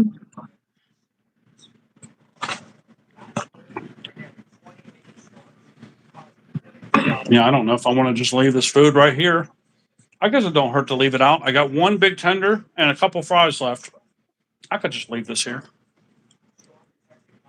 You know what I mean? I don't have to refrigerate something like that. It will sit there good for a good 4 hours. Right. And then we got to throw the garbage away and put these tickets away here. Oh, man.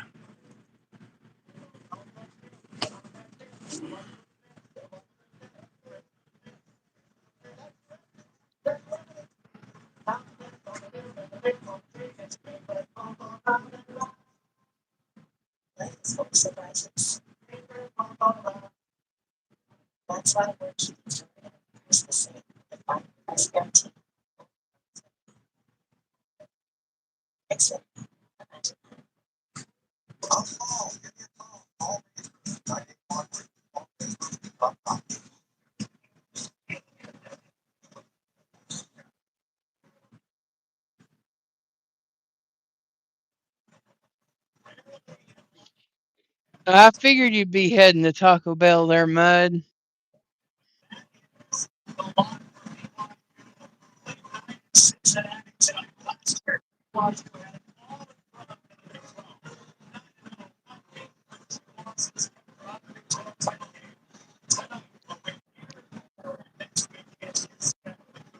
Is Beanie being truthful there, Ted? Or is Beanie telling a white lie?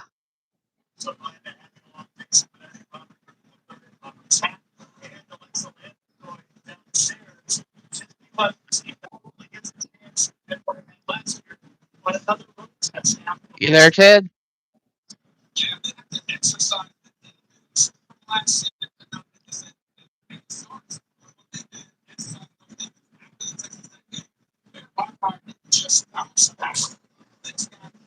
All right, so it's Florida's ball, 1st and 10 at the 25-yard line. I'm coming back. I heard you saying something about Yeah, being. yeah. Is Beanie telling a white lie saying that you were talking naughty while I was gone? Yeah, I was. Let me see. I was only talking about bagpiping and how to do it. Yeah, that ain't too bad. I ain't gonna count that against you. Yeah, I was telling people how to do bagpiping. I seriously, I didn't say nothing. I was busy eating. I didn't have time to say anything. But yeah, Bean's telling a white lie, but it was still funny. All right, we have a 2nd and 14. Lagway takes the snap, drops back, throws to a wide open receiver, going down the field, down to the 50, to the 45, to the 40, to the 35. 1st and 10 Gators down to the 36-yard line. I counted the tickets. I don't have $28 worth. I have $23 worth because I chased on one in the store. I didn't bring it home for you guys because when I got a loser, I bought another one. Okay. So what I did is I bought a $5 blowout. It was a loser. So that was $28. But because I scratched it and then I bought another one, so I have $23 worth of tickets. So they're all 2s, 3s, and 5s. Because it's just a tiny little session. Just get your beak wet. All right, let me see what we got here. We got college football there. We got college football on this one. We got the Gator game. I got the Tennessee Gator game. Yep, 7-0. All right, let's see what's on NBC. I got on this one. Oh, the perfect Nebraska Penn State. And guess what? Yeah. Penn State is winning 10-3. That one I can't get, Ted. For whatever reason, Fubo is not covering NBC anymore. Okay, well, I can watch that game, and it looks like it's going to be a good one because I'm picking maybe Penn State to pull the upset. Yeah, this is it's at Penn State too. Whoa. Apparently there was a penalty on that play. It's now 2nd and 24. Florida ball at the 11-yard line of their own side of the field. I don't know what happened. Lagway The other keeps and blasted at the line. Who I got was that? That Cincinnati. was Arion Carter with the blast. Whoever Cincinnati's playing is the other game that I have on the other channel. But one of my channels. Oh, Cincinnati BYU. Cincinnati versus BYU. Okay, well I can get that game too. I've got that game as well.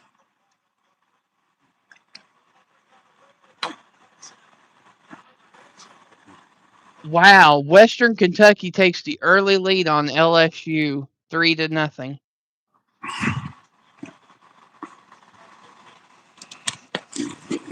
Lagway screenplay, nothing doing. Tennessee swarms, where it is now 4th down and 23 at the 12-yard line.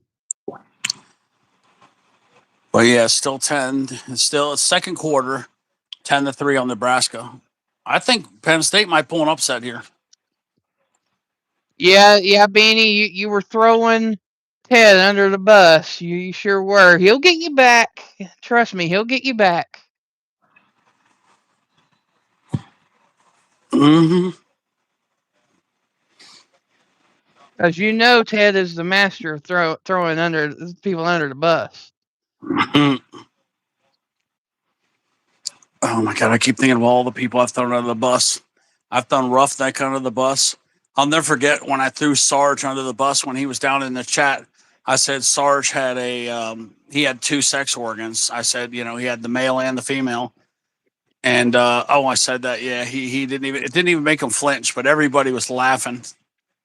You know, because think about it. How many people have you seen pick on White Fang, or how many people you seen pick on Sarge?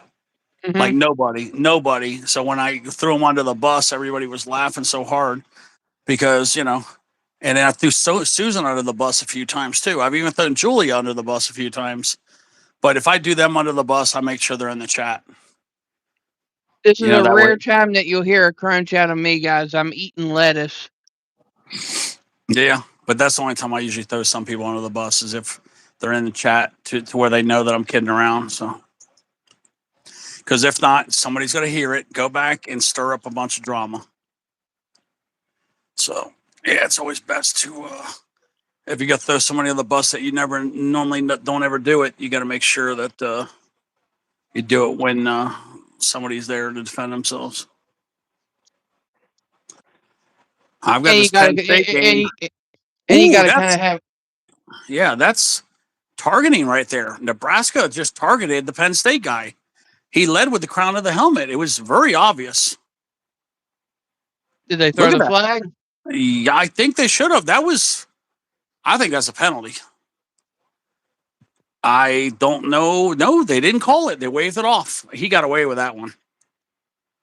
That looked kind of intentional because it wasn't so vicious. It was just slightly vicious, is why I think they'd let it go. It's like 3rd and 2, Penn State. But yeah, Penn State's looking real good.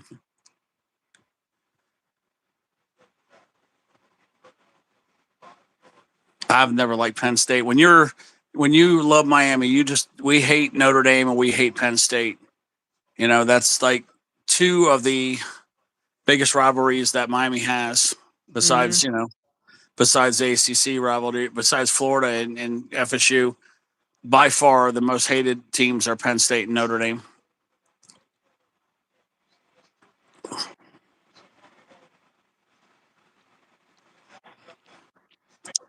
First down, Penn State.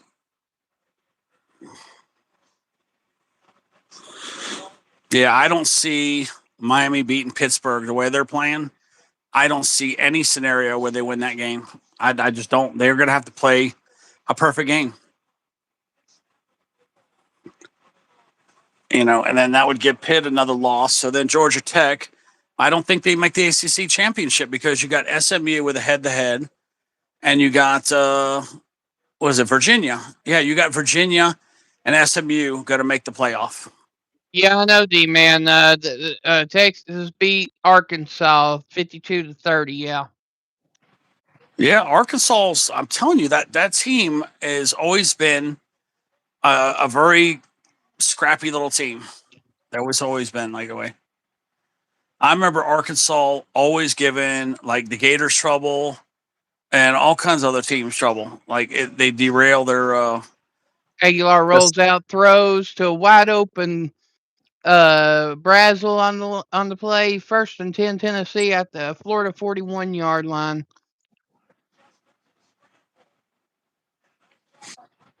Yeah, the Arkansas's knocked a lot of people out of the SEC championship game. They really Auburn too. Auburn and Arkansas are real spoiled. Oh, with South Carolina, those three teams have spoiled more dreams for more players and more teams. Yeah, I would have to say South Carolina is probably the number one spoiler, then Arkansas, then Auburn. Oh yeah, they've always been known to have scrappy teams. It's same thing with Mississippi State.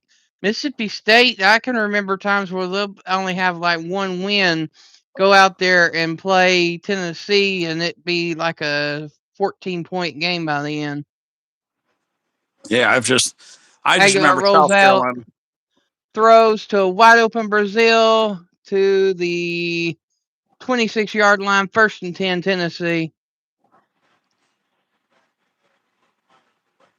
Hey, Shoddy. Penn State is looking really good right now. 1st down and goal. He got all the way down to the 4-yard line, I believe. Thank you to the 7 listening in right now. It is appreciated. No shouty. If you haven't already hit the like and subscribe, it is appreciated. Mr. J. Past Mike Matthews down to the 5-yard line, where it is now 1st and goal, Tennessee. Touchdown, Penn State.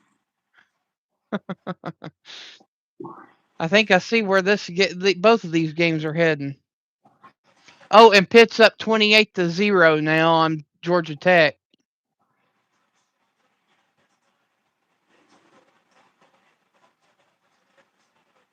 Aguilar fakes the handoff, gets down to about the 2.5-yard line. It's now 2nd and goal. I think Penn State right now, the way they're playing, they want a bowl game, and they're fighting for a bowl game because this will give them, I think, 5 wins if they win right now. Yeah, they'll have 5 wins. They'll be 5-6. So pretty much Penn State needs to win out to get bowl eligible. 5 plays, 57 yards, 2 minutes and 29 seconds, 6 minutes, 12 seconds left on the clock in the first quarter. Aguilar in the I formation, hands off to Bishop, gets right to the goal line. I don't know whether he made it in or not. I'm going to have to see a replay here. Yeah, Penn State's up 17-3. They just got the extra point. Wow, unbelievable. Bishop has to push, but yeah, his knee goes down just before he crosses the plane. It will be a 3rd and goal at the half-yard line. Aguilar in the pistol, hands it off to Bishop, and Bishop jumps over the pylon and over the defenders for the touchdown. Give him 6. Touchdown, Tennessee, and Tennessee takes the lead 14-0. This is what's happened so far. Texas A&M crushed Samford, a low-life team. You know, like they're like 2A or whatever, but 48-0. Oklahoma just holds off Missouri 17-6. Then Miami plays half decent, 34-17, and they win. And then Ohio State beats Rutgers 42-9, 35-3. Georgia wins easy. Alabama wins easy, 56-0 over some Eastern Illinois teams. Then we got Vanderbilt crushes Kentucky 45-17. We got Notre Dame beats Syracuse 70-7. I think right there they're trying to tell the committee, hey, we deserve to be in the playoffs. I already know now Notre Dame is not getting knocked out of the playoffs. I know for a fact they are not. And then right here, we got it right here. Oregon beats USC 42-27. And Texas beats Arkansas 52-37 in a shootout. And Tulane beats Temple 37-13. And then Utah comes back and gets lucky and beats Kansas State 51-47. Wow. Oh, and then we forgot about Michigan. Michigan forgot about these games. Then Michigan beat Maryland 45-20. I think they got a chance of making the playoffs, I think, Michigan. But yeah, Utah, look at that shootout. They beat Kansas State by 4 points, like you said. Then TCU pulls off the upset at Houston 17-14. Pittsburgh is now up 28-0. And there's still 12 minutes left till halftime. I think Pittsburgh's trying to make a statement right there. Doesn't Michigan still have the Buckeyes to play? Yes. If they pull off a win on that, they're going to make the playoffs. I'm just telling you right now. They will somehow find a way to put Michigan in that championship, in that college football playoff if they beat the Buckeyes. And it's at Michigan. And then look at this. Wisconsin is up 7-0 at the start of the second half over Illinois. And then Tennessee 14-0. I got 0-0 on BYU Cincinnati.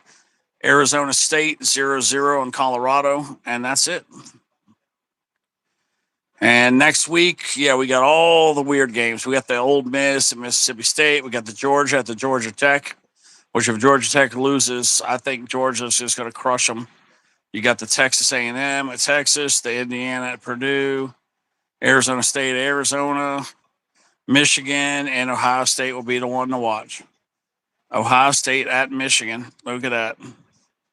UCLA. And what I think is probably going to be the in-state rivalry game of the week will be Tennessee versus Vanderbilt. Yep.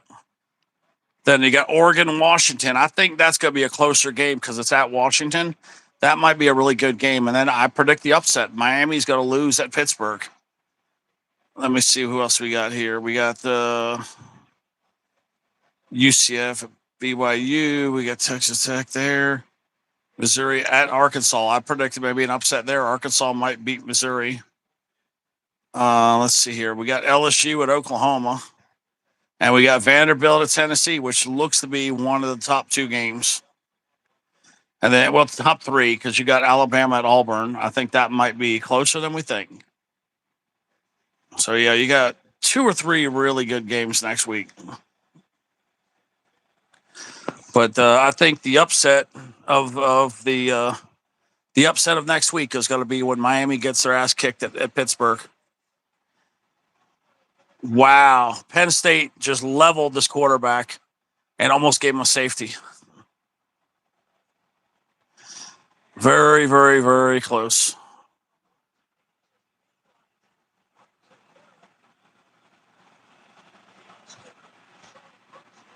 All right, I got one burger in now. And the buns are protein buns, which is a little weird, but they taste all right. Tennessee Yeah. kicks off to Florida, and it goes through the end zone for the touchback. Florida will start their drive at the 25-yard line.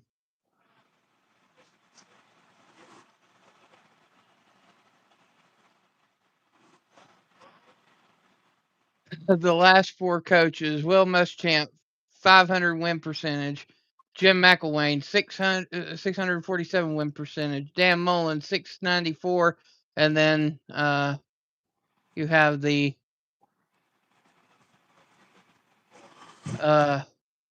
disastrous nightmare that Florida just got out of. Interestingly enough, Urban Meyer is there wearing a Florida shirt. Huh.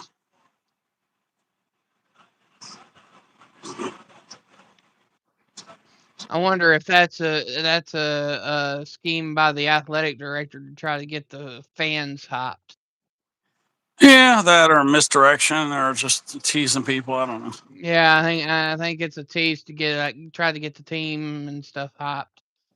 It don't look like it's working right now, but boy, Penn State is out to just whoop on Nebraska. They are lighting them up big time. Handoff dropped instantly for a loss by Ty West, defensive end. He busted through that blocker like it was nothing and was on him in a split second. It's going to be 3rd and 9. Ball at the 26-yard line.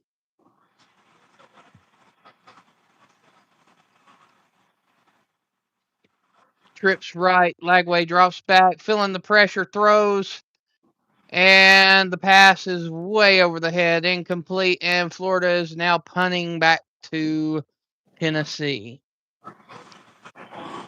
UConn advances to 9-3 after a win over Florida Atlantic. Wow.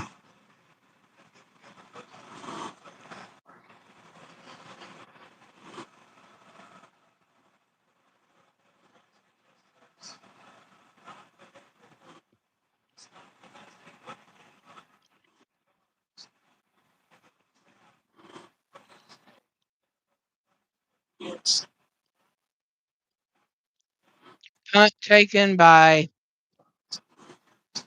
Tennessee at the 34-yard line, where Tennessee will start its 3rd offensive drive.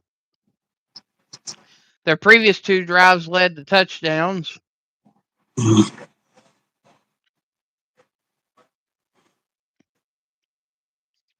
This season, third time scoring touchdown on first two possessions this year. This year, first two games was Georgia and UAB.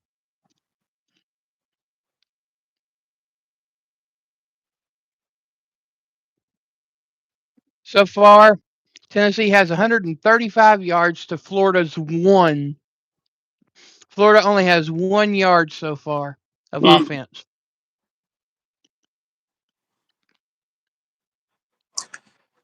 Yeah, based on the way Notre Dame beat Pittsburgh and the way Pittsburgh is coming out, lashing out right now, that tells me that Notre Dame is the real deal and they've got their shit together and they're really, really good. And Pittsburgh, Aguilar throws to Matthews, 1st and 10, Tennessee. and I think Pittsburgh now is the number one team in the ACC. I truly believe that.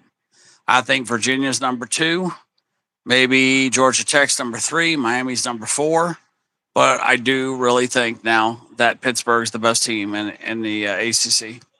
Pass thrown. Aguilar to Matthews. 1st and 10, Tennessee. Ball inside the 40-yard line of the Florida Gators. All the way down to the, looks like the 32-yard line. Aguilar in the gun. Changing the play at the line. Yeah, Tennessee looks very aggressive right now. So I really think they're going to beat Florida. Aguilar takes a snap, hands off to Bishop, streak. and a gain of about 4 on the play. Oh, wait a minute. That was a different halfback. Who is that? Number 19. Yeah, I think they mean business. Is that a They'll break that freshman? streak. They're going to break the streak. I think Wolfie. Tennessee's going to win that game. They got a freshman in at halfback. If he gets the job done, Malachi Tony, look what he's doing. He's the most successful freshman in all of college football for University of Miami. He is single-handedly carrying that team every single week as the receiver. He's amazing. He is going to be. I don't know what that is for that freshman. What is that? What is that trophy they get? Freshman. Oh, I think he's going to win it. I can't remember the name of it, but the Freshman of the Year award. Yeah. Yep. I think Malachi Tony's got it hands down. Snake, it's currently 14-0 Tennessee, and Tennessee is in striking distance again. Ball at the 15-yard line, where it's 1st and 10. 1st and 10. This. 1st and 10. This. And Pittsburgh still up 28-0 on Georgia Tech. Penn State is all over Nebraska. They are kicking their ass. Wow.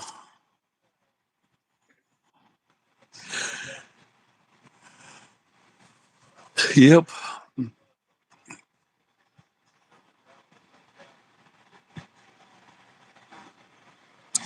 Two-minute warning, halftime, 17. Well, 2 minutes till half. 17-3. I wish I could hear what they're talking about, because I can hear it from the other room where my mom and stepdad are listening. Herb Street just said something about Manning to Tennessee. Are they talking about Peyton being the coach? Or are they talking about Arch coming to play? It wouldn't surprise me at all for Arch to transfer to Tennessee. Not at all. Because next year, Tennessee's going to need a veteran quarterback. And then, like you said, they got the other guy that develop, but they got to still develop that kid that's coming in, that 5-star kid. But they're going to need time to develop him. They're going to need a transfer senior quarterback next year. Tennessee is going to need somebody or a junior. And Manning would fit that just perfect. Aguilar throws to the tight end Davis for a gain of 7 on the play. It's 2nd and 3, ball inside the 10-yard line. There's touchdown again, Penn State. Minute 14 left, and now they're up 24-3. Dang. Penn State is going to whoop Nebraska's butt. Yeah, Penn State's looking for some redemption, it looks like. Yeah, I truly believe we got to start picking Penn State again, because this team is clicking. They've got chemistry. These boys are playing. They're having fun again. Franklin's gone. They're moving on, and I see. Who knows? Maybe Franklin was the cancer on that team. I don't know. Maybe all I know is that Penn State is playing good again. Oh, but he missed an extra point. He shanked it. So it's 23-3. Extra point missed. But yeah, 23-3. A rare miss on an extra point. We have an injury on the field. One of the Tennessee players is hurt. It's one of the linemen. It looks like number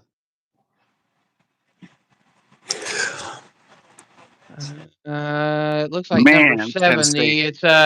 It's the true freshman David Sanders. He's down on the field injured. 6'6", 305-pound freshman.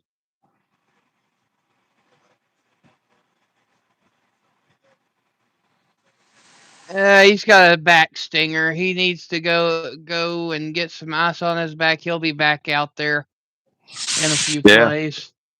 Penn State has been known to develop some of the best running backs in all of NFL. You know, like in college football, and then they go into the NFL. And you know Sorry, who? Ted. Sorry, Ted. The cancer on Tennessee's team snake was Boo Carter. Boo has been extremely toxic. He's been thinking that he's better than anybody else out there, and the team started hating his guts, and they haven't been playing up to par.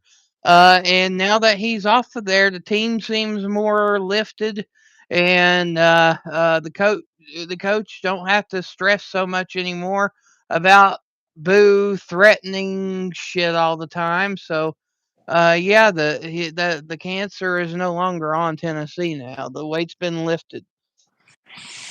Hi, Sarah. Sorry, Ted. Go ahead. Yeah, I then didn't mean to interrupt. Penn State's been always having really good running backs, and Saquon Barkley is a Penn State graduate.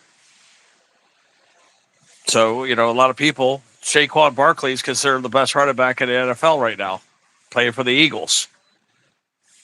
One of the top 3 running backs for sure. But that's where he played his college ball at Penn State. Little Sarah. All right, we got a 3rd and 3 Tennessee. Aguilar in the gun. Changing the play at the line.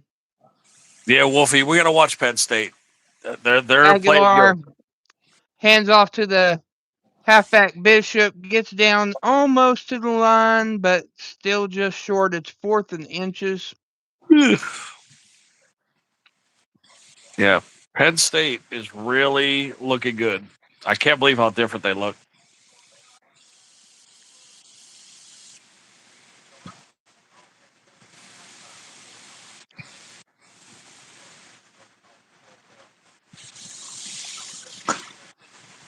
Yeah, Oregon beating USC. Probably should secure their college football playoff berth right there. And then Utah surviving Kansas State. That could hurt them. They might drop a spot. Tennessee going for it on 4th down. And Florida calls timeout. No, Tennessee calls timeout. Yeah, that Utah win, barely beating Kansas State, that might have made them drop a spot.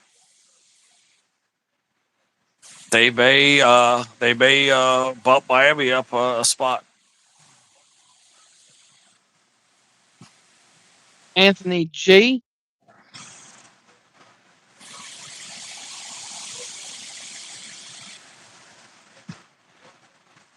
There we go. First down, Nebraska.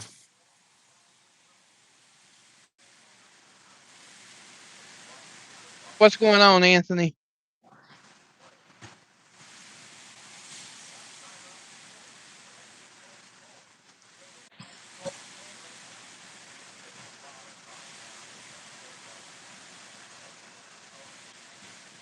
All right, 4th and inches. Aguilar under the center in the I formation. Handoff to Bishop, and he gets across the line. It's 1st and 10 Tennessee. Ball at the 11-yard line. And that takes it to the end of the first quarter with the score number 20 Tennessee 14, Florida nothing. Yeah, but it's the G.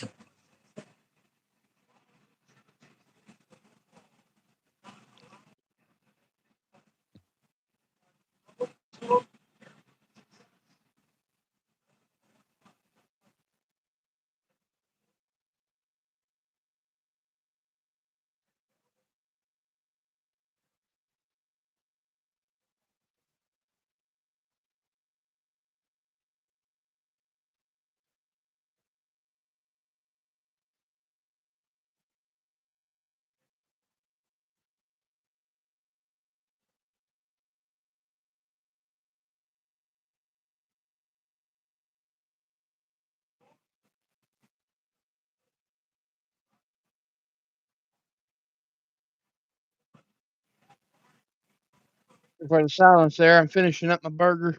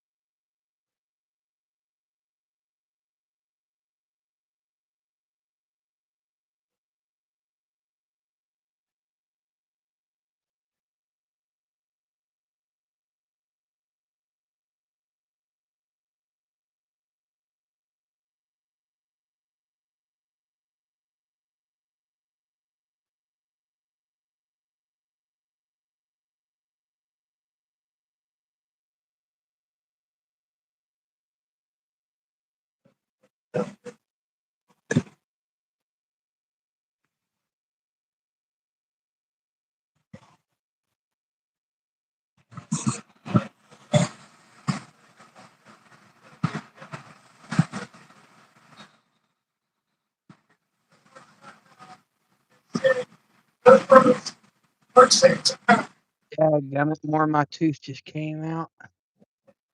23-3. Notre Dame's lead at half. Well, it's about to be half.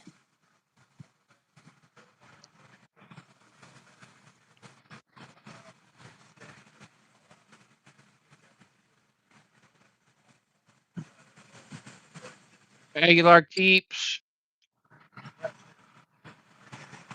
gets it down to the 6-yard line.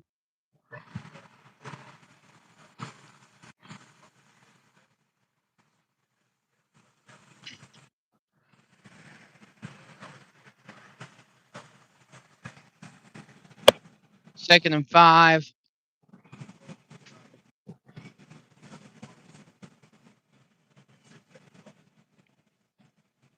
Aguilar in the gun, changing the play at the line.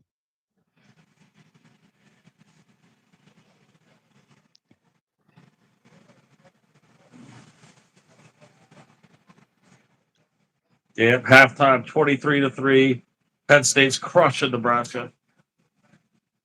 Looks like a handoff to Bishop, gets down about to the 3-yard line where it will be 2nd and 1.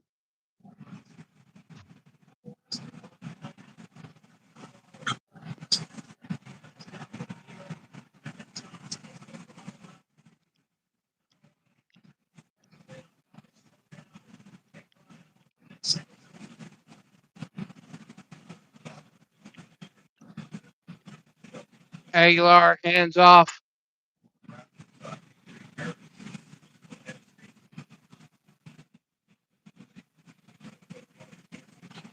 And Bishop dives towards the end zone, just short. It's 1st and goal. Ball at the 1-yard line. Hands off to Bishop, and Bishop dives over the defenders again. Give him another 6. It is touchdown Tennessee, and Tennessee goes up 21-0. And the Florida Gators, in the fans in the stands, got their hands on their head, wondering what in the heck just happened.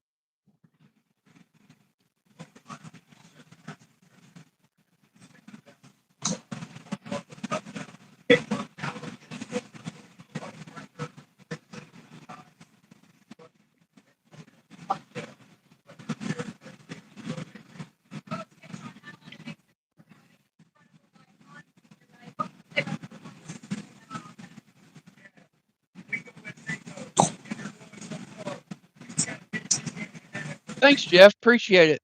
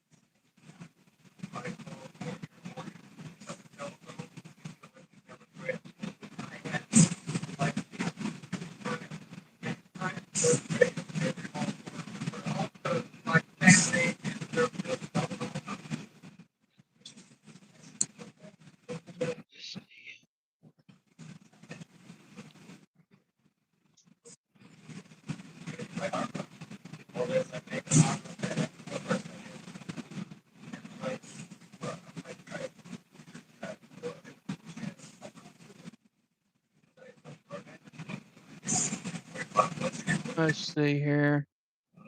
While we're on commercial.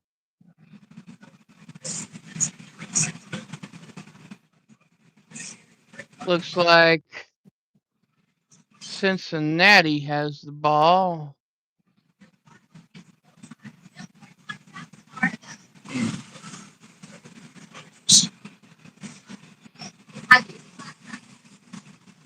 BYU's up by 7.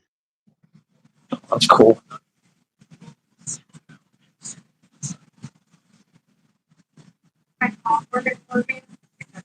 Cincinnati has the ball inside the 10-yard line.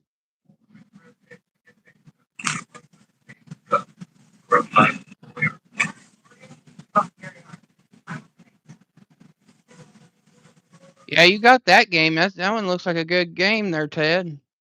Which one? The BYU Cincinnati game. Cincinnati's fixing to score. And it will be tied up at 7.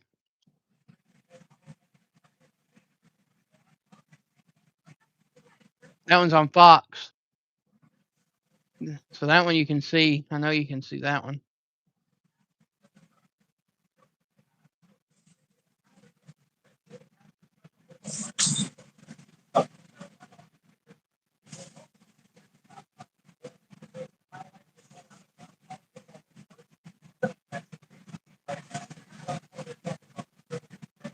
Georgia Tech has scored and trying to score again. It's 28-7. It's 3rd and goal. Georgia Tech.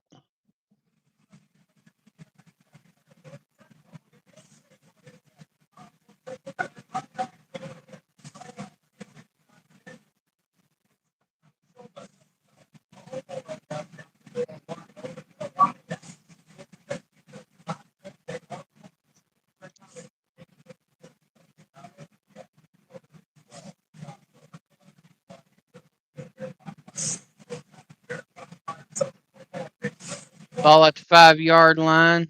3rd and goal. Haynes King fakes the handoff, throws into the end zone. Caught and touchdown, Georgia Tech. Georgia Tech brings it back within 14. It's now 28-14.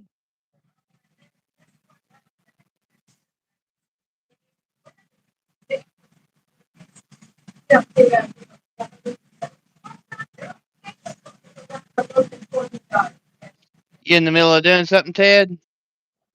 What?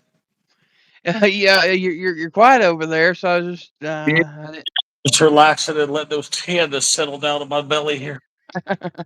Oh yeah, I was. Yeah, what it does is it drops my blood sugar every time I eat. And then it spikes it, But yeah, just every time I eat, I have that little lull of energy. Yeah, there's the score. Yeah, 28-14. So yeah, Georgia Tech's fighting back. I believe it's about to be half. But yeah, Georgia Tech woke up 7-0 there. BYU up 21-0. Tennessee, I think's got Florida beat. I think you'll be changing that game real soon.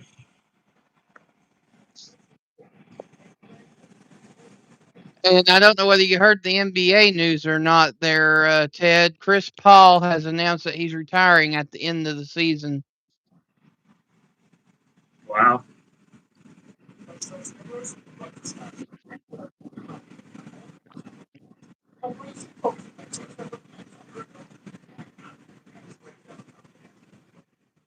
All right, Lagway on 2nd and 8, drops back, throws, and the pass is incomplete. Makes it 3rd and 8.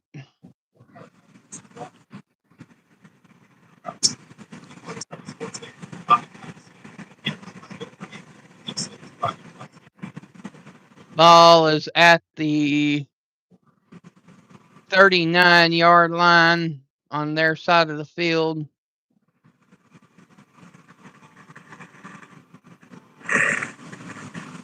Lagway in the gun, 2 receivers to the right. Lagway drops back, feeling the heat, tries to run with it, and doesn't quite get there. It is now 4th and about 2. He got absolutely rocked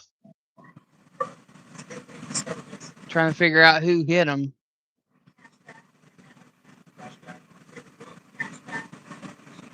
But they went for it on 4th down and did not make it.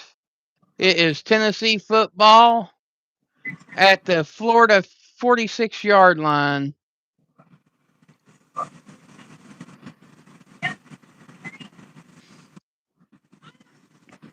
It was a attempted quarterback sneak, and the linebacker T-Lander came in and absolutely drove him back at that half-yard line to the 1st down marker. And it's now Tennessee football with Tennessee having the lead 21-0.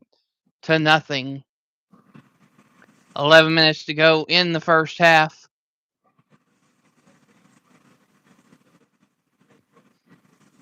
I am talking normal, but I am personally enjoying every minute of this one.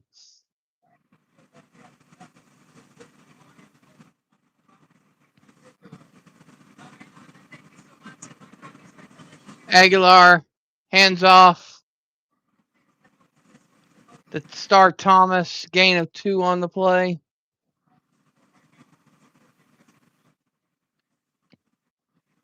Second and 8, no huddle. Aguilar fakes the handoff, drops back, feeling the pressure, and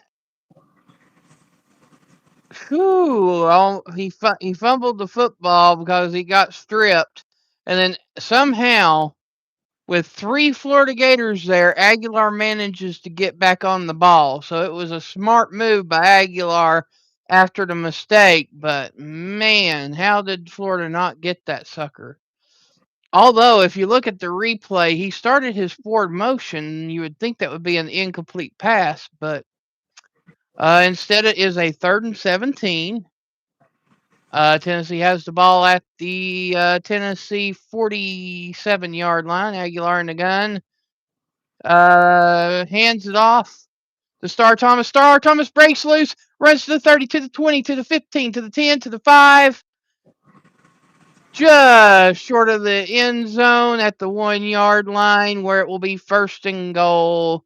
Tennessee Volunteers.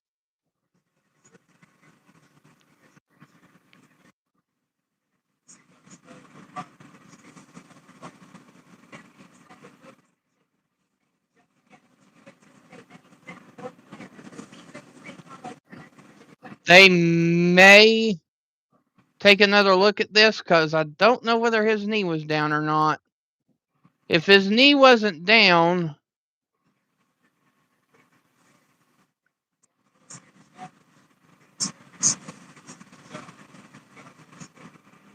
yeah, his knee was down. It was at the half-yard line.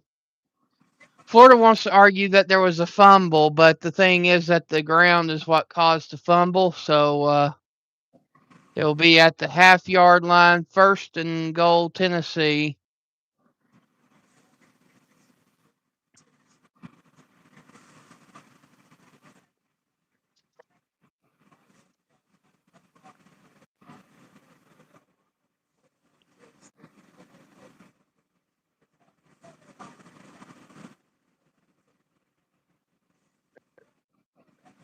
That was a 52-yard scamper by Star Thomas.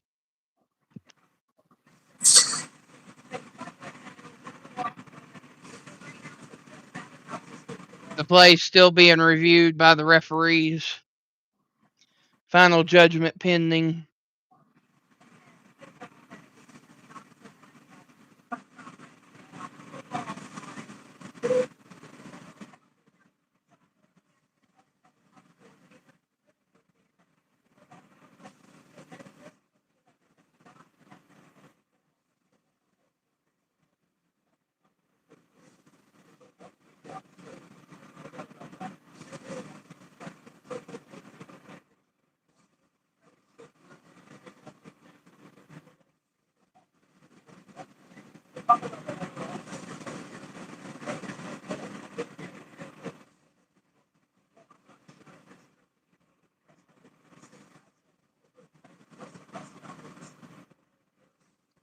And the call is upheld. The ball will be at the half-yard line. 1st and goal, Tennessee.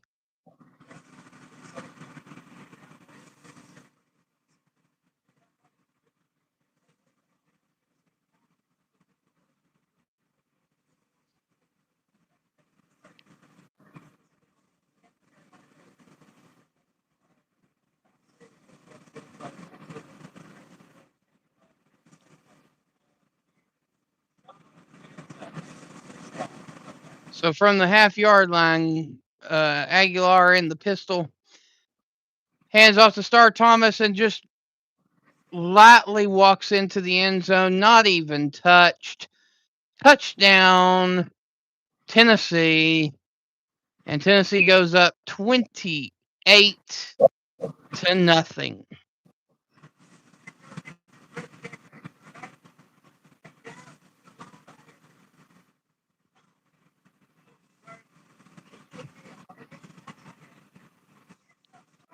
And Florida fans are currently throwing off their Florida jerseys. They're all huffy and puffy, but What do you expect?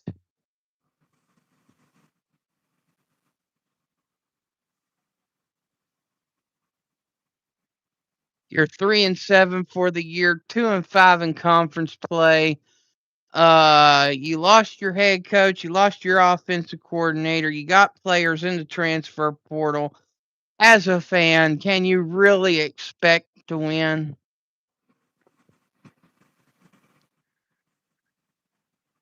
You lost to Kentucky 38-7 last week. Uh,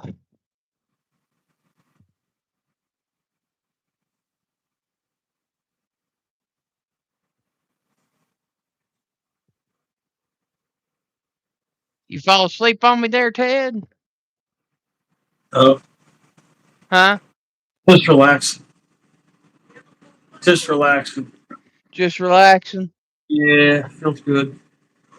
If I didn't put the CPAP machine on, I'd be asleep. Because the CPAP actually keeps me awake. If I didn't put that CPAP on, I would have been history 10 minutes ago.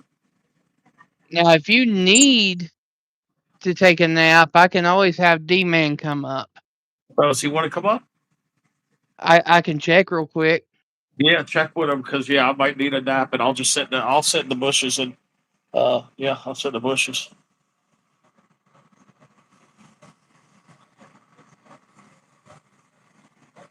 Yeah, never. I only slept an hour and a half the whole day today. That's all I slept today. It's like an hour and a half. That's it for the whole day. So yeah, I am a hurt puppy right now. Yeah, I don't know if boy they're showing highlights from Notre Dame. Boy, that lit them up.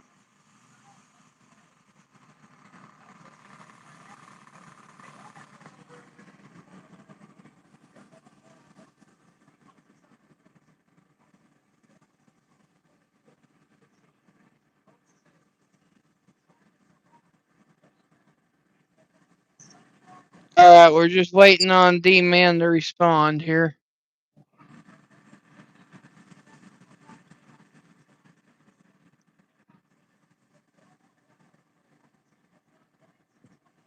I said, Ted Sleepy, come up, ? And I'll see what he says.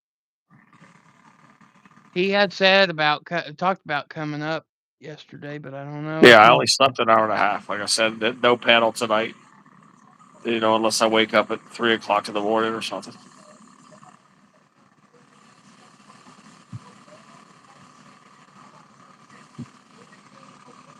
Thank you to the 16 likes. It is appreciated. And the ones still listening, if you are new here, don't forget to hit the like and subscribe. It is appreciated.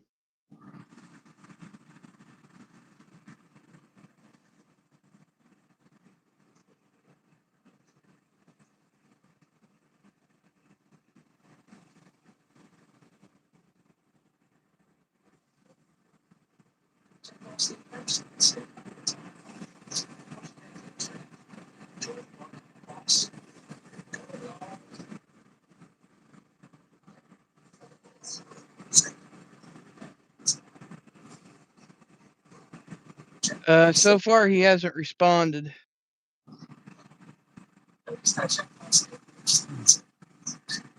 I don't know if he's live doing his video games or whether he's taking a nap or what, but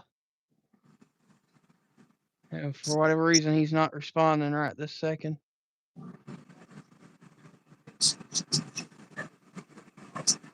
Do you want to use your other phone and give him a buzz real quick? What are you saying? I said for whatever reason he's not on Messenger and he ain't getting my message just yet. Do you want to give him a buzz real quick and see what he says, or? Yeah, let me see something. Like I said, I probably wouldn't be sleepy like this if I only sleeping an hour and a half. It's catching up with me.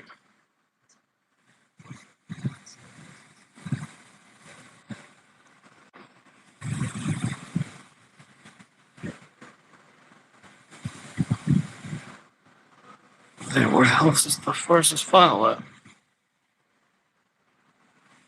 hell happened to him?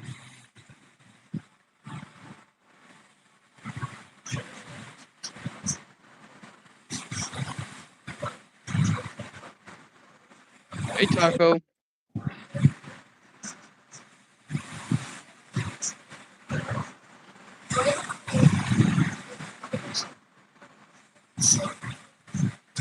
All right, so it's 1st and 10, Florida. Ball at the 35-yard line.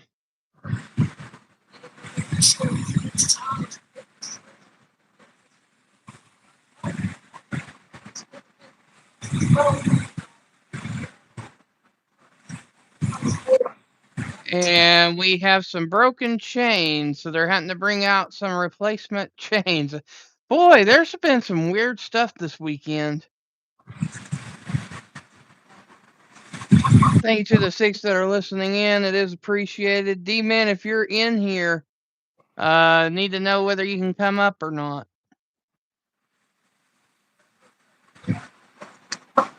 Yeah, he's not replying.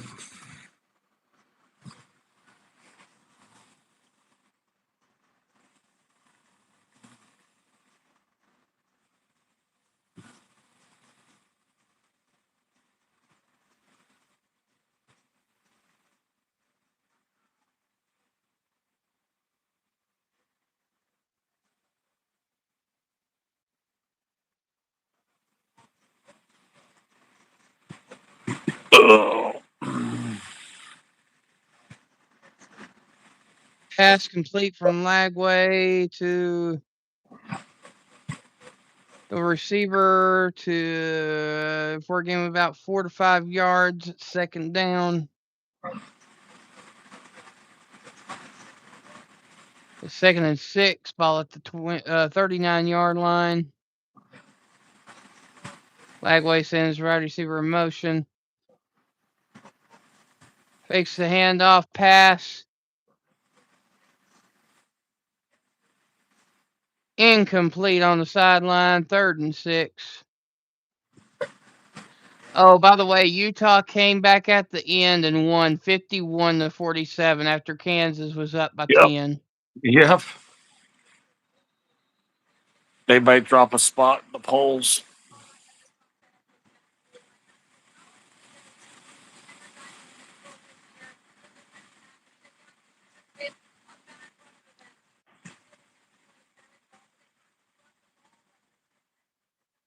All right, 3rd and 6, Lagway in the gun. Tennessee showing the blitz, Lagway feeling the pressure.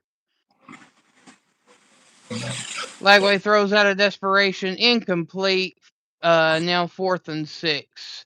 7 minutes, 22 seconds to go in the 2nd quarter. Man, this has been a long game.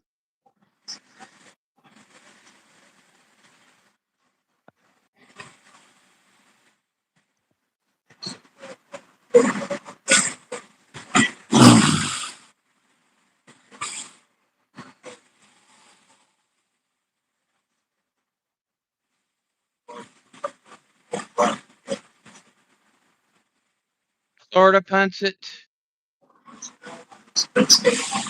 And it was shanked. Hunt was shanked and drops in at the 34-yard line where it will be 1st and 10, Tennessee.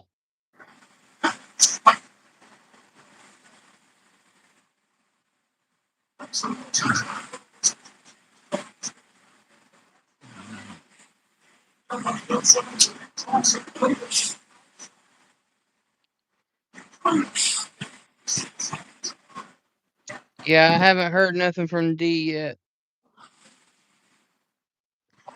Yeah, he was just here a few minutes ago. I know.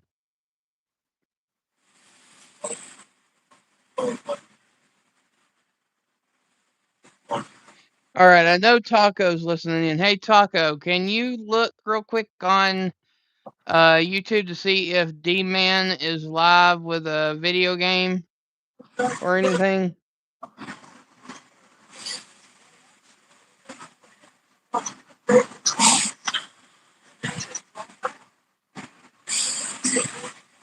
Or Mud.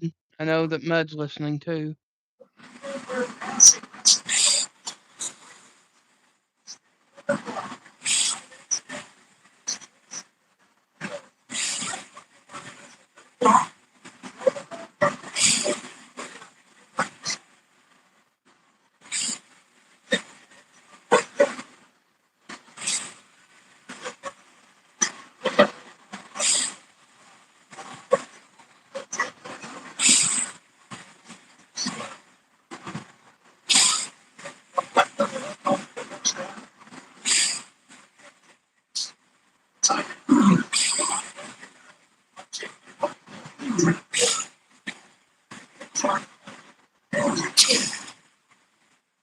All right, I think we got some folks going to look and see if D Man's live right now, Ted. So Really? I don't see him live. no, I'm saying I just asked uh Taco and Mud to go see if they could see if D Man was on anywhere, and all of a sudden we have two drop out of the chat. So I think they're going to go check.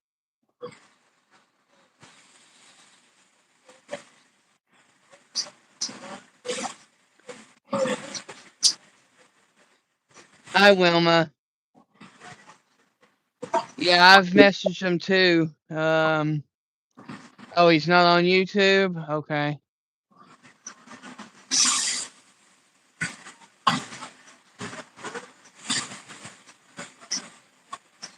I would check Twitch and stuff like that, but I don't have that myself, and that's where he does the video games at.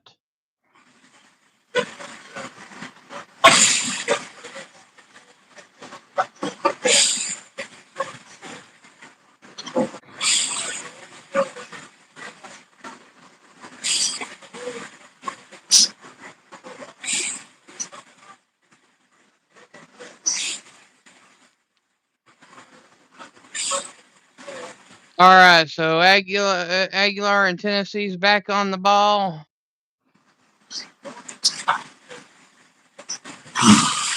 In the first 4 drives of the games so far, Tennessee has scored a touchdown on all 4 offensive drives. Aguilar hands off to Star Thomas. Star Thomas runs and gets the first down. Actually, no, that's the freshman, number 19. What is his name? I've been looking for his name the whole time.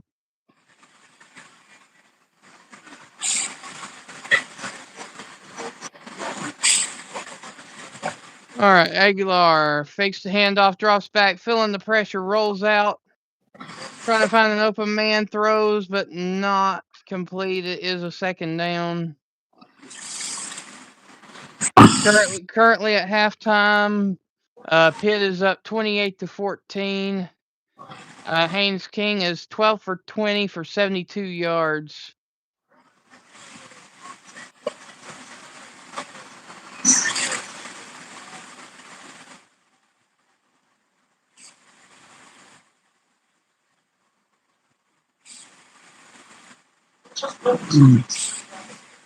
All right, so Tennessee hands off. This time to the freshman for a gain of about 5 on the play.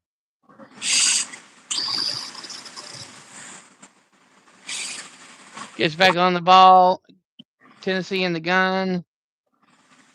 Aguilar sends wide receiver out for trips right. Tennessee so far is 4 of 5 on third down conversions.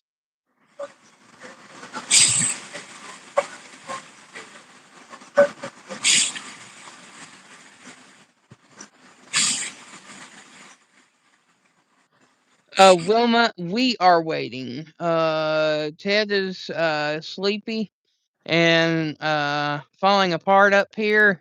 Yep. And I was trying to see if D-Man wanted to come up, but he's not responding. Yeah, not even Jeff's responded.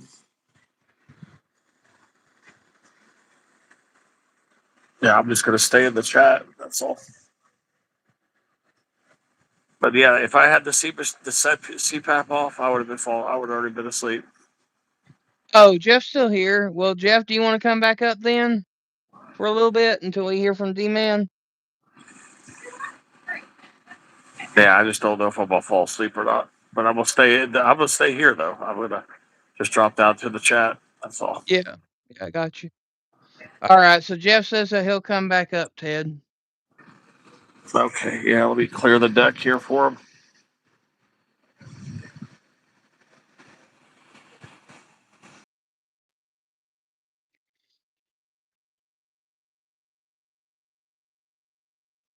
All right, Jeff. So you should be good to go ahead and come back up, and then when D-Man comes back in, then we can get him to come up.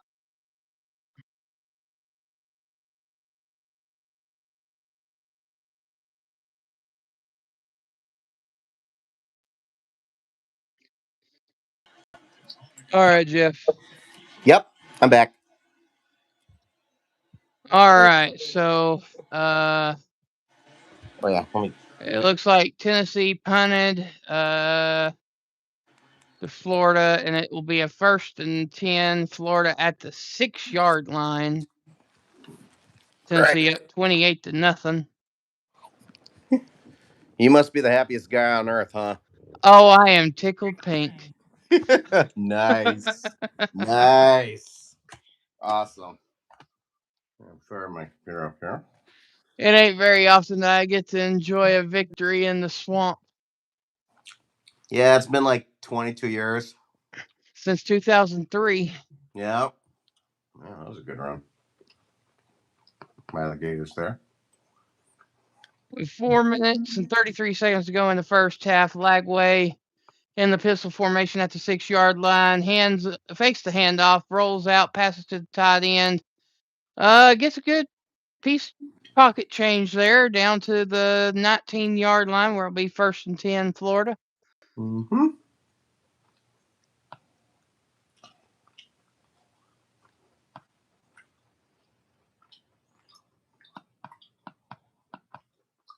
Golly gee whiz, Utah came back and won. Unbelievable. I know. I can't believe that. I know, crazy. Florida in the gun. Lagway hands off to the halfback. Halfback spins out, gets the first down. It looks like it's down to the Florida 31-yard line.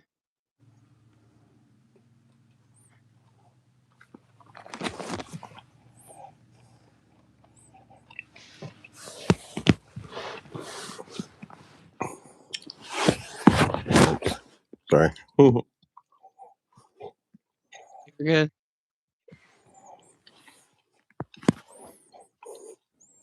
Wilma, you hit it on the head just right.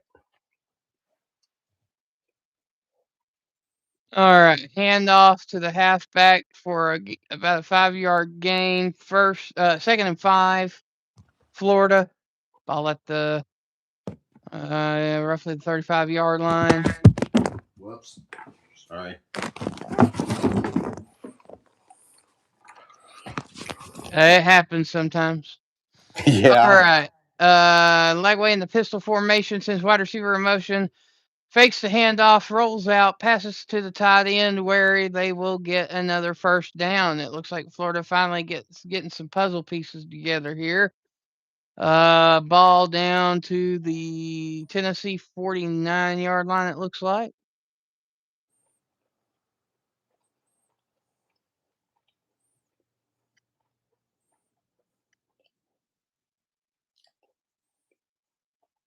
No, it's at the 50. Lagway finds a hole running down to the 30-yard line to the 25, down to the 21-yard line where it'll be 1st and 10 Florida Gators.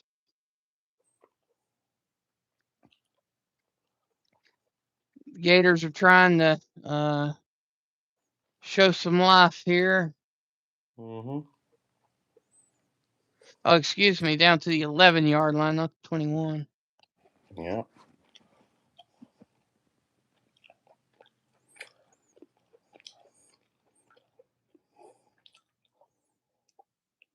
By the way, in case anybody wanted to hear this, today at in Laramie, Wyoming, they officially retired Josh Allen's number.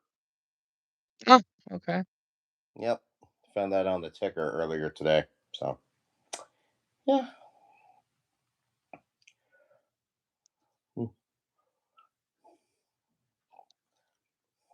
All right, so they're taking a brief commercial break here. Mm-hmm. Yeah, I can't see what's going on NBC. Apparently, Fubo has a contract breach with NBC, so I can't see nothing going on there. If I can find my remote, I'll look that up.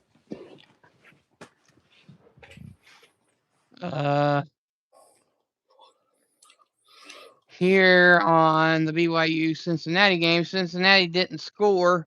It's still 7-0, and somehow Cincinnati has got the ball yet again in striking distance. Holy Question is smokes. can they score? Mm-hmm. Cincinnati Sorsby 5 of 8 for 54 yards so far in the game.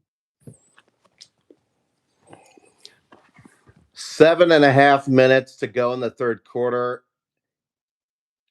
I think it's 30-3 Nebraska. Penn State. Nebraska is getting shellacked. I'm correct on that one. Touchdown Cincinnati, 30-yard pass to the end zone to Cyrus Allen, making the score 7-7 with 6:34 to go in the half there. All right. It's 30-3 Penn State over Nebraska. Unbelievable. Ugh. Yep. Yeah, that's a beatdown. Pitt is up 28-14 on Georgia Tech. I think a lot of us knew that already. Ooh, Colorado is ahead of number 25 Arizona State 7-3 with 8 to go in the first half. Wow. Up at Camp Randall Stadium in Madison, at halftime, Wisconsin 10, number 21 Illinois 7. Yep. North Texas is leading Rice 28-14 at the half. So, mm-hmm.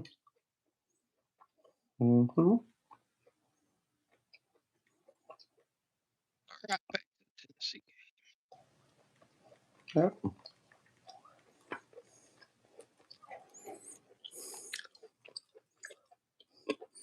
I was going to see what was on NBC on my television, but for some reason, my dumb rabbit ears didn't want to listen. Ah. Yeah. I have a little something called Roku and all that stuff. Oh, I got. Well, yeah, I have Roku too, but NBC, for whatever reason, it pops up a gray screen and it says that Fubo doesn't have permission through NBC, blah, blah, blah, blah, blah. So apparently they have some type of licensing issue. That stinks.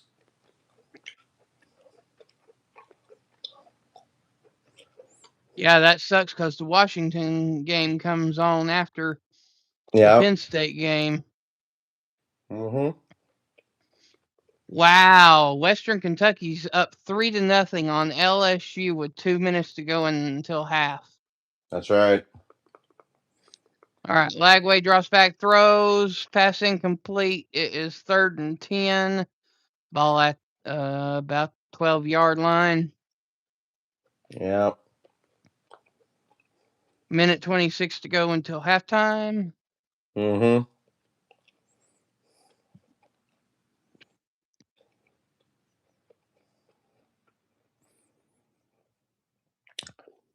Another interesting fact I found today was Notre Dame winning over Syracuse, and they scored 70 points. The last time a Notre Dame team did that, you would have to go all the way back to 1932. Wow. Yeah, when the great Newt Rockne, I think. No, wait, I think Rockne was gone by then because he like died in a plane crash in 31 or something like that, or 32. I don't know. But yep. Lagway is sacked by Joseph.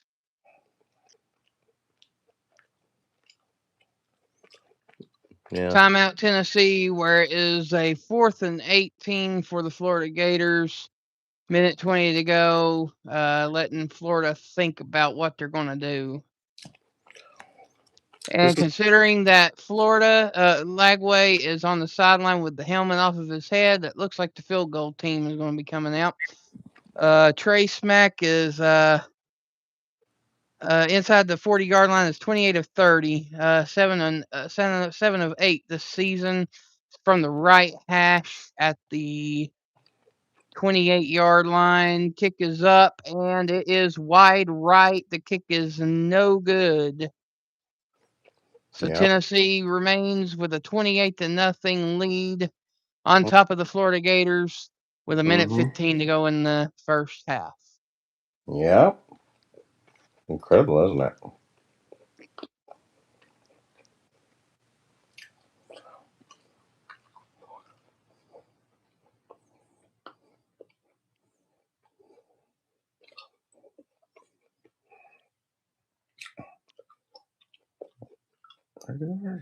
He's running.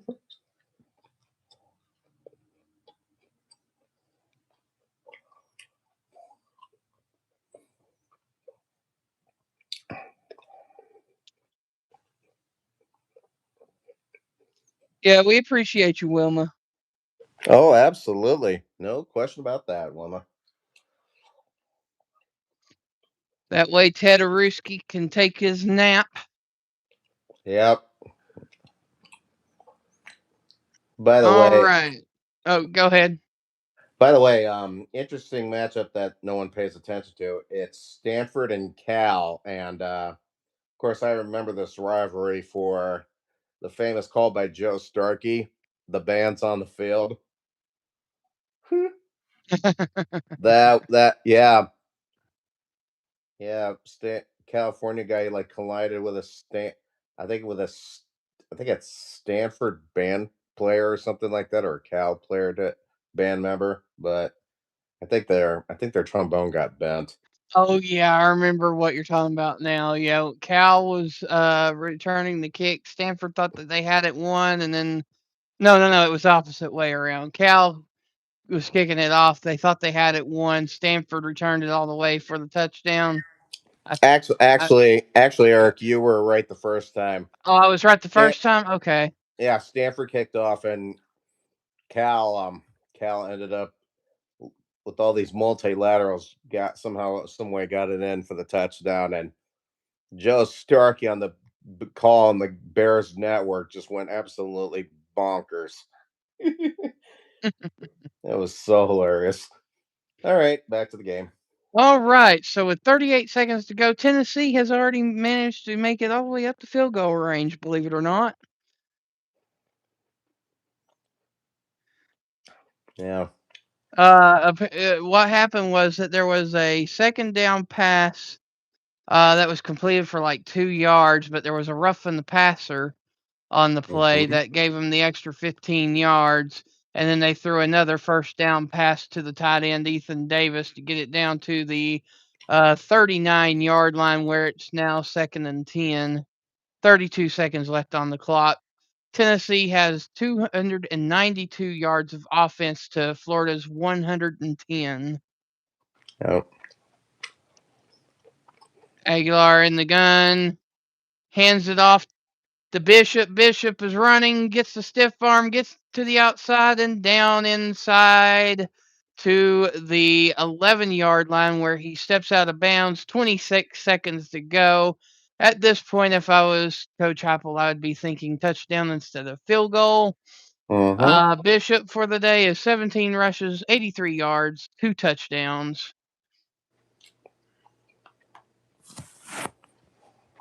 Yep.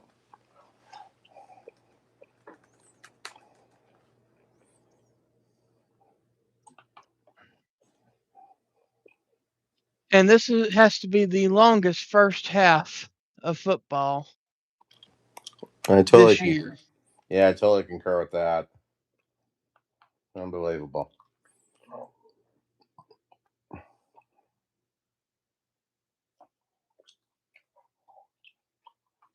Looks like they're reviewing it. Looks like. Yeah, they're trying to see if his toe stepped out there at the 22-yard line, but it Yeah, looks like he just barely stays in. yeah. Eric, just to give you a heads up, I'm kind of ahead. I've got like 26 seconds on the screen, and they have reviewed it, and the call was upheld. Okay, so yeah, it's at the 11-yard line then. Yep. And now Yeah, Tennessee. I told you I'm always going to be a little bit I behind. know. That's why uh the ones listening like to have both of us listening to watching different games. Well, that makes sense. So, yeah, good point. Good point. That's fair. Oh, I mean, it would be great if all the TVs would sync to the same timeline. That would make yeah. it way easier to do a broadcast, but Oh, piece of cake. It's not easy, believe me. Still but of not. course this time next year if it goes the way that I want to, I'll be doing broadcast on high school football games at the football games for a radio station, Oh, and nice. that or be coaching there because the coach wanted me to actually coach the linemen last year, but Oh, wow. I just wasn't health wise ready for it. So Okay. hopefully I can get my health together and I might be ready to go for this upcoming fall. Sounds good. Sounds good. Aguilar hands off and they run it about 6-5-4 and they call timeout with 2 seconds to go. Mm-hmm. And so they're going to bring out the field goal team and kick a last second field goal to set it to halftime with a 31-point lead is what they're hoping for. Yeah. And thank you for the 18 likes. It is appreciated. Oh, absolutely. Yeah. And good to see. And for the 4 currently listening in, if you haven't already, please hit the like and subscribe. It is appreciated. Mm-hmm. And thanks to Jeff coming back up here for another little short visit for us here. Mm-hmm. Be sure to Thank you. check him out. He actually has a sports channel too on Spotify, Jeff Alt Sports Show. Yep. That's right. It's a good one. Yeah, we just recently I just recently did a new episode today earlier today about we just had the conclusion of the Iowa High School State Football play championship games. So, we crowned our state champs. Now high school football's over. So there we go. Cool deal. All right, so Tennessee got the field goal, and it's now halftime. The score is Tennessee 31, Florida nothing. Mm. Interesting. But yeah, in high school action in Tennessee, the Mm-hmm. quarterfinals was Friday, and my high school alma mater advanced to the semifinals for the first time since 1996. The Halls Wow. High School Red Devils will be taking on the Sevier County High School Bears this upcoming Friday. It will be on. Actually, it will be on YouTube on Thursday Night Rivalries channel. If you type in Thursday Night Rivalries Knoxville, Tennessee, it will pull the channel right up. And if you're interested in any type of high school football, that game will be on next week for the semifinals. Winner will move on to the state championship game, and Halls has not been to a state championship game since the year my dad graduated, 1983. Holy cow. Wow. That is truly amazing.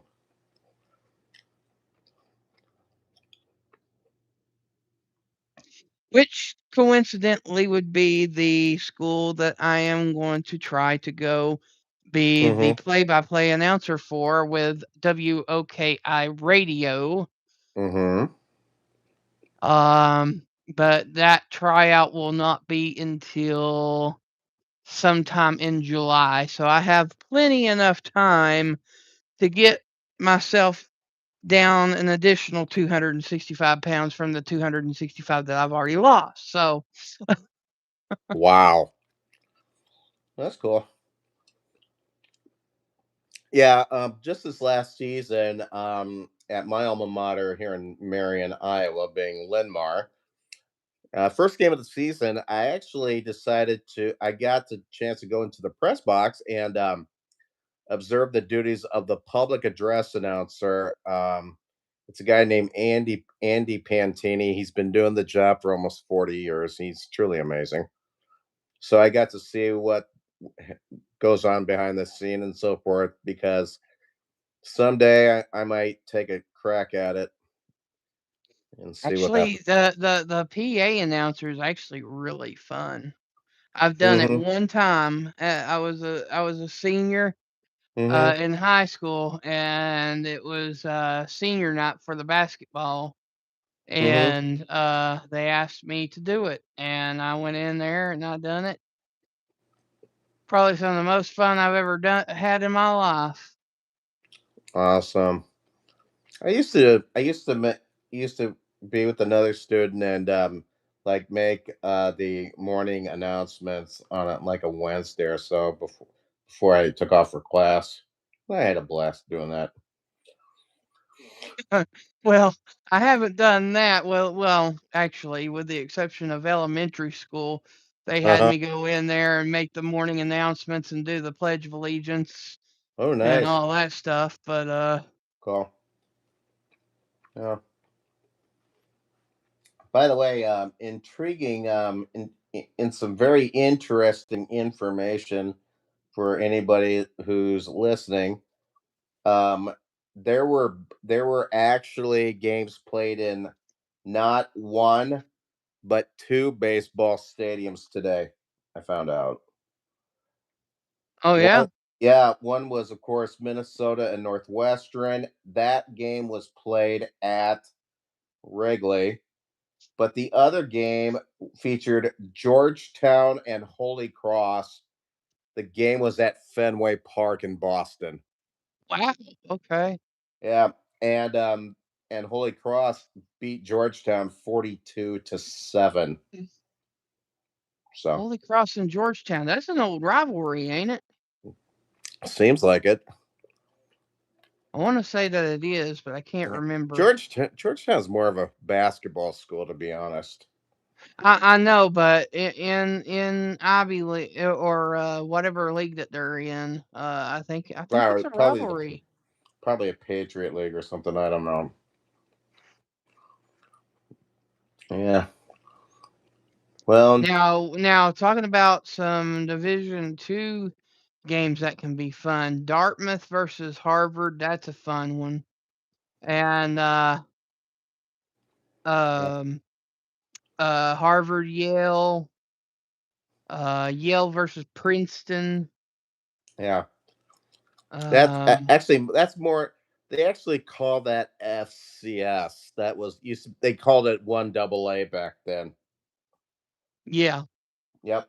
So yeah, yeah. There were some good ones. Yeah, they had a doozy of they had a they had a good matchup earlier today in like Grand Forks, North Dakota. It was the University of North Dakota and South Dakota State, and in overtime, the Jackrabbits beat the Fighting Hawks. Now they were originally called. Now North Dakota was originally called the Fighting Sioux, but because of the Native American belly aching, they had to change their name. So Ah, yeah, so yeah. Well, these smaller schools. Yeah. speaking of the FCS, I'm going to ESPN Plus for just a split second to see if I can Uh-huh. get. some updates there that might be worth notice.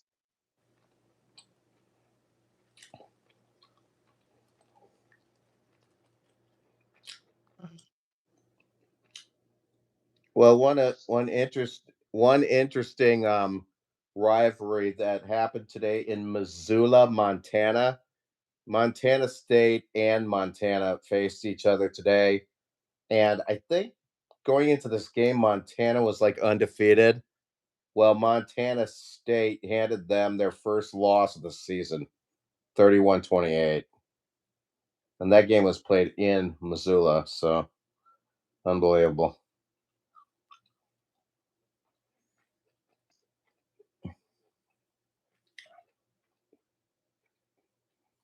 I'm currently got the band playing. Apparently, I can get that on ESPN Plus. I did not know that. Yeah. Yeah. Yeah, Florida's band's currently performing. Yeah. So yeah. Yeah, I was looking yeah, I was looking at yeah, I'm gonna take a look at some stats of that from that Vanderbilt Kentucky game. Man, that Pavia just went off like crazy. Holy smokes. Oh yeah, I know. But Yeah. it did look like Kentucky scored a couple touchdowns there at the end. I guess the second team came in for Yeah. Vanderbilt or something. Yeah. Vanderbilt today racked up 604 total yards. Unbelievable. And they yielded that was like an average of almost 9 yards a play, almost, to be honest. Yeah. Interesting. Appalachian State and Charlotte have men's college hockey, Huh. and they're playing right now. Yeah. You got RPI versus number 17 Cornell in hockey. Yeah. I was watching an interesting matchup just a little while ago before I came on. St. Cloud State of Minnesota against at Miami of Ohio, and St. Cloud State was up like 3-2. That's a And hockey hotbed. a top 15 matchup, number 11 Maine taking on number 15 Boston College. Yeah. Number 16 Providence versus number 18 UMass. Mm-hmm. I'm not really seeing any Division Two or FCS football besides Yeah. East Texas A&M versus Yeah. University of Texas Rio Grande Valley. Yeah. Rio Grande Valley. Yep.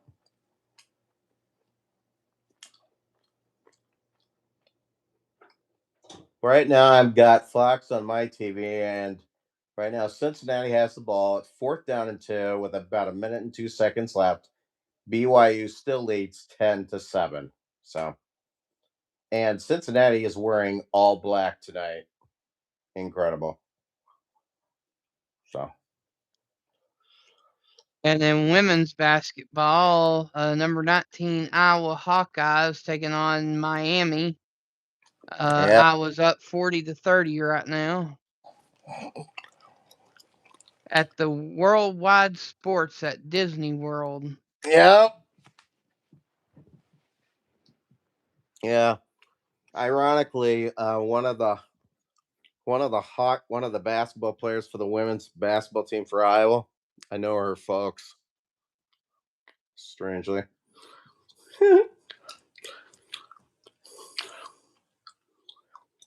I've actually played in that arena and that football field Oh, back nice. in my playing days. Nice. Yeah, I was in middle school when I played football there. Our team traveled and took on, who was it? It was a Florida school. Okay.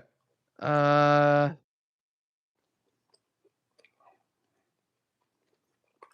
Yeah. I want to say it was like Foster or Dade Okay. / Foster or something like that.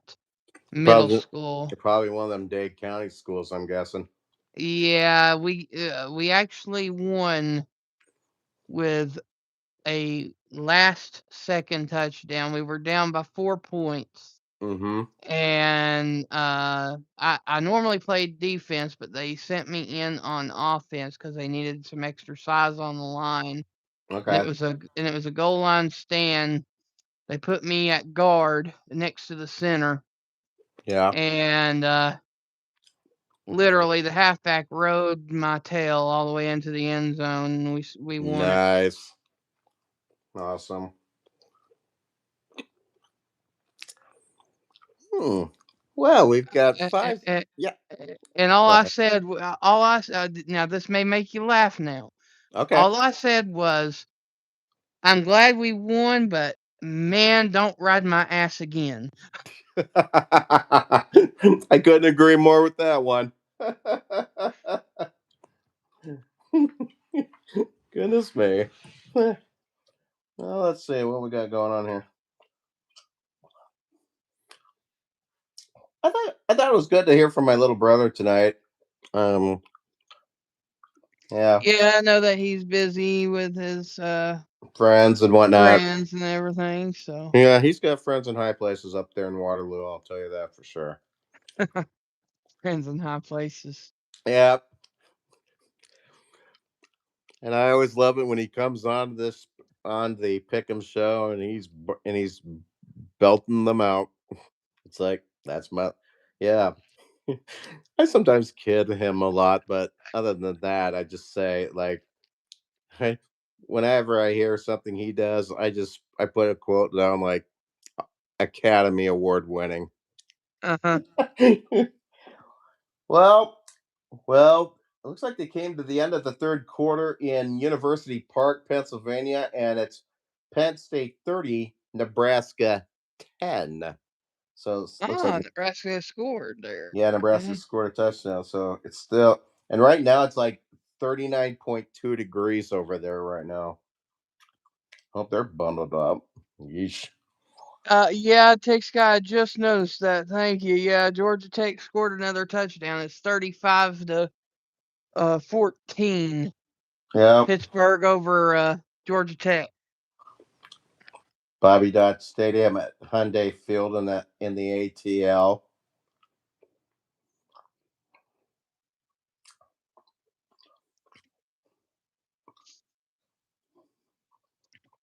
Hmm.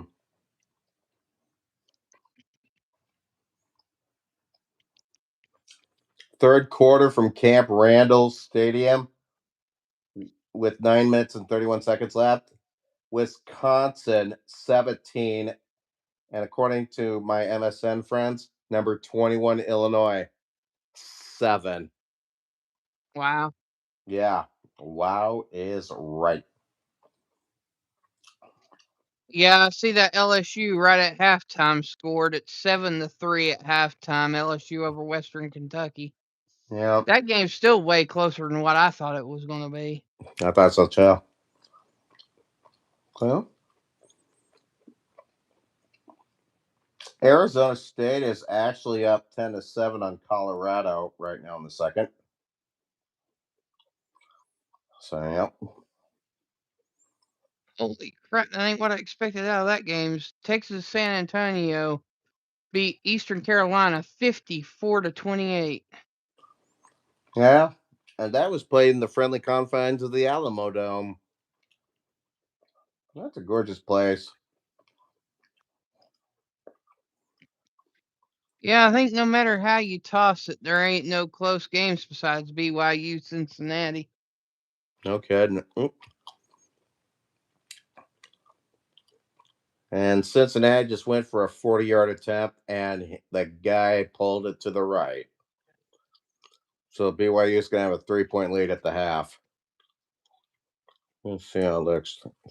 Snap was good. The spot was down. The kick. Oh, yeah. It looked like it was going straight, and then, oof, just pushed right.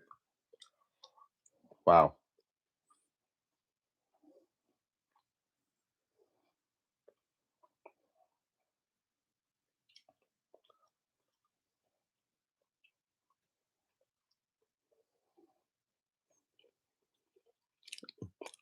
Looks like the viewership has gone from 5 to 6 back to 5 again. But Yeah, it will fluctuate from time to time, and yeah. sometimes Uh huh. the counter when you're on the go live together, it's not always accurate because a lot of times when my stream ends, Yeah. it will be way more than what was actually shown. Okay. Good point. Of course, YouTube has still has several kinks that they need to work out. So I totally concur with that one.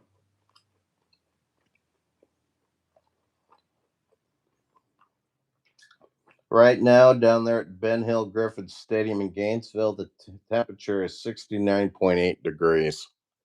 Lovely. yeah, that's actually pretty comfortable for Florida. Yeah, I totally concur. Uh, I can remember many of Tennessee Florida games that was like a 3:30 kickoff Mm-hmm. and be like 99 degrees or more, and Holy smokes. That is crazy. some of that type of heat that you're just like, okay, I like not to play today. I'll just sit back and stay Yeah. here by this fan. Yeah, I wouldn't want to play in that. Or what like Green Bay did in 67 playing in a title game where the temperature at kickoff was like 15 below zero. Right. Yeah. But the thing is that what Yeah. people that haven't played don't understand is that once you put on the pads, Yep. it adds about 20 to 25 degrees more than what the air temperature is. Uh-huh. And when it's up in the upper 90s, it's easily like 125 to 130 in those pads. Yep. Yeah, for sure. But at the same token, it has no insulation either. Yeah. So when it's cold, it's cold. Oh yeah. I think Central Florida's got one of the most uniquely named stadium places I've ever heard of in my life. The Acrisure Bounce House. I mean, seriously? Oh my word, that is hilarious. But they've actually got a gorgeous facility down there, I hear. So hmm.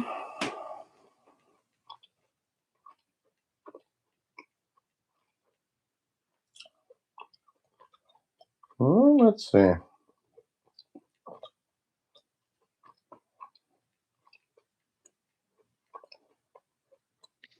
Joey, you don't have to be good That's to right. give hockey statistics. If you know hockey and you can give statistics, you'll be Yep. just fine. Totally agreeable. I agree. I know you've been listening into the basketball.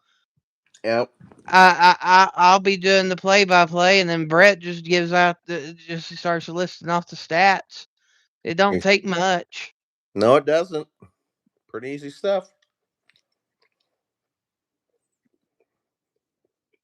Yep. The hardest part is doing the play by play. Oh, that can be tough. Especially in basketball, you got to know all the players' names and the numbers and the positions, Yep. and they're constantly passing the ball back and forth to each other, and you got to try to figure out who has what. And Yep.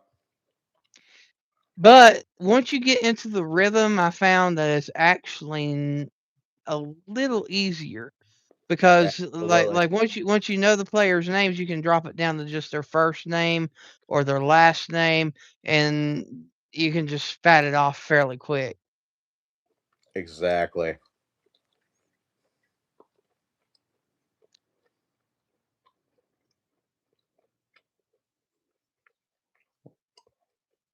Oh, lovely. So, first half statistics: Tennessee 44 plays, 323 yards. Florida 25 plays, 110 yards. So, yeah, that was quite the dominant performance by Tennessee in the first half. But Tennessee just kicked it off to Florida to start the second half. It was a touchback. No. It was a fair catch at the 2-yard line and muffed, and Florida landed on it. So it's 1st and 10 at the 2. Uh-oh. Florida ran and got a 2-yard play, makes it 2nd and 8. Ball at the 4. Mm-hmm.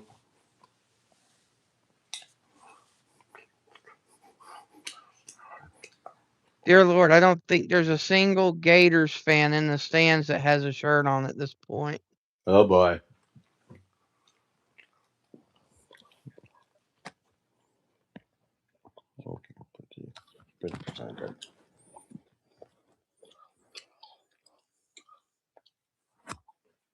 Yeah, I'll give them credit that they're sticking around for the game, which is Yeah.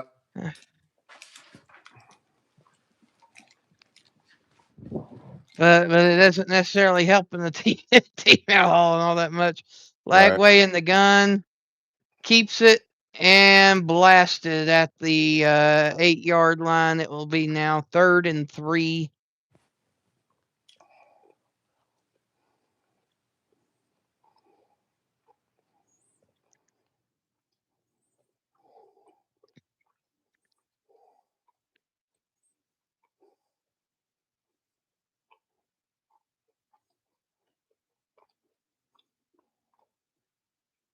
Lagway in the gun, 2 wide receivers to the left, drops back, feeling the pressure in the end zone, being held. That lineman was being held.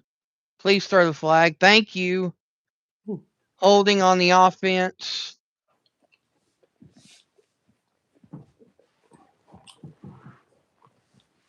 It would have been a safety had it not been for the hold. I guess you would consider that a smart penalty, but it's now 4th and 3. Yep. And Florida's going to have to punt it to Tennessee. First offensive drive of the second half. Yeah. But this punt is in danger zone because the punter is to the back part of the end zone. If it goes over the head, it's a safety. Or if it's blocked, it's a touchdown. So, Yeah. all right. So he did get off the ball. It's going to be recovered at the 50-yard line for a fair catch. Well, actually, it will be just short of the 50-yard line. It will be at the Tennessee 49-yard line where Tennessee takes the ball. That's a really good field position to start off. Mm-hmm.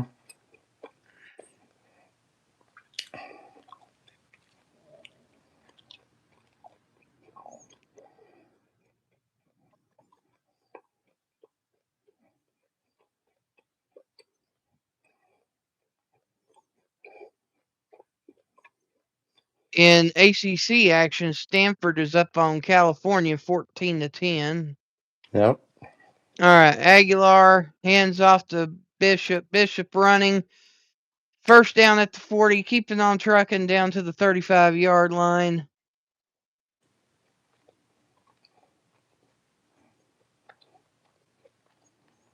Mm-hmm.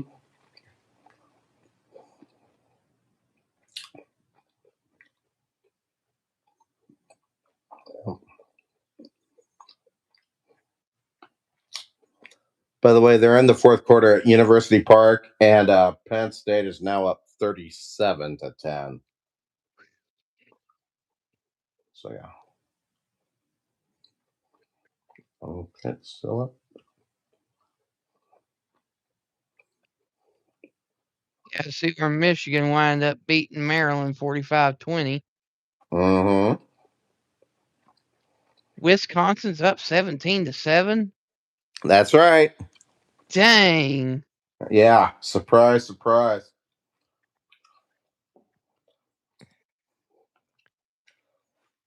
All right. Aguilar in the gun. Drops back, throws a screen. Gets it up to the 32-yard line, but it does look like there's a hold on Tennessee on this play. It will go back.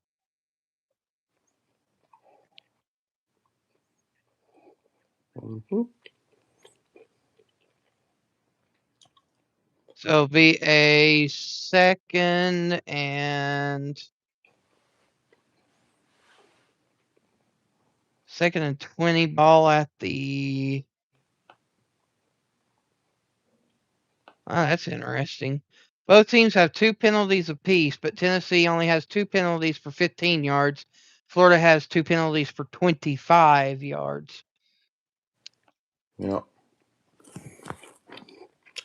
All right, we have another flag on the play. False start on the offense. Back Tennessee up another 5 yards. So it's 1st and 25 now.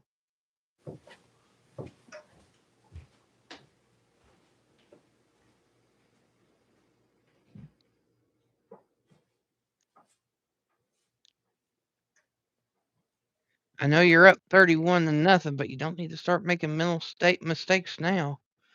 All right. Aguilar hands off to Bishop.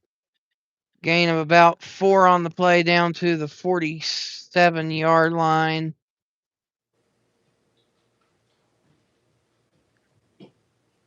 So it'll be 2nd and about 22.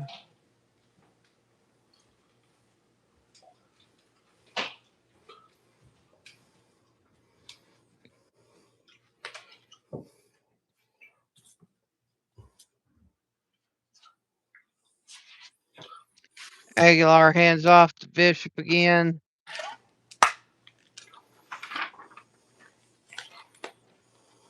Gain of about 4.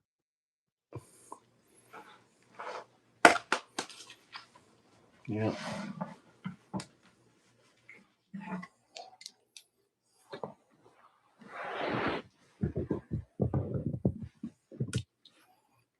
So it's 3rd and 19.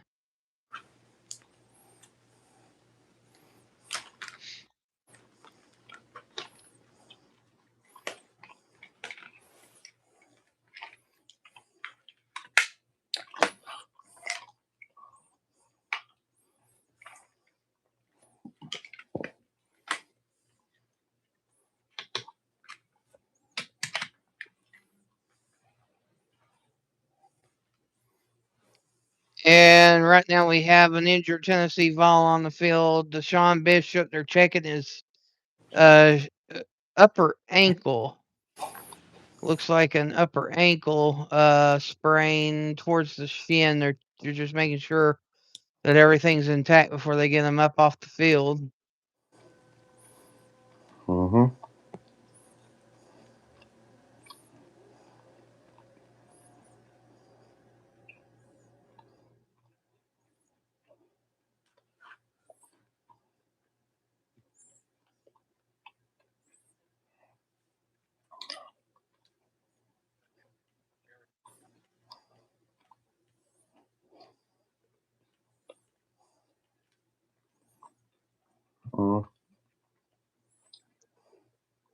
All right, so he's up now.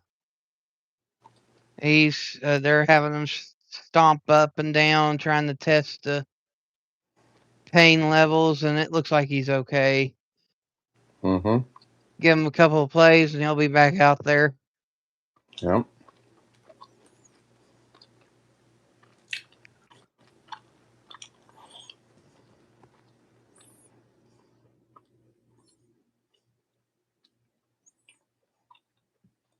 All right, so it's 3rd and 19. Aguilar in the gun. Trips left. Handoff, and only a gain of about 2 on the play.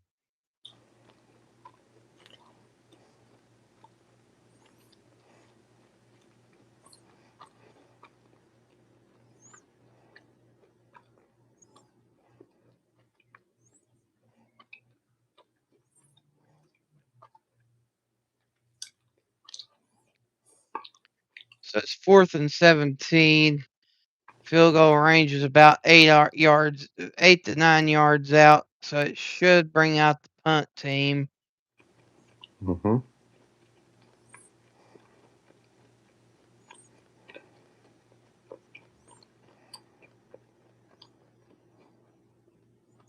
Yeah, here we go. Here's the snap. And the kick. High and rolls right to the 1 yard line. Perfect punt. And Florida will have the ball 1st and 10 at the 1. Wow. Yeah, the ball landed and rolled from the 5, and Tennessee was already down there, and they just stood there and picked it up as it bounced to their hands at the 1 yard line. Absolute Yep. perfect positioning by the punter. Nice. Yep. Thank you to the 6 that are listening in. It is appreciated. There's your brother. Oh, Hey, Brett. hello, Brett. Good to hear from you again.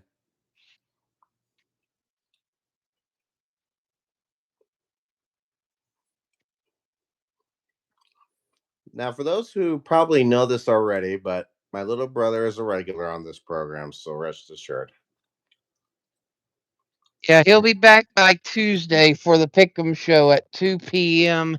Eastern Time, 1 Central. Yeah. And we'll have a college basketball game probably Wednesday. I don't know. I'll have to look at the schedule. Otherwise, we'll have one NFL game on Thanksgiving at some point on Mm-hmm. here, and then we'll have a college football game on Friday and college football on Saturday. It's going to be a very, very busy weekend next weekend. Yeah, it will be.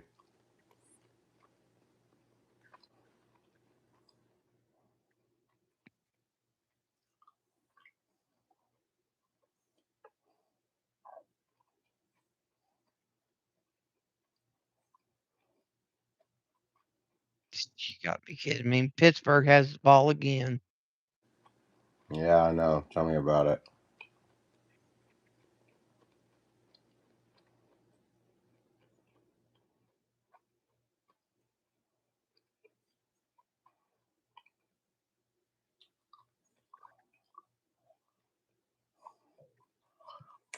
Updated score from Camp Randall and Madison.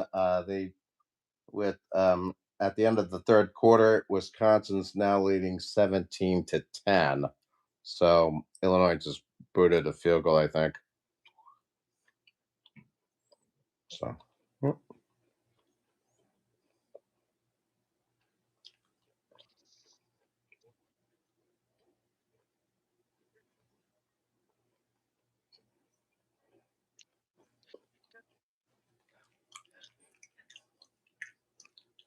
His friends are playing boring old Minecraft. So he figured he'd get on here and say hello. Well, hello, Brett. Yep. Hello, my sweet little brother. All right. Lagway and the Gators starting at the 1 yard line. In the pistol, 2 wide receivers to the right. Looks like Tennessee's presenting 4 down linemen. And it looks like Florida's going to talk about it just a little bit longer because Florida just called timeout. Yep.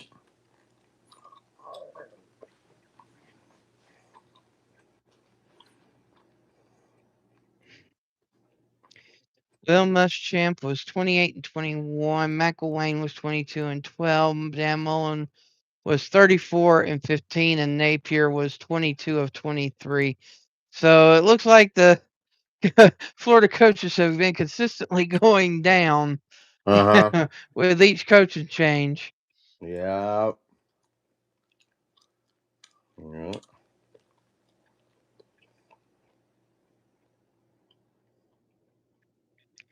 All right, here we go. Mm-hmm. Lagway in the gun, handoff, run play up to, let's see here, looks like about the 8-yard line.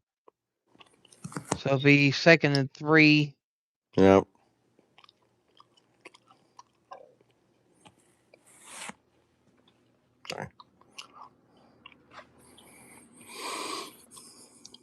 Lagway hands off again and gets it down to about the 14-yard line, where it'll be 1st and 10, Florida.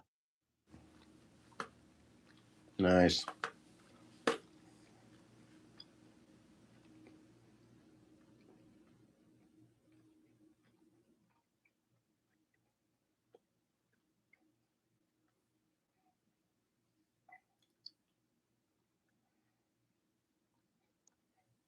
Another handoff by Lagway to the halfback. Halfback spinning around and getting to the first down marker. Good little run there by Florida. So the ball is now down to about the 25-yard line. There is a flag on the play, though.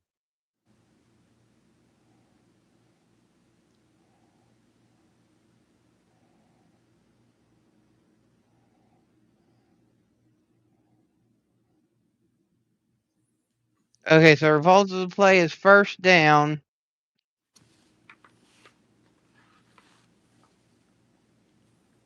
And then there was unsportsmanlike conduct on both teams that offset. So it'll be the 1st down. Florida at the about 24, 25-yard line.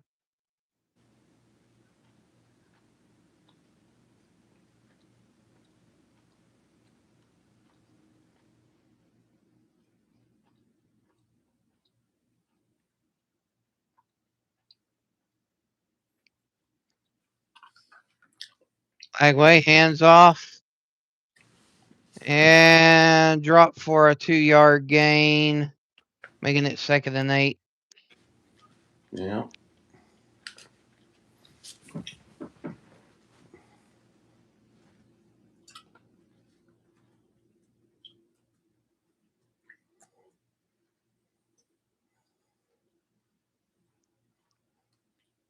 Brett left you a message there, Jeff. Okay. I'll check it.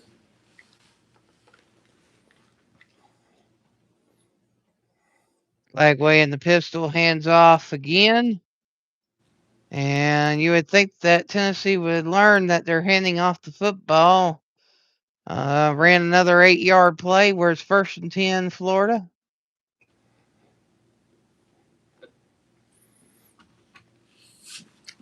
Yep. Just send him a reply. So we got that out of the way.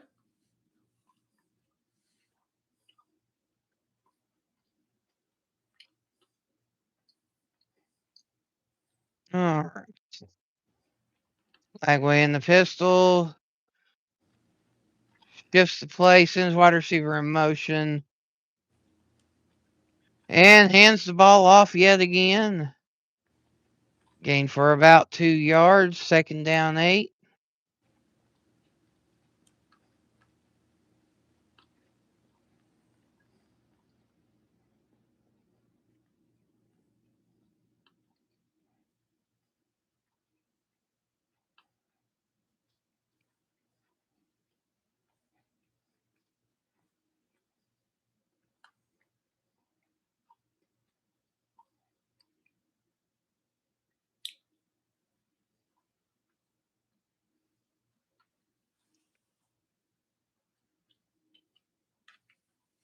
Lagway sends tight end in motion.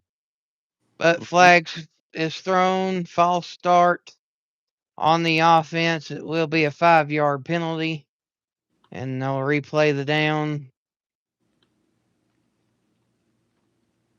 The right guard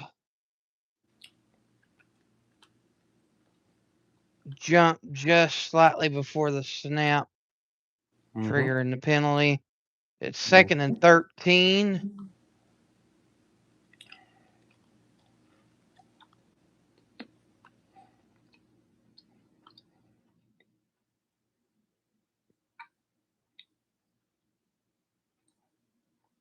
Lagway drops back, throws. Pass complete to the tight end, making it a 3rd and about 2.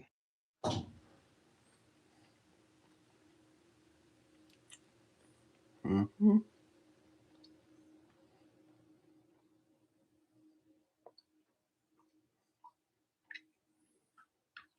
Nope, 3rd and 3. 3rd and 3. Okay. All right, so Lagway. It's in the pistol formation. Looks like it's going to be another run play. Does Tennessee see it coming? No. Another 6-7 yard gainer down to the 50-yard line. 1st and 10, Florida.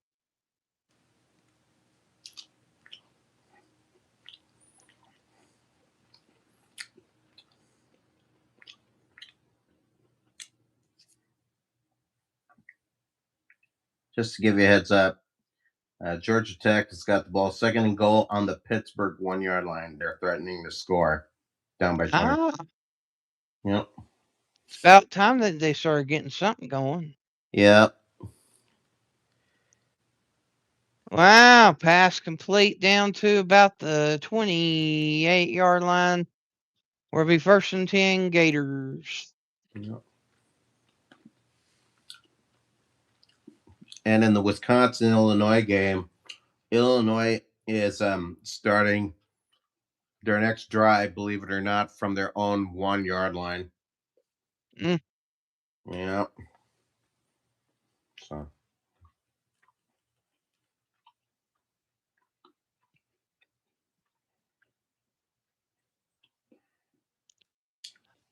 Lagway in the gun, sends wide receiver in motion, and Tennessee was ready for that one. Sacked, and the ball pops out. Tennessee says that they have it. Referees didn't say anything. They're going to have to review that thing. Yeah. They're saying that it was caused by the ground. Let's see the replay here. Yeah, that would be a good call by the referee there. He lands and hits the ground, and the ball pops out. So it will remain a sack. So it'll be 2nd and 13 with 3:53 to go in the 3rd quarter. Mm-hmm. Tennessee up 31-0. Ball at the 33-yard line.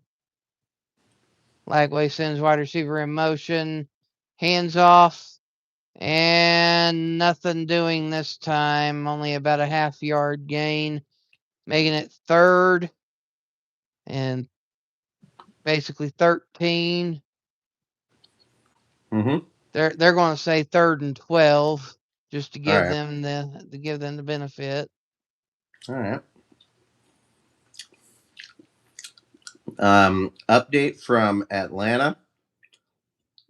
Running back Jamal Haynes rushed the ball into the end zone for a 4-yard touchdown run, and coming up with the extra point. It's going to be right now Pitt 35, Georgia Tech 20, with 8 minutes 26 seconds to go in the 4th quarter.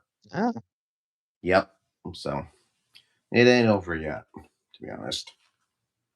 Lagway scrambles, takes it to the outside, but Tennessee sniffed it out. It's now 4th down and about 9, with the ball being about the 29-yard line.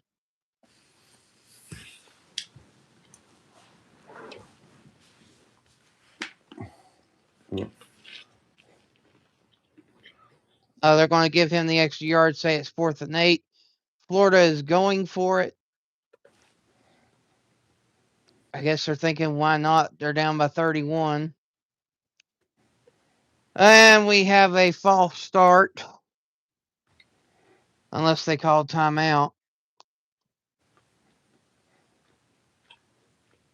Yep, they called timeout. Timeout, Tennessee. That's their first timeout of the half. Score 31-0, Tennessee.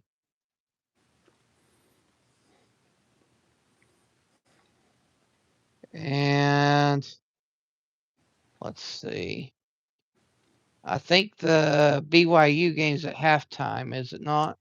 No, it's not. There's 9 minutes 15 seconds to go in the third. It's still BYU up 10-7, and it's 2nd and 4, and they have the ball at the Cincinnati 9-yard line. And their quarterback Bear Bachmeyer, who's got the most unique number for a quarterback, I know, number 47. 47. Yep, he just took the shotgun snap and just ran it right up right up the middle there, and he gets down to just about the 1-yard line. So BYU's threatening to score.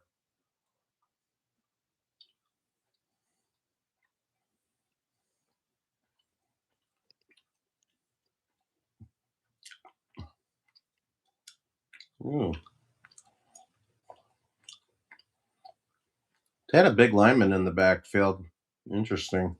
Or as an eligible receiver. Yeah. Maybe it was a tight end or something. I don't know. But he was wide open and just out of reach. Now, earlier I saw you make the comment 6'9" lineman. Who were you referencing? I think it was something Ted was speaking about earlier, I think. About some tall linemen or something. I don't know. That was a while back. Ah, okay. Yeah. So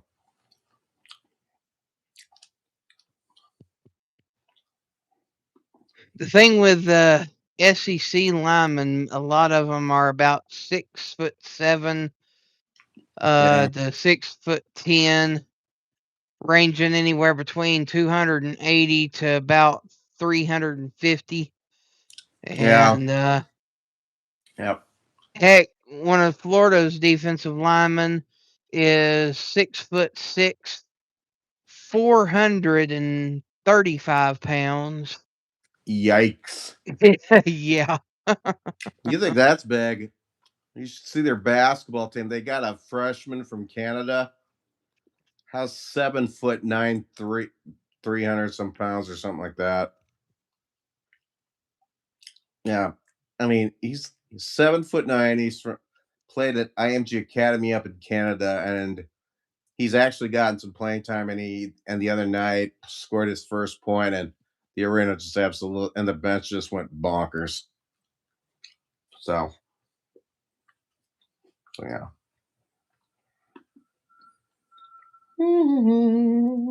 Let's see.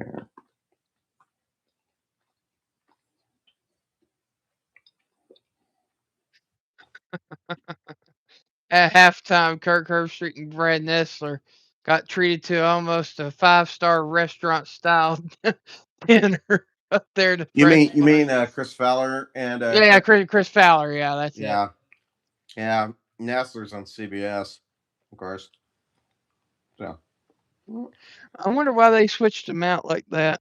Because Brad Nessler used to be, on ESPN and ABC a while back. Yeah, yeah, I don't know why. Yeah, so I think it had something to do with Vern Lundquist when he retired. I think it yeah, I think switched that's some what it things is. up. Mm-hmm. I tell you, one that I missed that on CBS is Tim Brando. Oh yeah, yeah. I don't even know if he does anything right now, unless it's on like CBS Sports or Could be.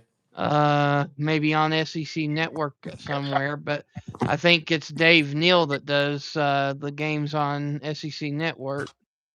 Okay. Good point. So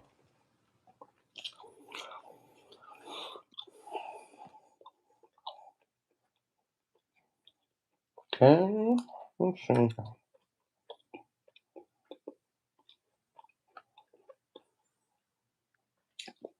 In Auburn's blowout victory over Mercer today, Deuce Knight for Auburn scored 6 touchdowns. Oh, Yeah, unbelievable.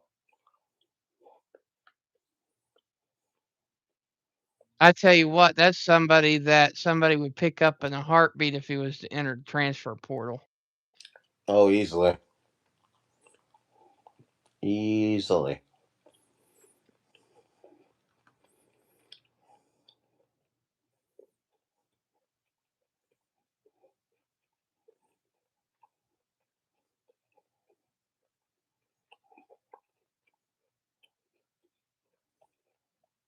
But while it's still on commercial, I'm going to let you do some talking. I'm going to run to the restroom right quick.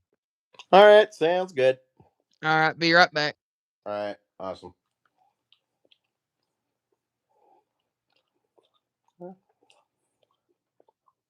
All right, folks, with currently 7 minutes to go in the fourth quarter, Pittsburgh is leading Georgia Tech 35-21 down in the ATL, that of course being Atlanta. With 9 minutes and 28 seconds to go in the fourth quarter, here's another big surprise. Wisconsin is leading Illinois 17-10, and Wisconsin has the ball inside the Illinois 20. What do you know? The game I'm watching is BYU in Cincinnati, and the Cougars are leading the Bearcats 17-7 over in Cincinnati.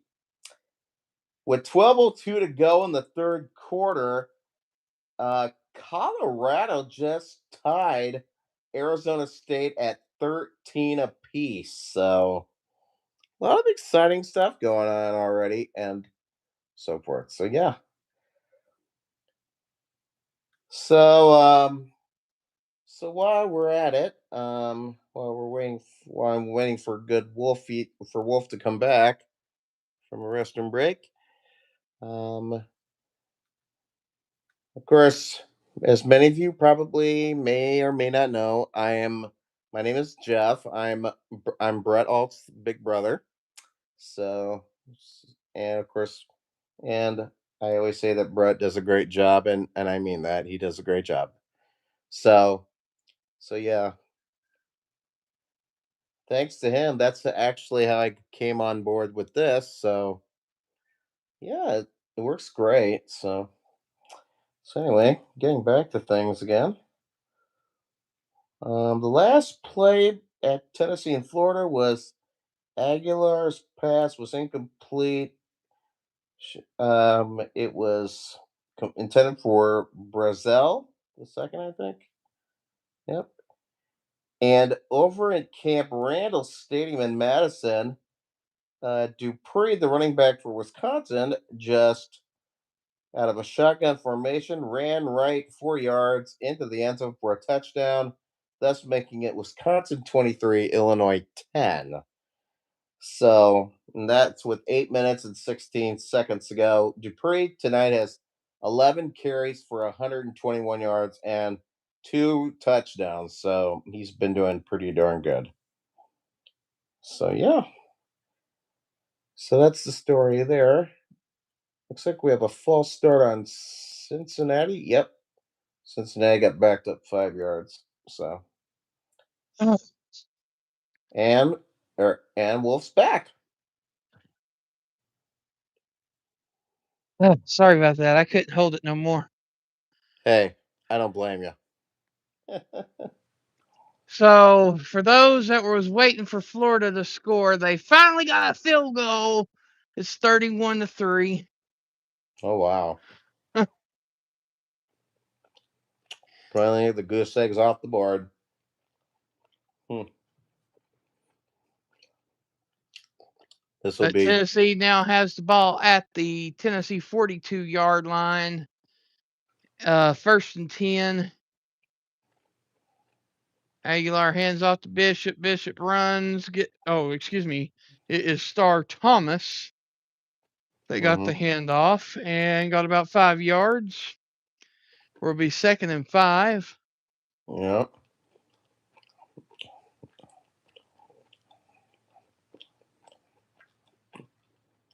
Oh boy, things just got more interesting in Atlanta. Oh, I just found okay. out Georgia Tech scored again. It's 35-28. Oh, okay. It's Yeah, becoming a this is game again. yes, it is. 4 minutes and 51 seconds to go in the fourth. Gadzooks.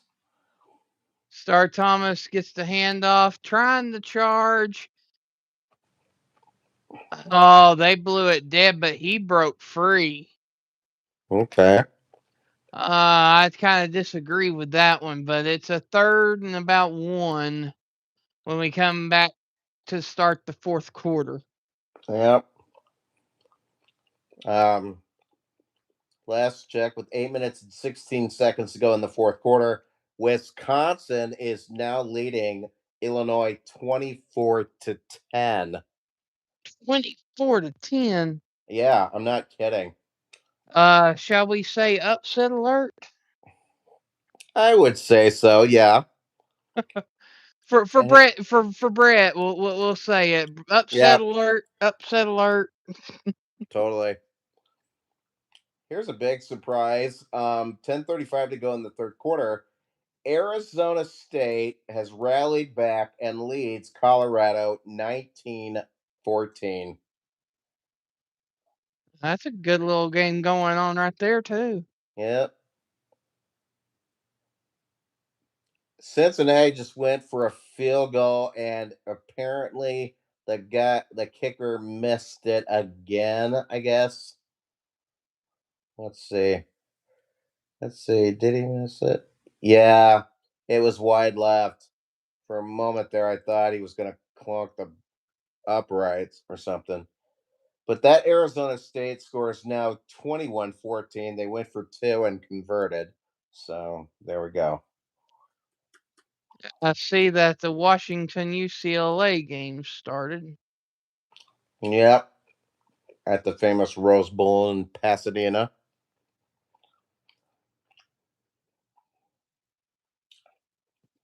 Oh, LSU up 10-3 on Western Kentucky. nice. Looks like Van Buren's the quarterback for LSU. They got the ball at the 40-yard line, about Mm-hmm. 6 yards from field goal range. Yep.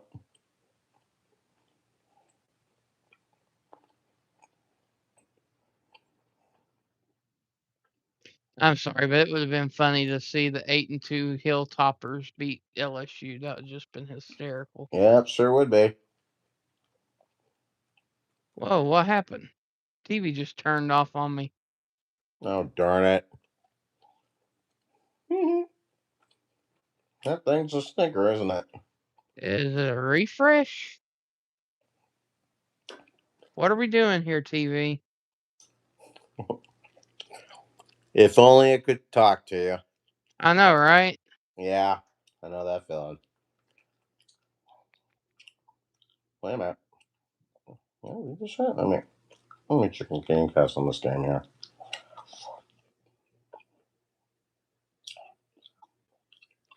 Huh? We're having a software update. Okay, that's cool. Well, that must be good news. Oh, great.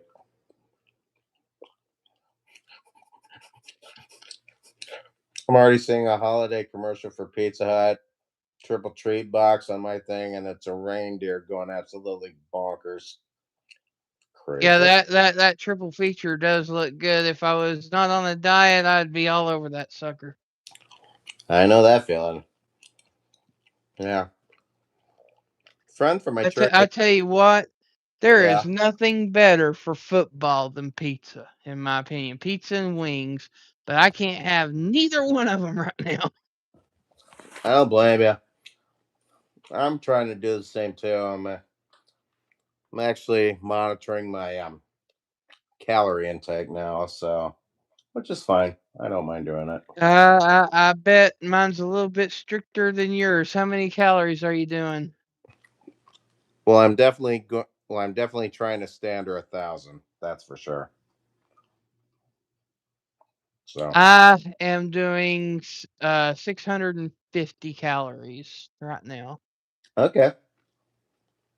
Yeah, I'll probably stay in that vicinity too if I don't overdo it. and that is in a week, not a day, a week. Okay. Yeah. Yeah. Keep in mind, the majority of my week is shakes, and then I eat during the weekend, Okay. for dinner. Oh, nice. So it's kind of like an intermittent fasting type thing where you go 5 days without eating and then you eat. Yeah. Good point. Aguilar throws a bomb, incomplete, second down, ball at the. Come on, show me the yard line. By the way, Yeah, go ahead. got another upset alert, folks. Turner for Pittsburgh just took the ball and ran 56 yards to the house, and Pitt is now up 41-28. Unbelievable. And that was That's crazy. Yeah, that was actually his first rushing touchdown of the night. So he's almost close. All right, we got 3.5 yard at the 37.5 yard line.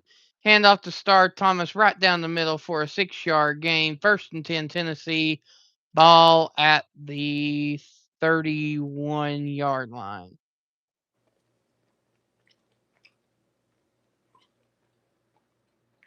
Wow. Pavia for Vanderbilt broke a Peyton Manning record. Most passing yards against Kentucky. Yeah, he went off like crazy. My goodness. I couldn't believe it. All right, so they marked it at the 32. Aguilar drops back, throws a screen play, but it was a forward pass and it dropped incomplete. Okay. Second down. Alrighty. 13-16 to go in the game. Yeah. Yeah. The Pitt Georgia Tech game has 2 minutes and 41 seconds left in the fourth quarter. With a 2-score, yeah, that game's over with. Yeah. So whoever picked Pitt to win, it's going to be their lucky day. I need to check that. Let's see. Yeah. Yeah. A lot of good talk on Tuesday, I'll say that. Oh, yeah. Let's see. GT Pitt. Everybody went with Georgia Tech. Uh-oh. Every one of them. Oh, no. Oh, my word. All right. Aguilar drops back, throws, pass complete, but not enough. It's going to be fourth down, and about 7. Ball at about the, what is that, about the 30-yard line? Okay. It should be field goal range. 4th and 9. Mm-hmm.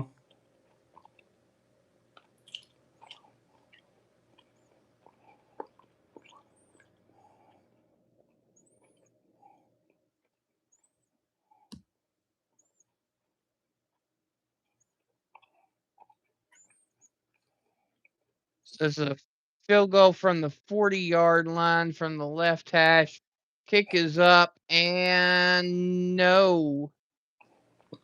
Just to the left of the goalpost. Yeah. Mm-hmm.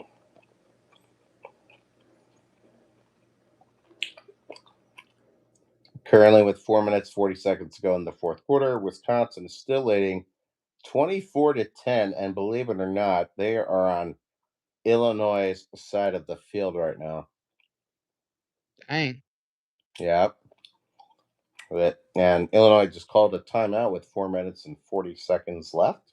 Let's see here. Who won between Louisville and SMU? Was it SMU? I could check. Just trying to get everything updated real quick.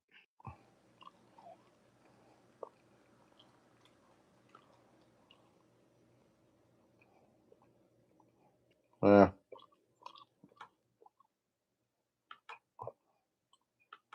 FBS. Let's take a look.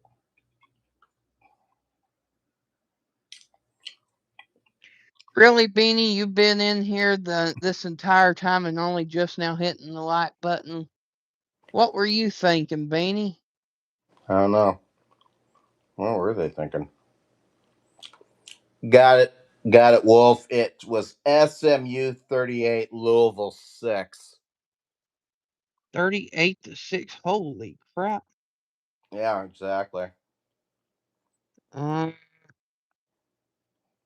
there's a three-way tie on that one. Yep.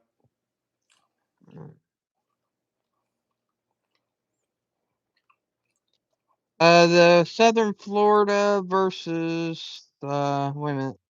Yeah, Southern Florida versus UAB. It was Southern Florida, but by how much? 48 to 18. 48-18. So it was a 30-point game. Yep. Two-way tie there. Yep.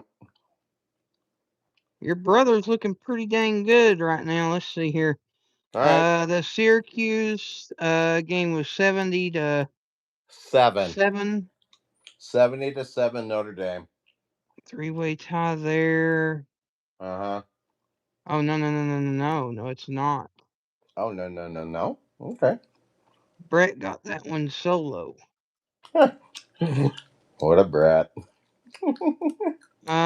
Texas won, and it was what, 14-point game? Texas, Yeah, Texas, Arkansas. the win, it was by 15, 52-37. 15. So D-Man was closest there. Yep. Yep. And Vanderbilt won 48, 45 to 17. 45-17. So it Yep. was a Mm-hmm. 20. Shoot, I can't do math. 28. 28. Yeah, 28 was the difference. Yep. I went Vanderbilt, but Ted knocked that one.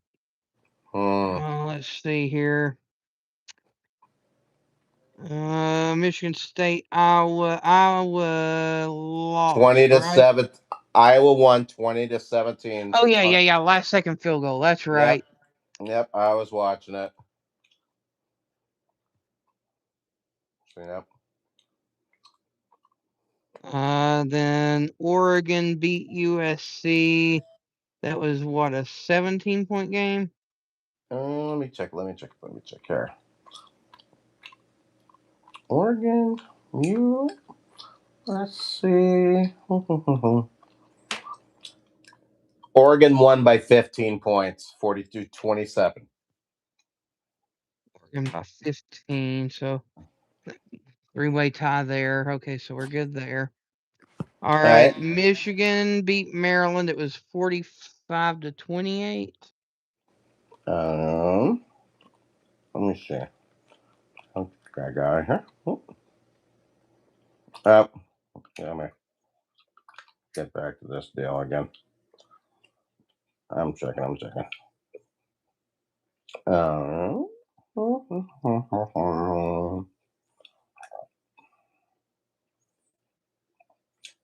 It was 45 to 20, Michigan. 45-20. Okay. Yeah, so a 25-point difference. And then Utah finished. It was 51-47, right? Affirmative. 4 points. That was a doozy. So that's a three-way tie. All right.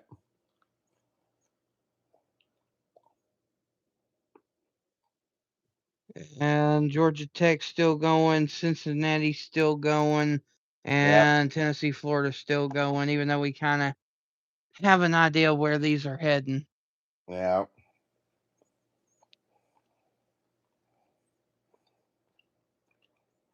I can't really mark the game until it goes final because, I mean, anything can happen. Agreed. Let's see.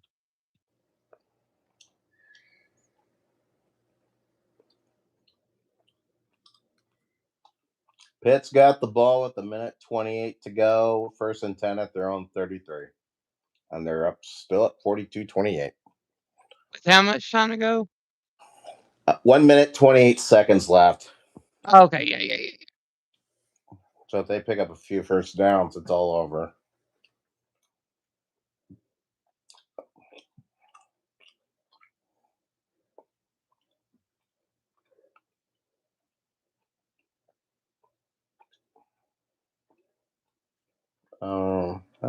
Two-score game there. So I can safely go ahead and mark that one. Mm-hmm.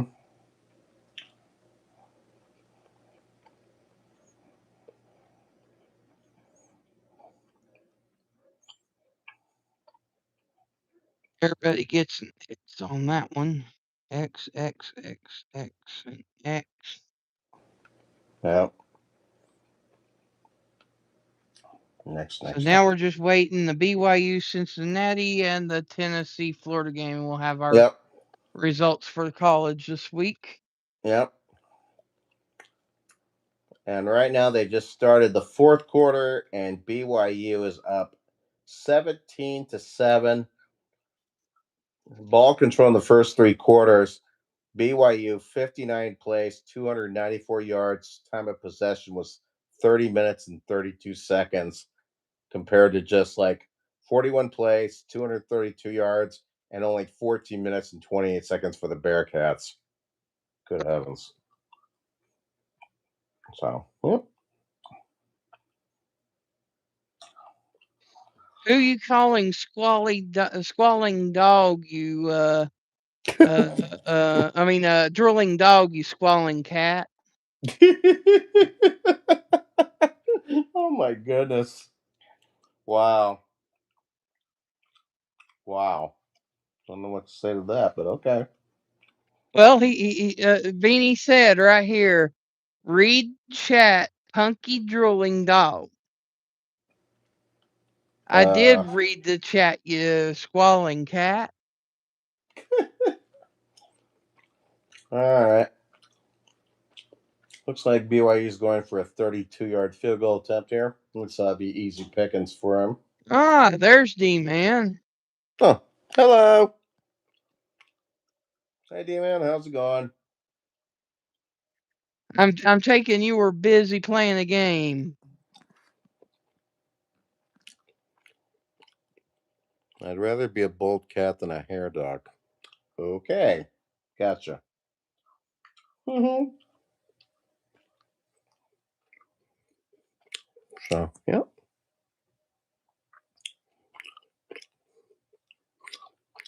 We're up to 6 people in the listening area, so that's nice. Oh, he was sleeping. Okay. Oh, you were sleeping. Okay, so you were doing the same thing Ted is doing now. Yep. Okay. Yep. Glad to see you too, D-Man.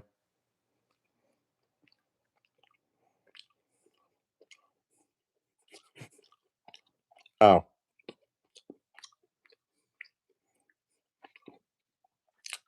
Yeah, luckily Jeff was still not busy and still awake, so he was able to come back up. So yeah.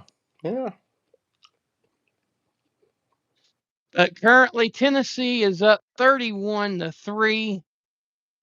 8 minutes and 45 seconds to go in the game. Okay. Florida is trying to get some points now. Ball at the 34-yard line, and it is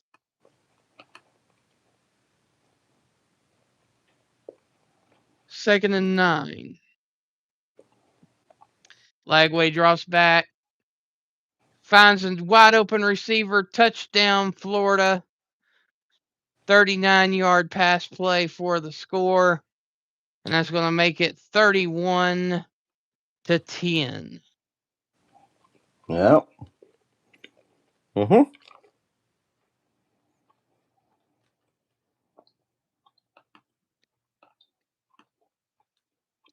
Sitting in what?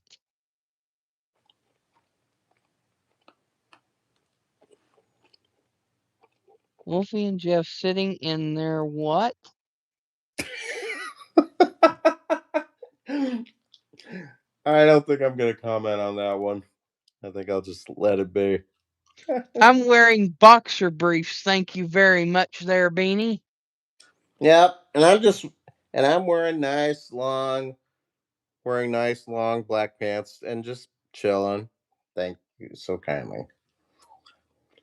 Oh, if Colorado beats Arizona State tonight, I found out, and if BYU holds on, then the Cougars clinch a berth to the Big 12 title game.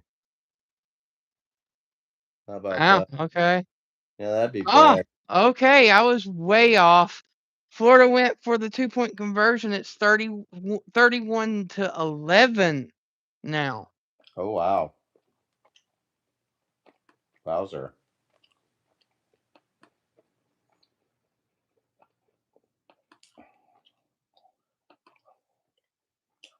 Who you calling dork, nerd? This is hilarious. This is great. I love it. Okay, my computer says I'm going back to the ACC. Yeah, Jeff, one thing you got to know that me and Beanie been giving each other a hard time for, golly, about 4 years now. Oh, wow. Okay. Makes sense.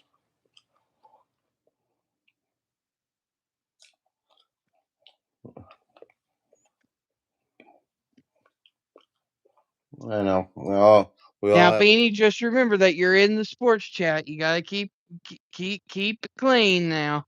So you can do friendly banters, just keep it clean. Totally. Absolutely.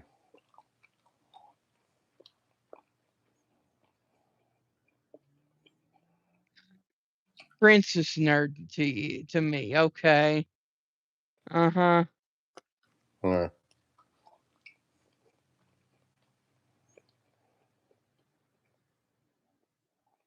And I'm sorry, I'm not using that word in front of dork. Nope, not doing it. All right. Well, I got an update. You can put this one as upset alert for real. Pittsburgh 42, Georgia Tech 28. So, Final, right? yep. So 14-point win for Pitt.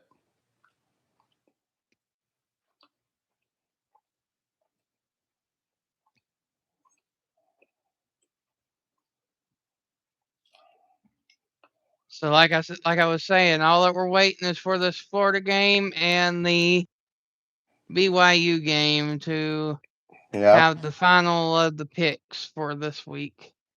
Yep. Wisconsin is still leading Illinois 27-10 with 2 minutes left in the game. And Wisconsin's got a 3rd and 1 at the Illinois 47. So yeah. And BYU is still leading 20-7 with 14:07 left in the 4th quarter. So that's the latest. As far as I know. Right. Yep. All right. So Tennessee will start their drive at the 25-yard line with approximately 8 minutes to go in the game.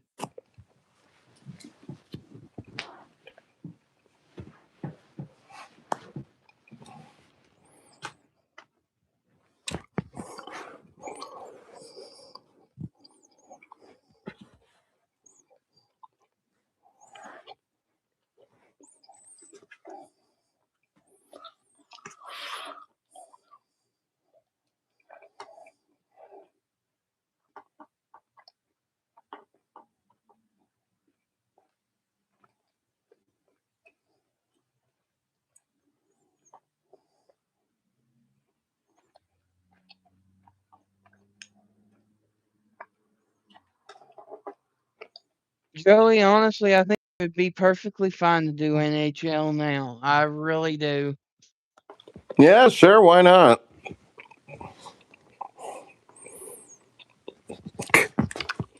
Oh my gosh. You know all the play calls. You know know most of the key player names. You would be fine.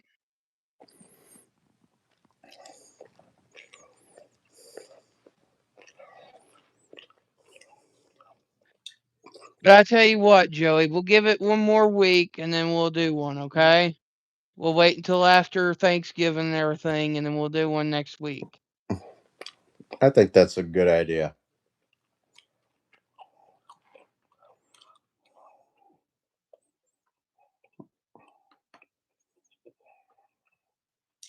Refresh my screen here.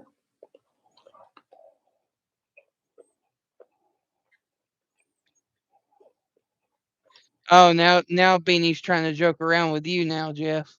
I noticed. My response is no comment.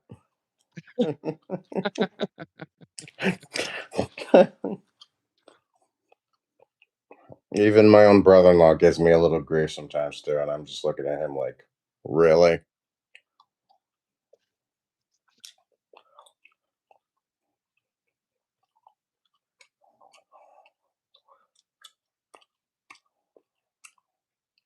All right, we have a 3rd and 1, ball at the 44.5-yard line. Tennessee Aguilar hands it off to Bishop, gets the first down. 6 minutes to go in the game. Mm-hmm.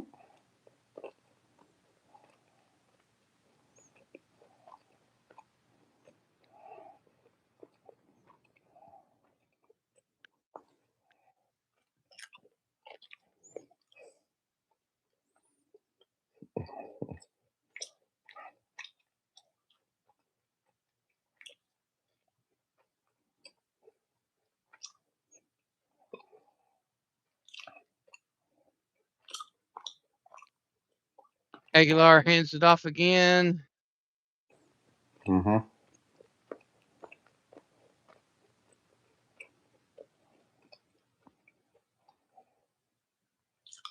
This time it was the freshman halfback with the ball, Morris. Mm-hmm. Gain of about 3 yards on the play. It's 2 yards on the play. It's 2nd and 8. Aguilar in a pistol formation. 2 wide receivers to the left. Fakes the handoff, rolls out, throws, and complete to the wide receiver. That looks like Van Duren. Van Dorselaar. Yeah, Van Dorselaar. There's the name. Yep. Once of Some of enough. these names, I swear. Yeah. Yep. By the And that'll way. be a 3rd and 1. Yep. By the way, update from Madison. Wisconsin 27, Illinois 10. It's over. Wow, Wisconsin pulls the upset. Yep. I did. Okay, this time it was a handoff to Bishop down to the 39-yard line. 1st and 10, Tennessee, with 4 minutes to go in the game. Mm-hmm.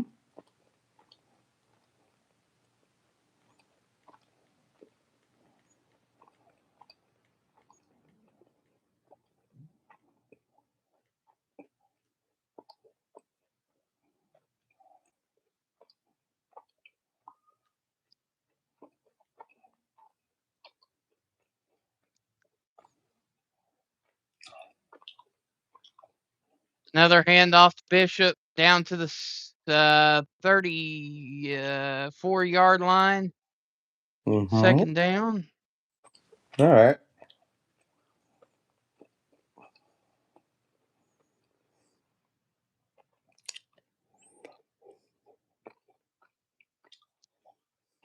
So 2nd and 5.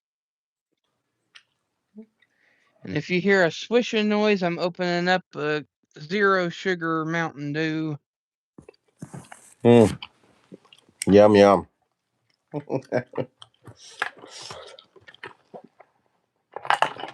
Another handoff, this time to Morris.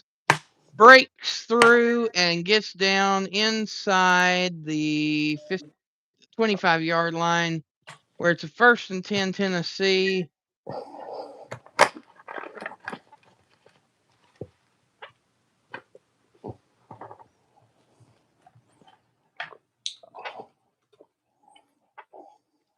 They're literally trying to kill the clock here. Yep. This has been a 6-minute plus drive for the Tennessee Vols so far. Aguilar 16 of 21 for 189 yards and a touchdown today. Yeah. Okay. Handoff to Morris, gain of a yard. 2nd and 9. Yep. And that will take it to the 2-minute warning. Mm-hmm. And again, just to remind everybody, Tennessee's last win in Florida in the swamp was 2003. I remember that game. It was 24-10 final, with Travis Stevens going on a career game. I think he had like 300 yards rushing for the day. That was going back to the golden days of Tennessee football with the Big Orange Crush and Mm-hmm. coming off the 1998 national championship and basically the runner-up national champions the year after that game in 2004.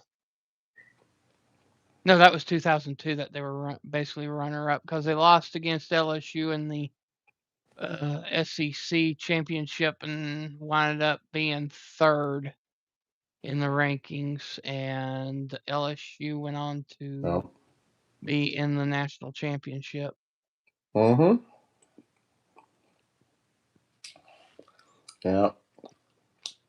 So, so right now we at the end of the 3rd quarter, Arizona State is leading Colorado 21-17. Colorado has the ball 2nd and 10 at the Sun Devil 46-yard line. And then the BYU Cincinnati game, BYU is up 20-7, and Cincinnati has the ball 2nd and 10 right now at the BYU 17-yard line. And right now they're reviewing a play right now with about 10 minutes and 41 seconds. Don't mean to interrupt there, Jeff. Beanie, you could tell Lucy if she done a 12-hour stream, she would have to give herself at least a 4-hour gap before she could start another 12-hour stream. Otherwise, no, I'm sorry. You'd have to wait until the next day before you could do another 12-hour stream if you wanted to count as far as hours are concerned.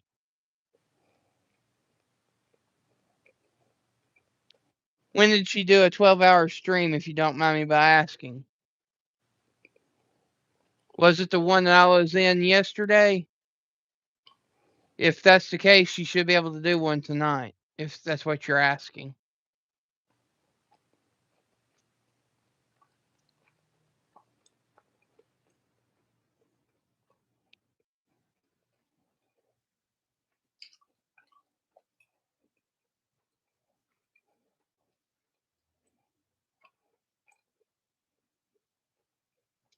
Hey there, Snake. What happened? You said that Florida was going to win.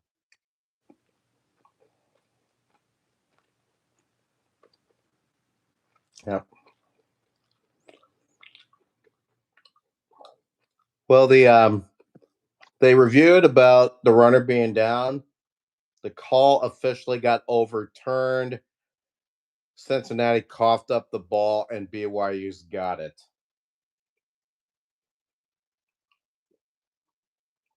Okay, so what's the score? 20-7. Cougars in the lead. Okay, 20-7. Okay.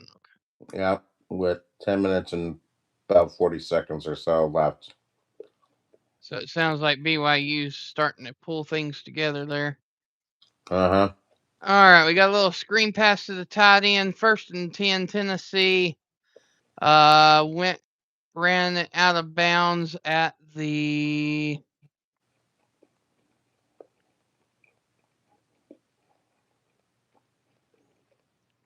I hate when they zoom in.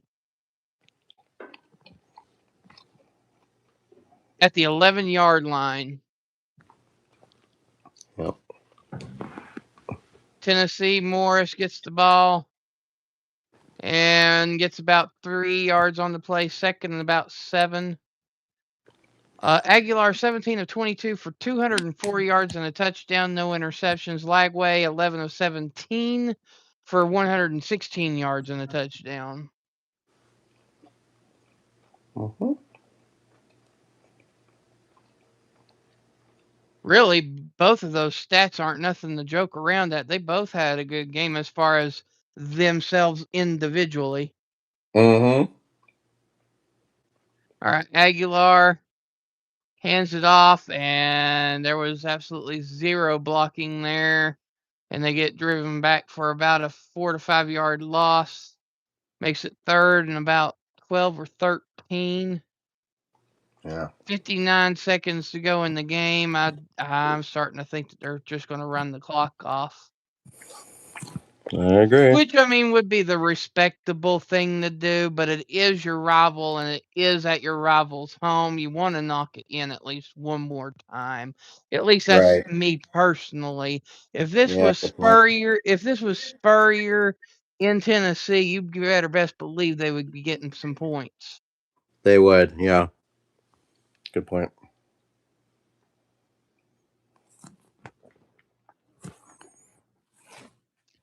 Oh, she did this one this morning, and then a part 2 after that. How long was part 1 between part 1 and part 2?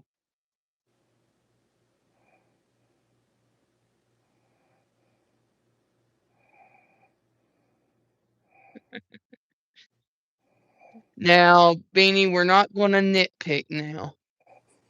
I'll Yeah. stop you from nitpicking. Good. Right on. And there we have it. All right, so that is the end of the game. Tennessee finally gets the monkey off their back. Yep. Wins in the swamp 31 to 11. Good old Rocky Top. What can you say? First win since 2003 in the swamp. Mm-hmm. What a doozy. That is one big monkey. That was becoming a gorilla.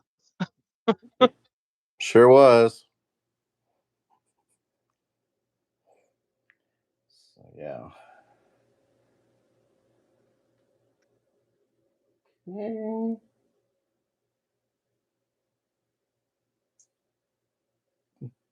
Colorado right now has first and 10 at the Arizona State 26-yard line. Uh-oh, is Nora a Gator fan? I didn't know that if that's the case. Incredible. Yeah, my Tennessee Vols moved to 8-3, win 31 to 11 over the Gators. Yep. Gators. Thank you to the 7 that are listening in. It is appreciated. If you That's haven't right. already, please hit the like and subscribe. Exactly. It's worth it. Every bit. We Well, may have some surprises up our sleeves in the next little bit. I'm not going to speak anything yet because I don't know if it's going to happen or not.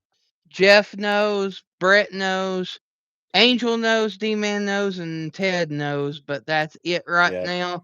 But some big things could be coming to the channel very, very soon.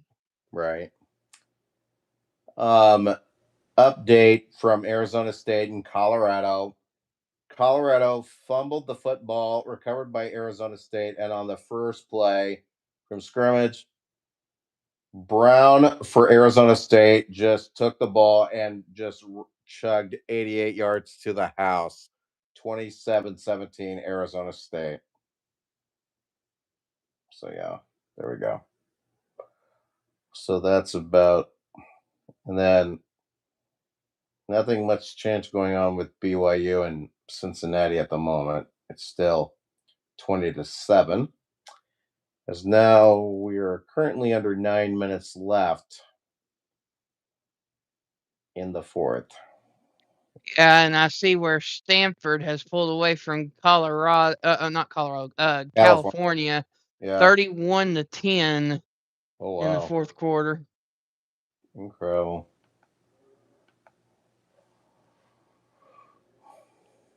Meanwhile, in Baton Rouge, LSU is up 13-3 now, and has the ball at the 21-yard line of Western Kentucky, and 4 minutes to go in the game. So it looks like that game's wrapping up now too. Yeah. We still right now we got still no score between Washington and UCLA from Pasadena. And then Fresno State is up 7-0 on Utah State right now. Yeah, that's why I just turned it over to check. Okay. And it looks like Fresno State has the ball. Yep. And it is a 3rd and about 11. Ball at the 45.5-yard line. Yep. Right on.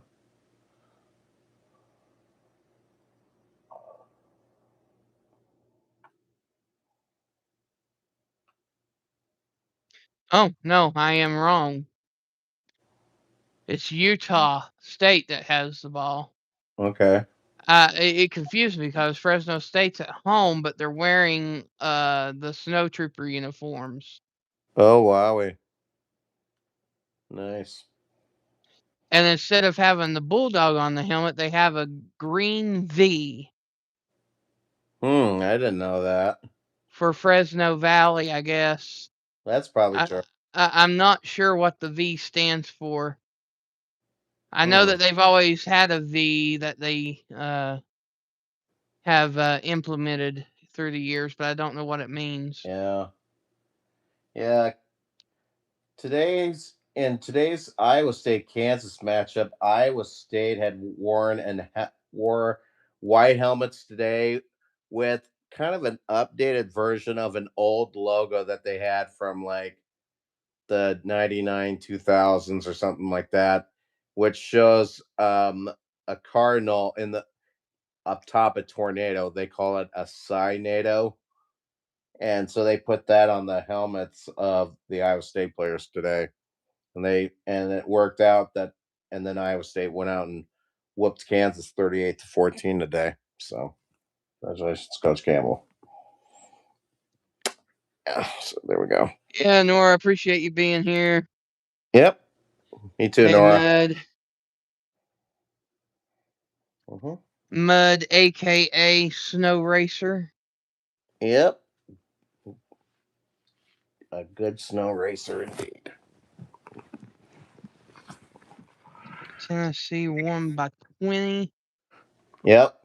And that makes me and Angel with the correct prediction on that. Well, the closest. Yep. And then Wow. BYU Cincy, it looks like it's what, a 10-point game? 13-point game right now. 13. Okay, Yes. so if it ends at a 13-point game, Brett has it. All right. Gotcha. If for some reason the game becomes a little bit closer, then who knows? Yep. So interestingly enough, I've got it on the San Diego State versus the San Jose State game, nice. and San Diego State has a 8-0 lead. Yep. If I remember right, that game is being played at Snapdragon Stadium, I think. Yes. Yeah, that nice named stadium there in Snapdragon, yeah. Yeah. They're kind of big already, I hear. So that's pretty nice. San Diego State is 8-2 Yeah. for the year, and San Five Jose and- State's 3-7. Yeah.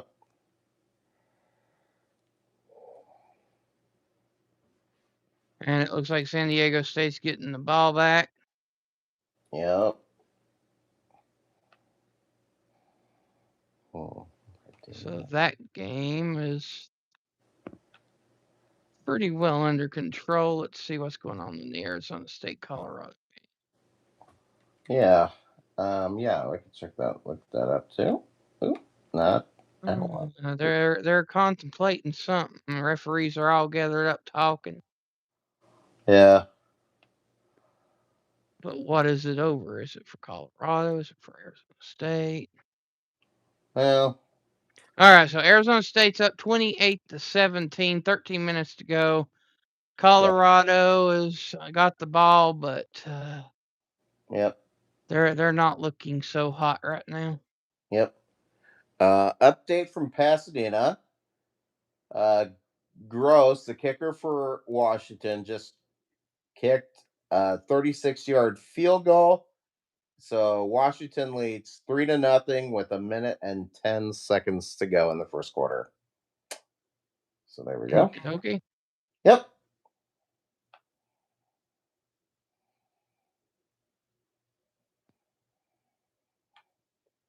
Cincinnati false started, so it's 3rd and 14 now for Cincinnati at the BYU 19-yard line. As we speak. Let's see. Oh.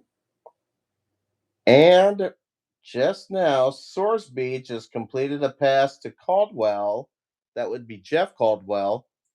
That was 19 yards. It's a touchdown, and that makes it 20-13 BYU with 4:37 left in the game. Yeah, this is getting Sorsby tonight. 23 out of 35 for 287 yards and 2 touchdowns. And Allen, one of his receivers, has 5 catches for 51 yards and a touchdown.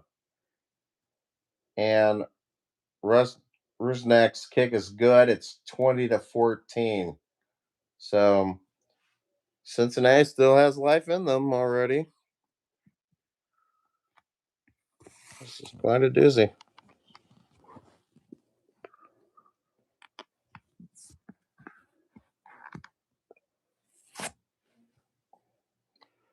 Let's see here. Good to be here for the last time. What does that mean there, Mud? Yeah, that's what I was wondering too.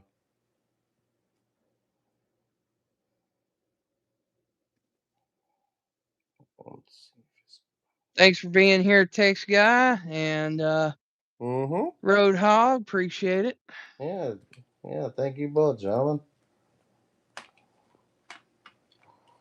Very impressive. Yeah, I think Road Hog was hoping to see D-Man. D-Man slept tonight, so he he missed out. It happens. It happens. So yeah. Yep.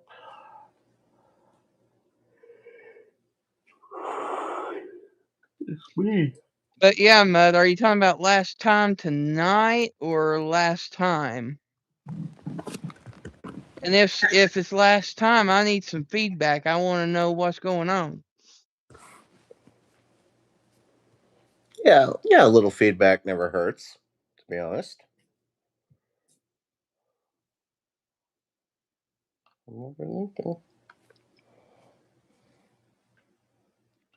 Yeah, that's one thing, my listeners. You don't need to be afraid to come to me and talk to me about it. Trust me. How many times have I made some updates on how we do things here, Jeff? As much as possible, I would say. Because I know I've addressed some things to Jeff. I've addressed things to Brett. I've addressed things to D-Man. Exactly. Anytime that y'all bring something to me, I go out there and I make some changes. So Correct. if you all have something, talk to me about it. I'm open. Mm-hmm. Totally.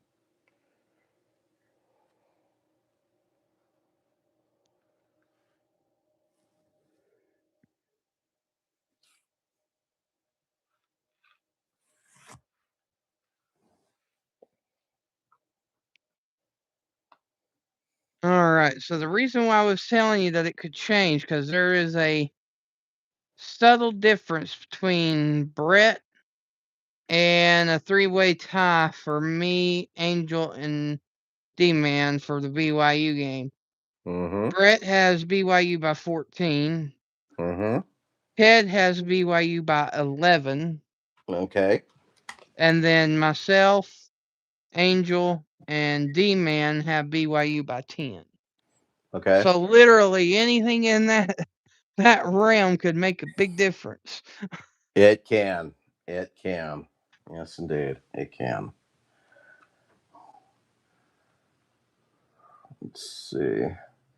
Looks like Cincinnati will probably kick it off regularly, or else they might do an onside. We'll see. Just a regular kick, so all is fine. And here's the return.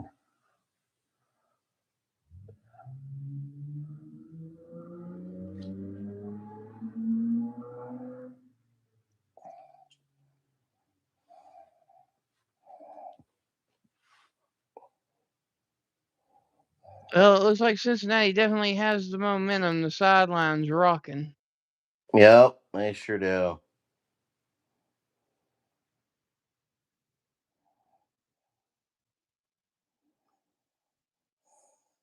Yep. BYU recovers the kick return, busts loose to the outside, and gets down to the 26-yard line. Where it'll be 1st and 10 BYU Cougars. Yep. 4 minutes, 30 seconds to go in the game. Yep. Out west, San Diego State is now up 11-0. Their kicker just kicked a field goal just not too long ago, and they're about ready to end the first quarter there in San Diego. So yeah, let's see what else. They already completed 15 minutes in Pasadena already with Washington up 3-0, and Fresno State's still up 7-0 in the first. So that's the story there. Ooh. Ooh. Okay. Looks like Buckmeyer is 15 of 25 for 127 yards tonight. Mm-hmm. He's doing pretty good.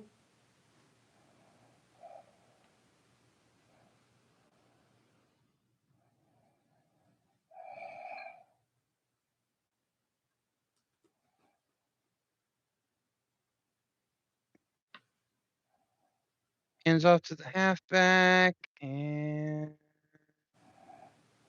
looks like it's just short of the first down line. Yeah.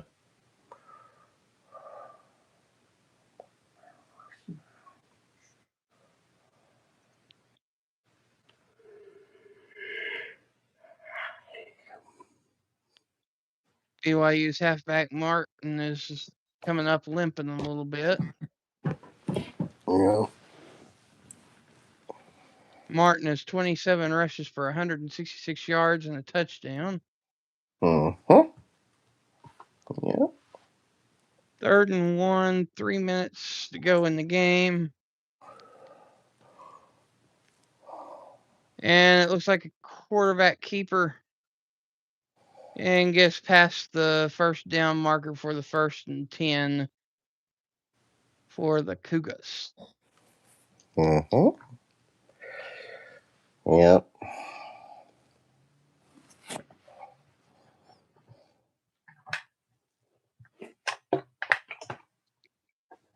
Yeah, I mean, a huge difference because, I mean, right now it's a 6-point game. Right now, the three-way tie would be the winner on that game. But if BYU scores a touchdown, then it's back to your brother. Yep, exactly that. So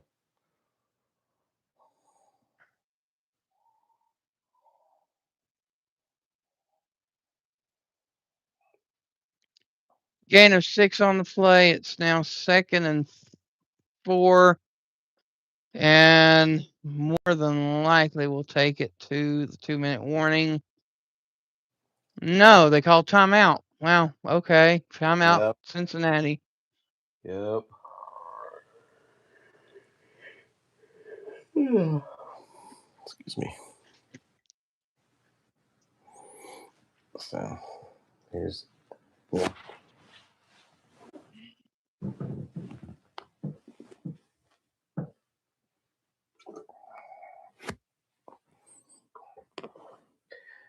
Yeah, calling the game for Fox today in Cincinnati. It's Jason Benetti and RG3.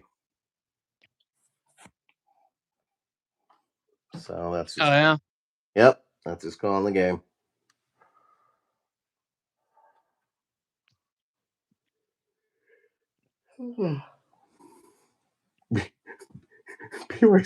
BY's calling a timeout, and oh my gosh, one of the coaches is absolutely so unhappy, and he's barking at one of his players whose last name is, believe it or not, Bachmeyer. Hmm, unbelievable. And an update looks like from Arizona State and Colorado. Um, Udo, number 6 for Arizona State, just ran it for a 3-yard touchdown. It's 34-17 Arizona State with 8 minutes 48 seconds left in the fourth quarter. There's still quite a bit of time there. I mean, it Yep. is manageable to get it back into a playable game, but it's getting there. It, I would say the ladies loosening up her vocal cords, preparing. yep, they sure are. Yeah, that's what my brother-in-law would say. The fat lady's starting to warm up. I thought, oh boy, here we go. And now we got the 2-minute warning in Cincinnati. So there we go. and as a result, commercial break as usual. And I know it's the holidays, but I swear, Yeah. BYU's quarterback, he belongs in a Christmas movie with that last name, Bachmeyer. Oh, totally. It just sounds like a Christmas movie last name.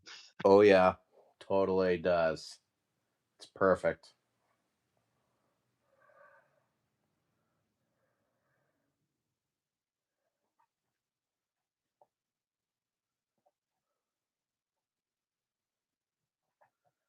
Uh,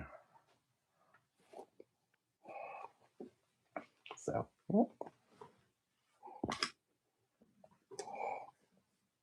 check our. While we're waiting to come back from commercial break, I'll go ahead and we'll take a look at some interesting stuff here. Let's see here. Oop, sorry. Okay.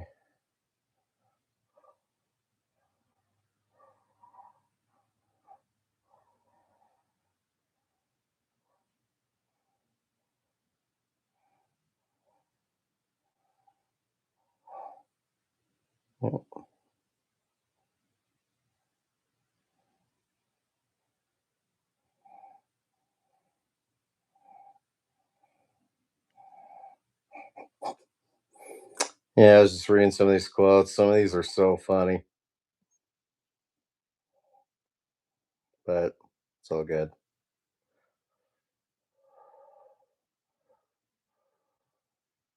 Okay, now that new Dr. Pepper commercial is pretty funny. Yeah, From sure. where there's so many coach firings, and Uh-huh. it says fire Coach Tate, and the coach Walkie Oh used my to open gosh. up the garage door, and it's a big Yep. crate of Dr. Pepper. And then Yep. the other guy in the walkie-talkie says, "Change that sign to hire instead of fire." Oh, by the way, I got a women's basketball report. Just found this out on Facebook. Oh yeah, Uh, cool. Let's yeah, get some of those scores. the WB it was the WBCA showcase down at Disney's Wide World of Sports Complex. Hmm. Iowa beats Miami 64-61 to close it out. So yep. So congratulations to Coach Jensen and the Hawks.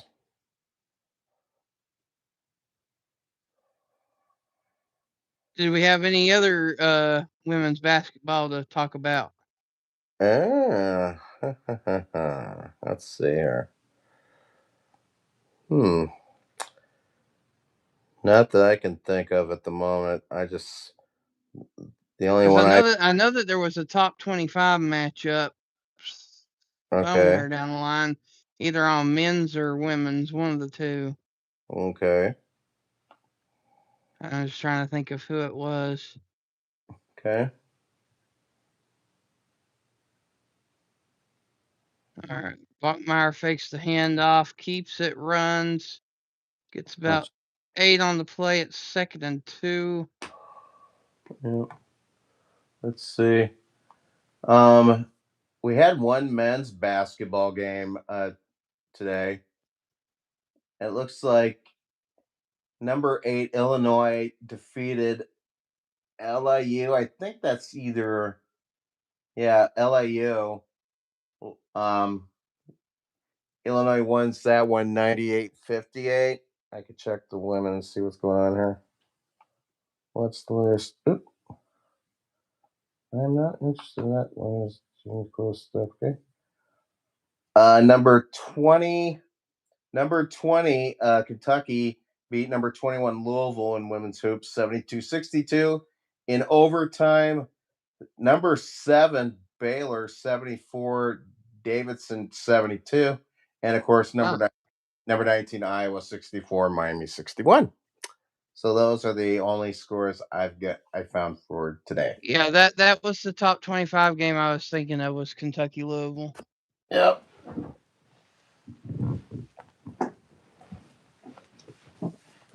So yep. Looks like Cincinnati just burned their last time out. And to those of you that wonder why we don't show the football as we're talking about it, these games are copyrighted. On Fox, it's copyrighted by Dr. Pepper and Fox. ESPN is like copyrighted, of course, by ESPN. So if we were to show CBS, anything, etc. we can get flagged for the copyright. So Yeah. that's why we do it the radio play-by-play style and talk about it instead of showing it. Yep. Um, It works. It's a lot of fun. it mainly allows you, like if you're out driving and you're not in the radio broadcast area for your team, then you have us to fall back on while you're out doing whatever you're doing. Also, there's a lot of people that I know personally that will even go to the games but still want to listen to broadcasts being done. So some people just like the play by play for the play by play purposes. So That's right. it just gives some different options out there. That's all. Yep. It does. It does. That's good.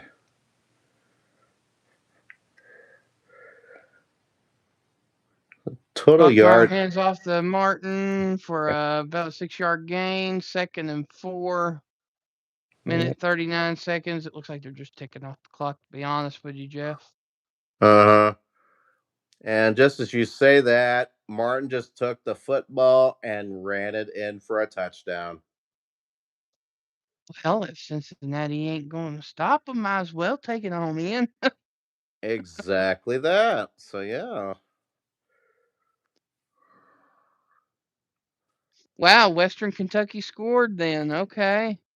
So the final was LSU 13, Western Kentucky 10. Hmm. Close one down there in Baton Rouge.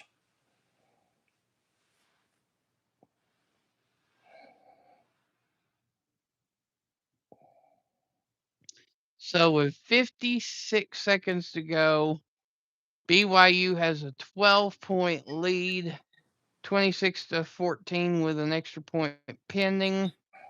That's right. Question is will they go for 2 to make it 14, or will they just go ahead and kick the extra point and call it a day? From what it looks like they were going to kick the PAT and call it a day, I would say. But apparently the play clock was down by so much that they had to call a timeout. So yeah. So yep.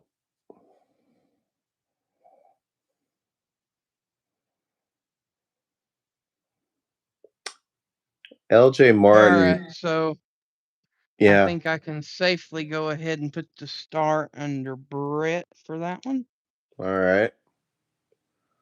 Sounds good.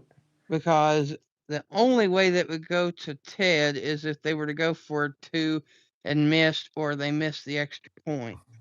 Um So, I think I see Martin still back on the field. I think they are going for two. well, then I'll hold Yeah. off for a Yeah, second. Martin and Bachmeyer out there. They're going for two. Let's see if this works. I'm watching. Got a guy in motion here. Snap. Back to pass. He looks, he throws. And it's picked off. So the 2 point conversion fails. And the guy runs all over the end zone, and then he runs out of bounds. So it's still a 12-point game. All right, well, then I am going to star Ted then All right. because 11 is closer to 12 than 14. That is correct. That is right. The dead. The dead in the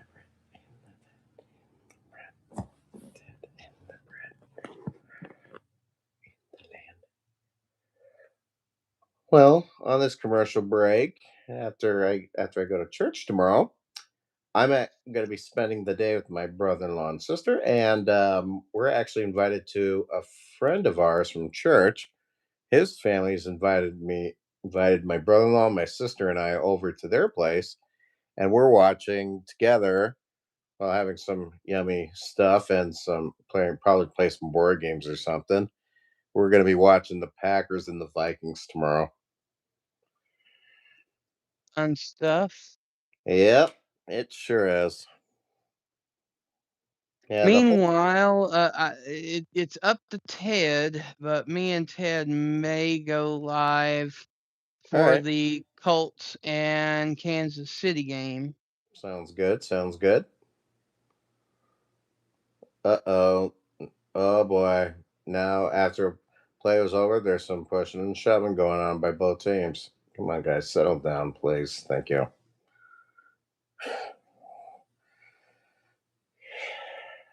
The extracurricular stuff gets old. It does, yeah. Terrible.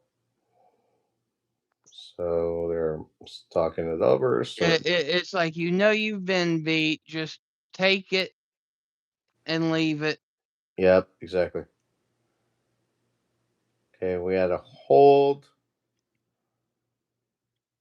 Yep, that's all they called it, was just a holding penalty during the return on Cincinnati. With this, this potential win will probably, it looks like, yeah, Texas Tech is up top the Big 12 standings at 7-1, BYU 6-1, followed by Utah at 6-2. Arizona State and Cincinnati are both 5-2, according to what this says. Yeah, BYU will. I Yep. think the way it works is that they will have the Big 12 clinched, Yep. but BYU does still have UCF still to play. Oh yeah, Central Florida, and Central Florida is pretty unpredictable too. They're very unpredictable this year. They can come out and be very good, and they can come out and be very bad. It depends on which UCF team comes out. Yep. But I mean, theoretically, Mm-hmm. it would be potentially a three-way tie for the Yeah, second spot in the Big 12, but I think BYU has the tiebreaker on the other I two think so too. teams. Yep. Okay, back to NCAA football here. Okay. Alrighty. At the moment, right now, checking the other game, Arizona State has the football. They're up 35-17 on Colorado with 3 minutes and 28 seconds left. And Arizona State has it 4th down and 3 yards to go at the Colorado 27. So that's the latest as we know it. And I'm just taking a look at the stats here. Arizona State has 556 total yards to just 284 for Colorado. My goodness. Wow.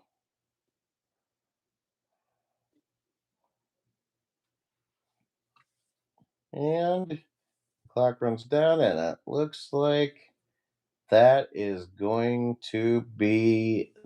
Well, it looks like they have time for just one more play, I think. Nope. Nope. Time ran out. So that's it. BYU 26, Cincinnati 14, the final.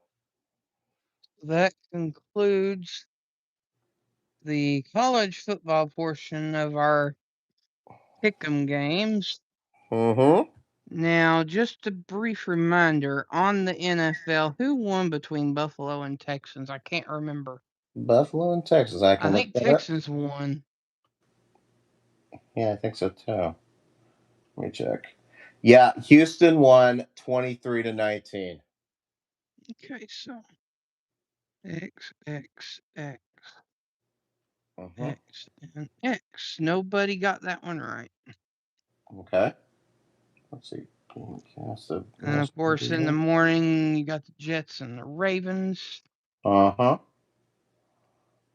And that one's in what, Madrid? Let me check that one. Jets and Ravens. I'll check that one. Here, Jets and Ravens. That game is going to be played at. No, it's going to be played at M&T Bank Stadium in Baltimore. Oh, okay. So they're done with the Yeah, they're done with the international stuff. international.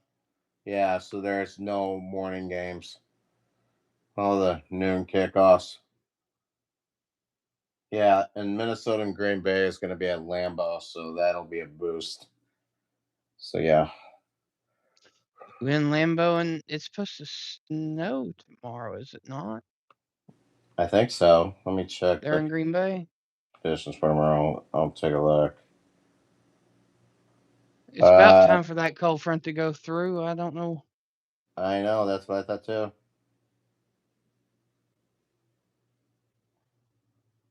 Let's see. Vikings have 3 guys on IR. The Packers have somebody on IR and another person out, but they have 2 guys questionable and 1 doubtful as we speak. So yeah. Anyway. Let me check the radar real quick. Yep, that's fine.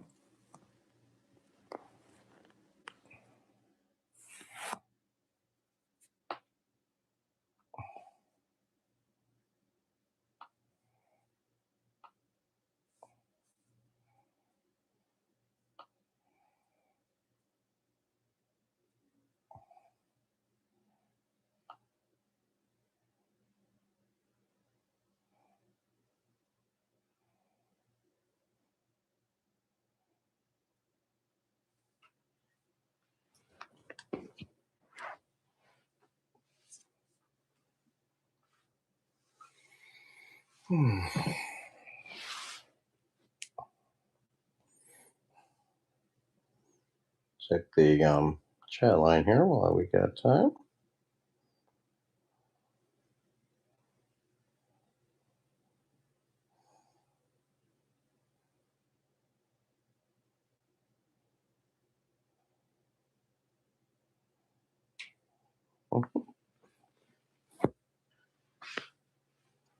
All right, so the cold front has already gone through there. Okay. And it looks like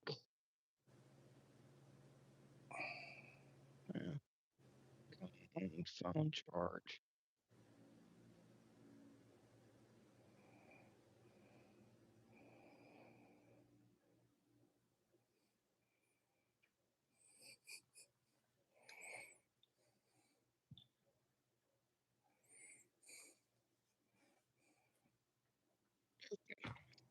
Yeah, it looks like the cold front's already gone through.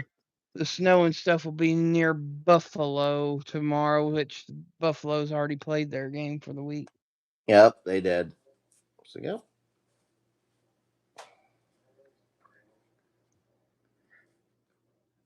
And it looks like they're in Boston. There's going to be some rain, but not snow. And Yeah. I Yeah. don't even think New England is having a home game this week, do they? I can check here. Let's see here. NFL. Oop. I think they do. Let me see here. Whoa. Get back here. Let's see here. Looks, I think they put a team on the bottom. I think that means it's a road game. Yeah, they will be. Yeah, the Patriots will be playing at Paycor Stadium in Cincinnati against the Bengals, and it sounds like Flacco's going to be starting again. So that's the story. Hmm. Yep. Well, now that game's all done, now what?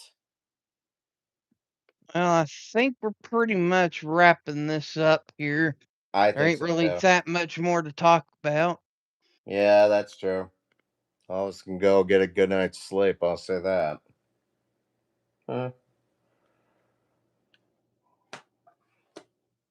Let's yeah, see. I think so Just too. putting some things here right quick. Okay.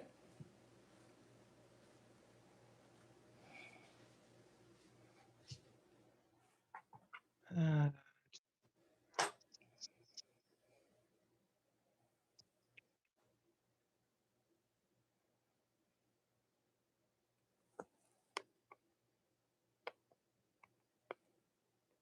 why not? Let's check on Northern Iowa versus UC Irvine. Oh, the Anteaters? Yeah, I could do that. Let's see here. Yeah, I got that thing on my phone here, I think. It's basketball. Yeah.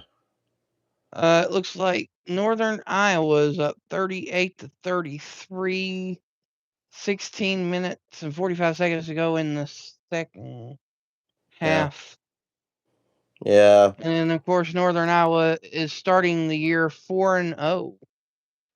Yeah.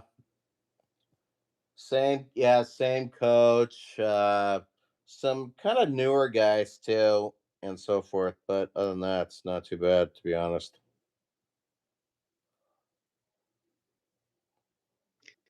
Sometimes I think it's interesting seeing some of these smaller schools. Yeah, these mid-major schools.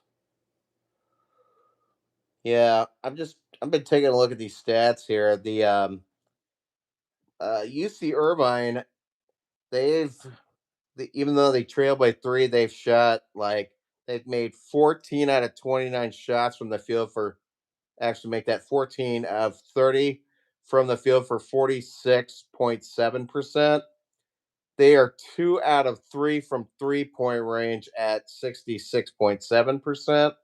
And they are 5 out of 8 from the free throw line at 62.5 percent. Panthers shooting almost 37% from the field, 39% from 3 point range, and only 33% from the free throw line. My word. Um, the um, the rebounds are tied at 23, and the Panthers have 7 assists to 6 turnovers, while UC Irvine has 7 assists and 7 turnovers. So that's And about. just as of now, Northern Iowa got their fourth foul. Oh boy. UNC Irvine only has one foul. Okay. Yeah, that's how it is. So other than that, that's pretty much it. Let's see here. Dallas Stars taking on Calgary Flames. That's hockey. Yep. Vegas versus Anaheim Ducks. Yep. Uh, Sorry, see if you here. if it's all right with you, Wolf, I'm gonna sign out and go to sleep. Yeah, I was just double checking real quick just to see if there was anything else. There's Oh, not. no All problem. right. So we'll see you next time, Brett. Jeff. All right. See you. Yeah. Thanks. All right, folks. So that concludes tonight. We thank you for coming out, and we'll see you guys on the next one. Be sure to tune in Tuesday at 2 p.m. Eastern Time, 1 Central for the Pick'em Show, where myself, Brett, Ted, D-Man, and Angel will be making our picks, and Jeff here will be the statistician for the picks, and we'll be going over all the games that have already taken place and go over the upcoming week, which will include Thanksgiving Day and the day after. And this is going to be an action packed week. There's going to be, let's see here, 1, 2, 3, 4, 5 days in a row of Sports with Wolfie live streams. So we got a lot of stuff coming. We'll even have some basketball coming, maybe even on Wednesday. So it may be 6 days in a row of live gamecast to bring to you. But for myself, Jeff, Ted, and the others, this is Wolfie signing out, and we'll see you guys on the next one. And the wolf is out of here for now. Peace.